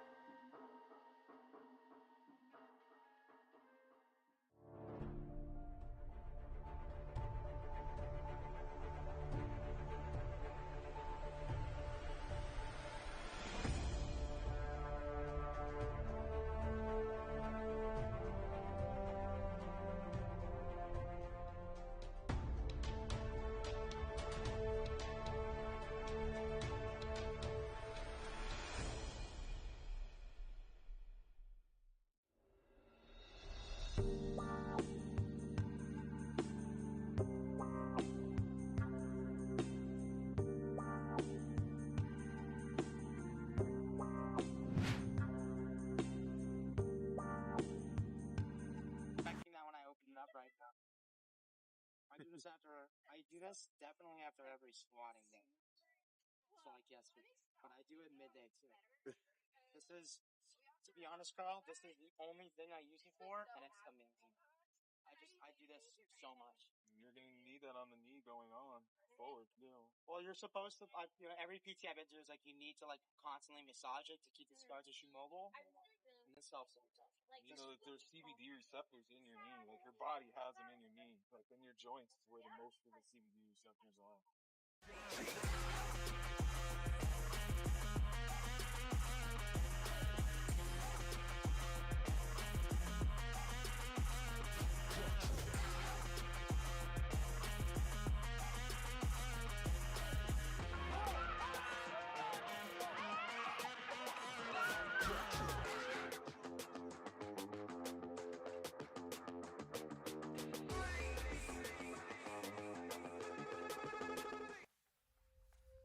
All that time you spent screwing up, it probably takes equal amount of time to get it right.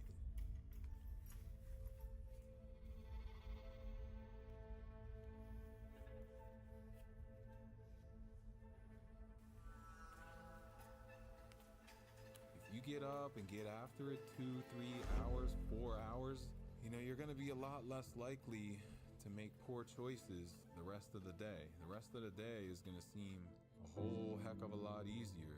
By choosing my hard to be these hard workouts, it makes these other life problems not so insurmountable. I've never been one of those people to count days. All of us that are in this fight are in the same place. It's all just about today. Even if you lose, you still win because you're still 90% ahead of everybody else in life. You know, just the fact that you went out there and you put yourself through that. You gotta keep pushing forward.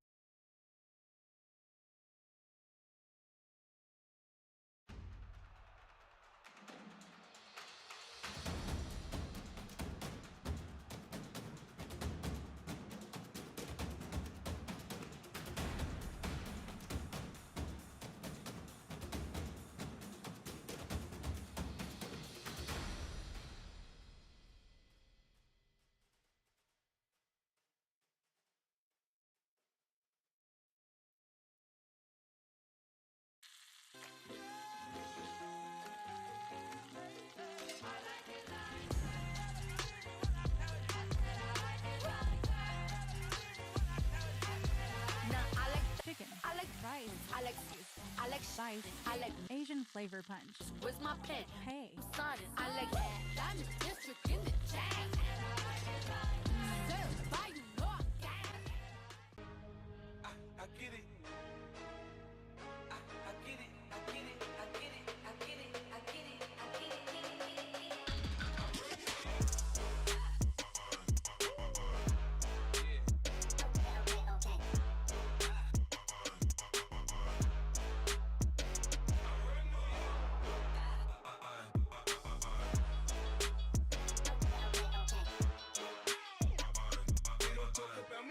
Because I'm strapped. When I pull up out front, you see the Benz on dub. When I roll 20 deep, it's always drama in the club. Now that I roll with Trey, everybody show me love. When you sell like Eminem, you get plenty of groupie love. Look, homie, ain't nothing changed. Rolls down, G's up. I see exhibit in the cutting, man. Roll them trees up, up. Roll them trees up, roll them trees up. I see exhibit in the cutting, man. Roll them trees up.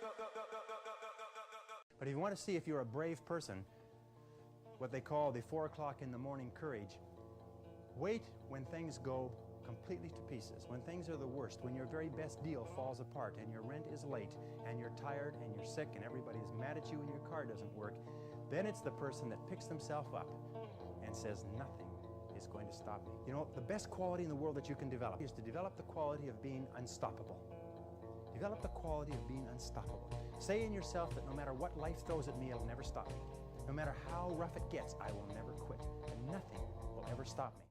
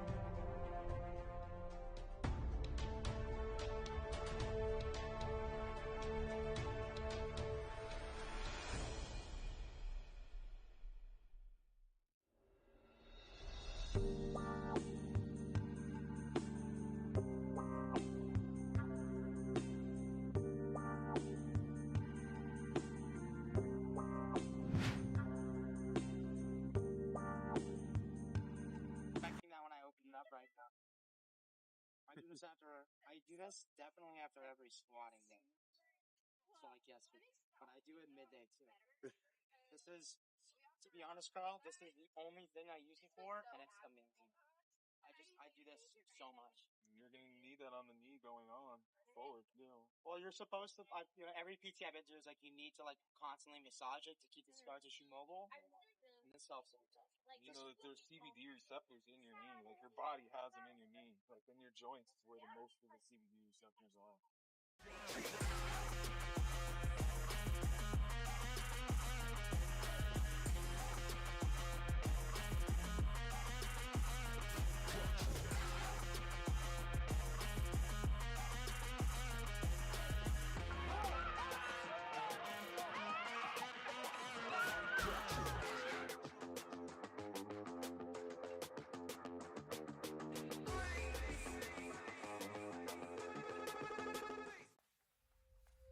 All that time you spent screwing up, it probably takes equal amount of time to get it right.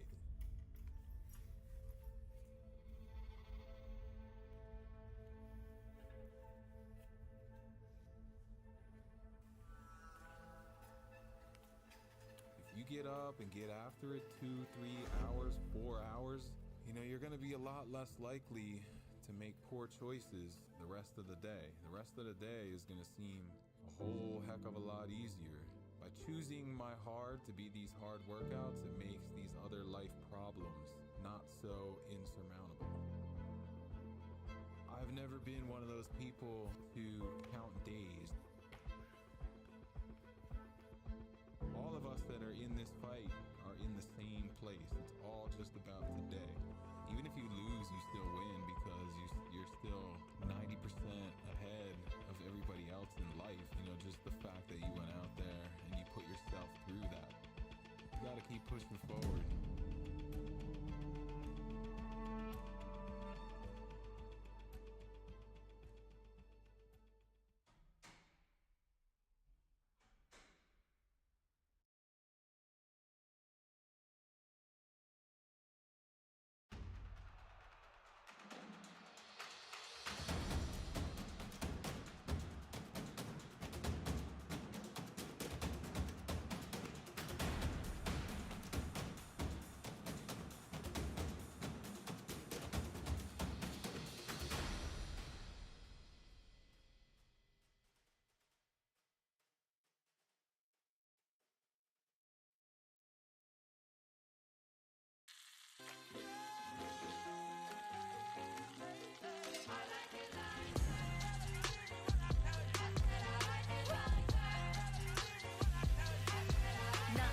Chicken. I like rice. I like I like Spice. I like Asian flavor punch. Where's my pen? Hey. Science. I like I'm the district in the chain.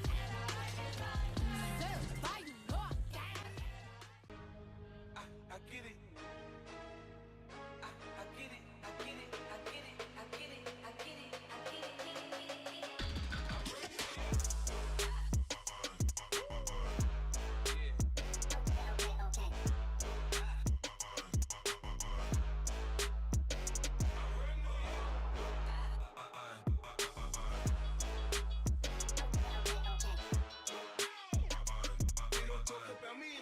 Cause I'm strapped. When I pull up out front, you see the Benz on dub.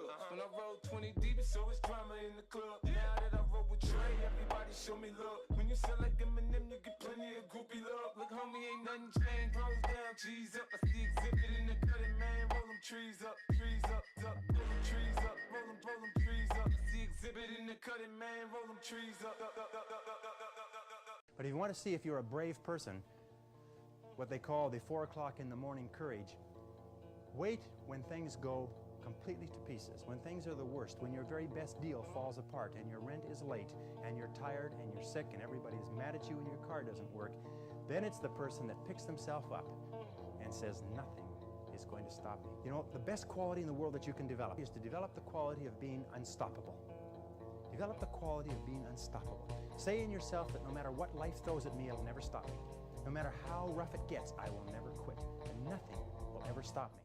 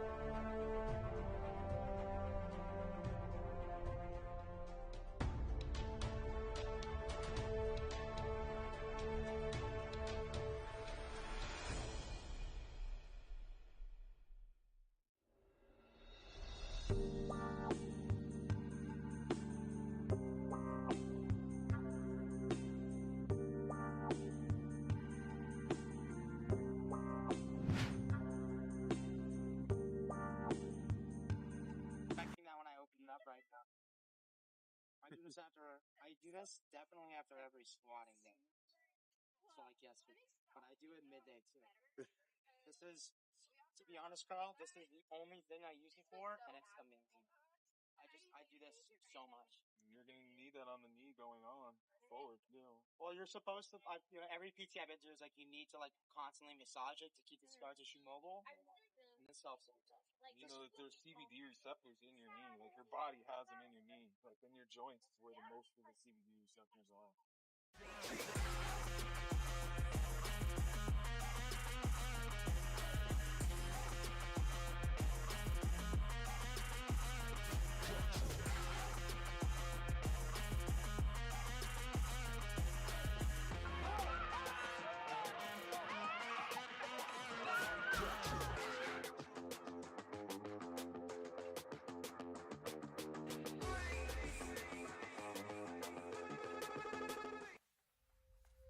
All that time you spent screwing up, it probably takes equal amount of time to get it right.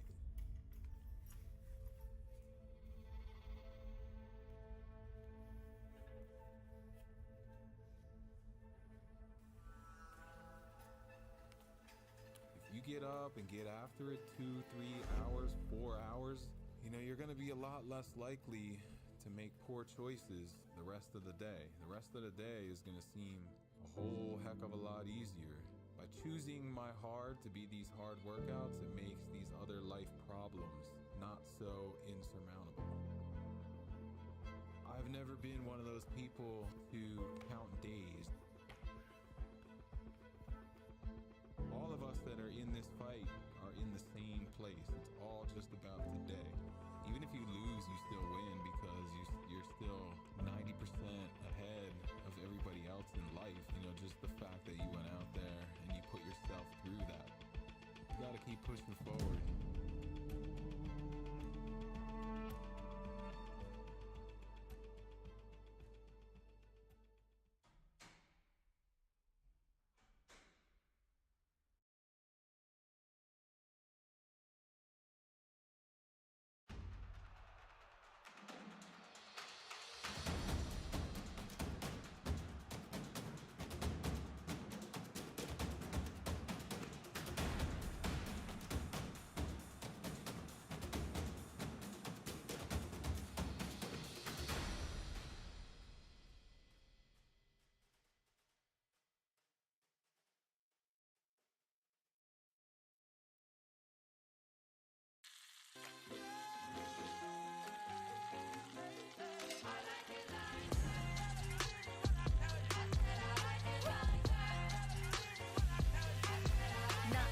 Chicken. I like rice. I like I like Spicy. I like Asian flavor punch. Where's my pen? Hey. Son, I like that district in the chain. By you know I get it. I get it, I get it, I get it, I get it, I get it, I get it.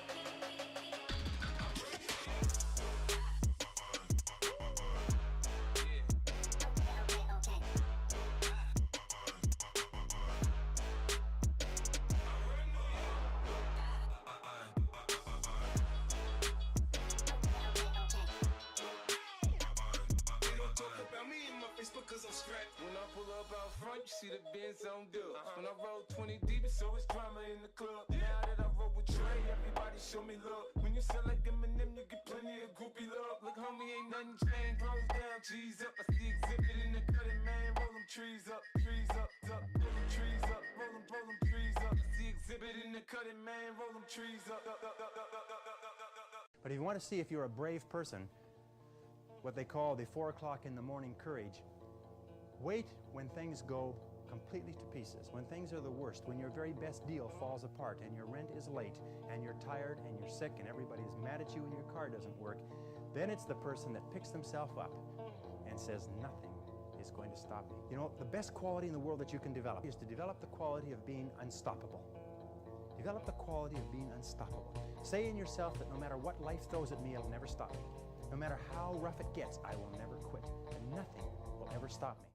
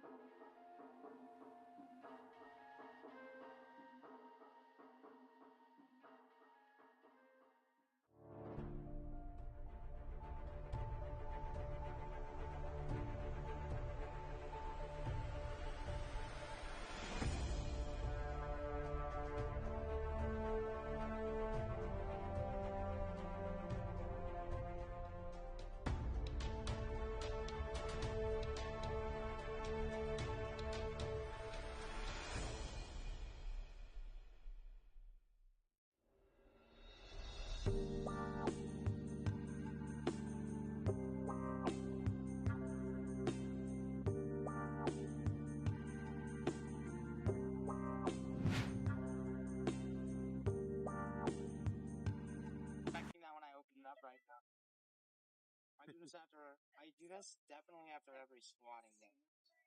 So like yesterday, but I do it midday too. This is, to be honest, Carl, this is the only thing I use it for, and it's amazing. I do this so much. You're gonna need that on the knee going on forward, Well, you're supposed to, every PT I've been to is like, you need to like constantly massage it to keep the scar tissue mobile. And this helps every time. You know that there's CBD receptors in your knee. Like your body has them in your knee. Like in your joints is where the most of the CBD receptors are.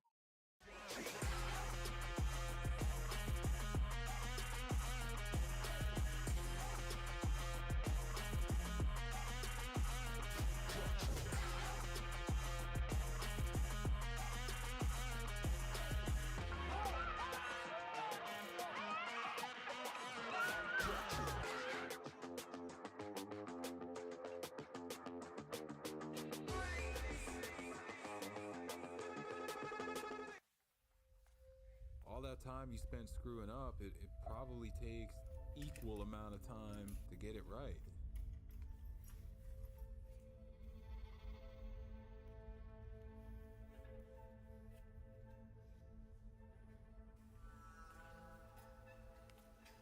If you get up and get after it 2, 3 hours, 4 hours, you know, you're gonna be a lot less likely to make poor choices the rest of the day. The rest of the day is gonna seem a whole heck of a lot easier.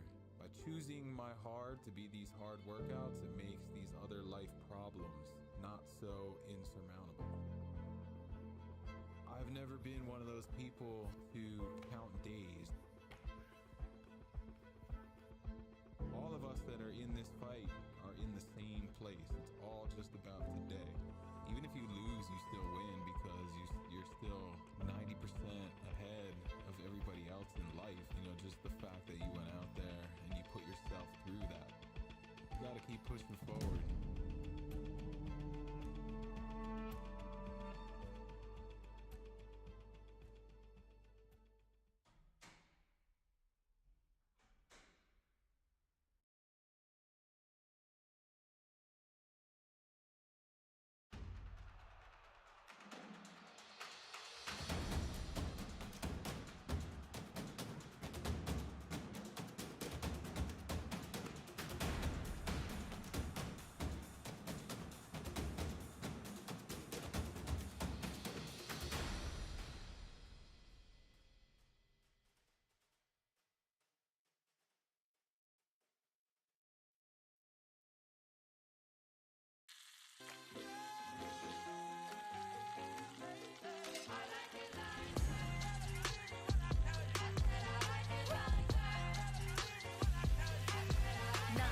Chicken. I like fries. I like I like Spice. I like Asian flavor punch. where's my pen? Hey. Started. I like that. I'm the district in the chain. Served by you, North Gang. I get it. I get it, I get it, I get it, I get it, I get it, I get it.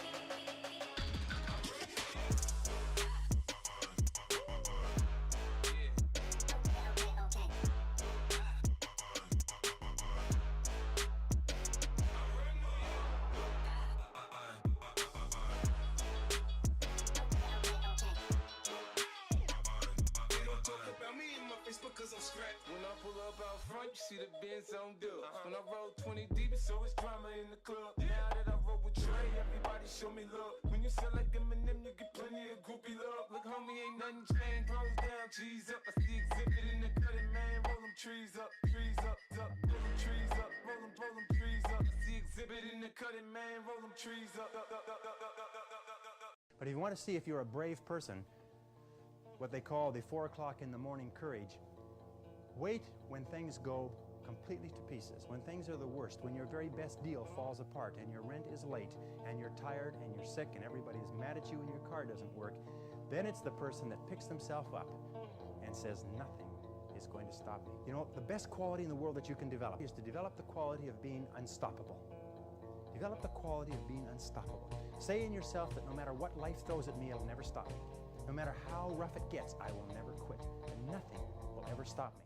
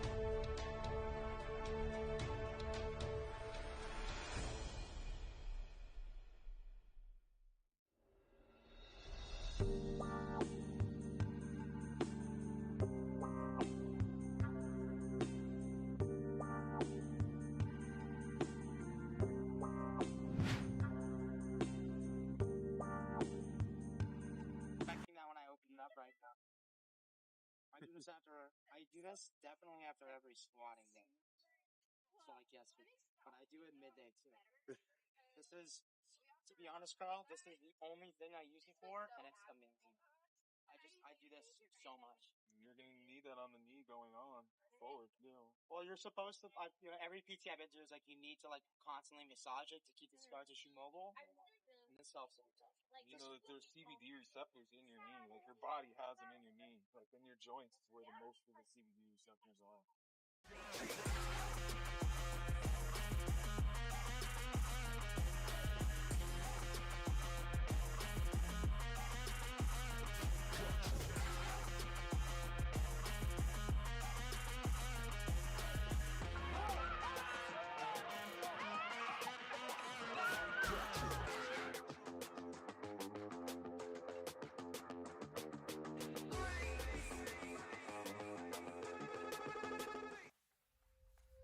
All that time you spent screwing up, it probably takes equal amount of time to get it right.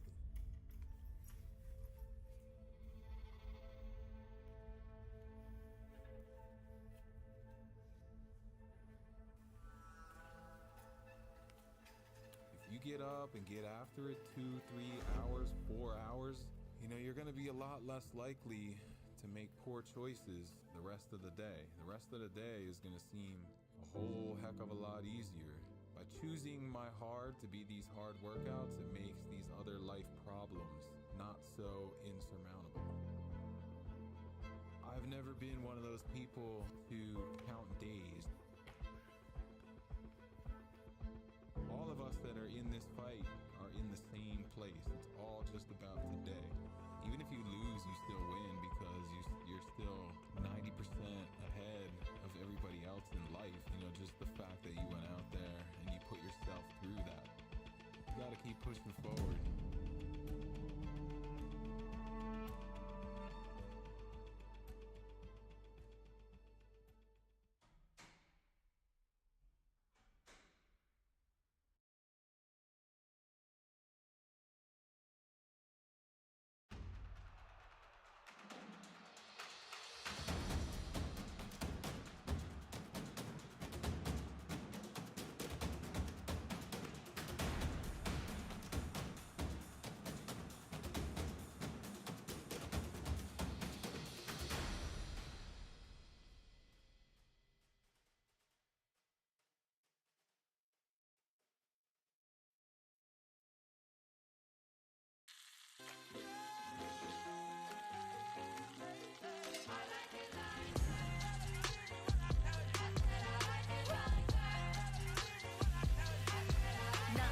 Chicken. I like rice. I like I like Spice. I like Asian flavor punch. Where's my pen? Hey. Sonic. I like I'm the district in the chain.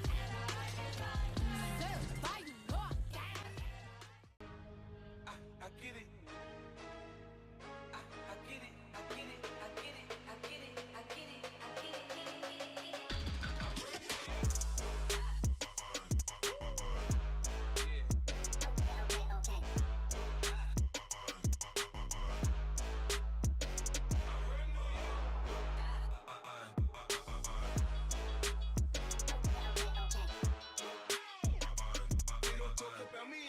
Cause I'm strapped. When I pull up out front, you see the Benz on dub. When I roll 20 deep, it's always drama in the club. Now that I roll with Trey, everybody show me love. When you sell like Eminem, you get plenty of groupie love. Look, homie, ain't nothing changed. Rolls down, G's up. I see exhibit in the cutting, man. Roll them trees up, trees up, up. Roll them trees up, roll them trees up. I see exhibit in the cutting, man. Roll them trees up, up. But if you want to see if you're a brave person, what they call the 4 o'clock in the morning courage, wait when things go completely to pieces, when things are the worst, when your very best deal falls apart and your rent is late and you're tired and you're sick and everybody's mad at you and your car doesn't work. Then it's the person that picks themselves up and says, nothing is going to stop me. You know, the best quality in the world that you can develop is to develop the quality of being unstoppable. Develop the quality of being unstoppable. Say in yourself that no matter what life throws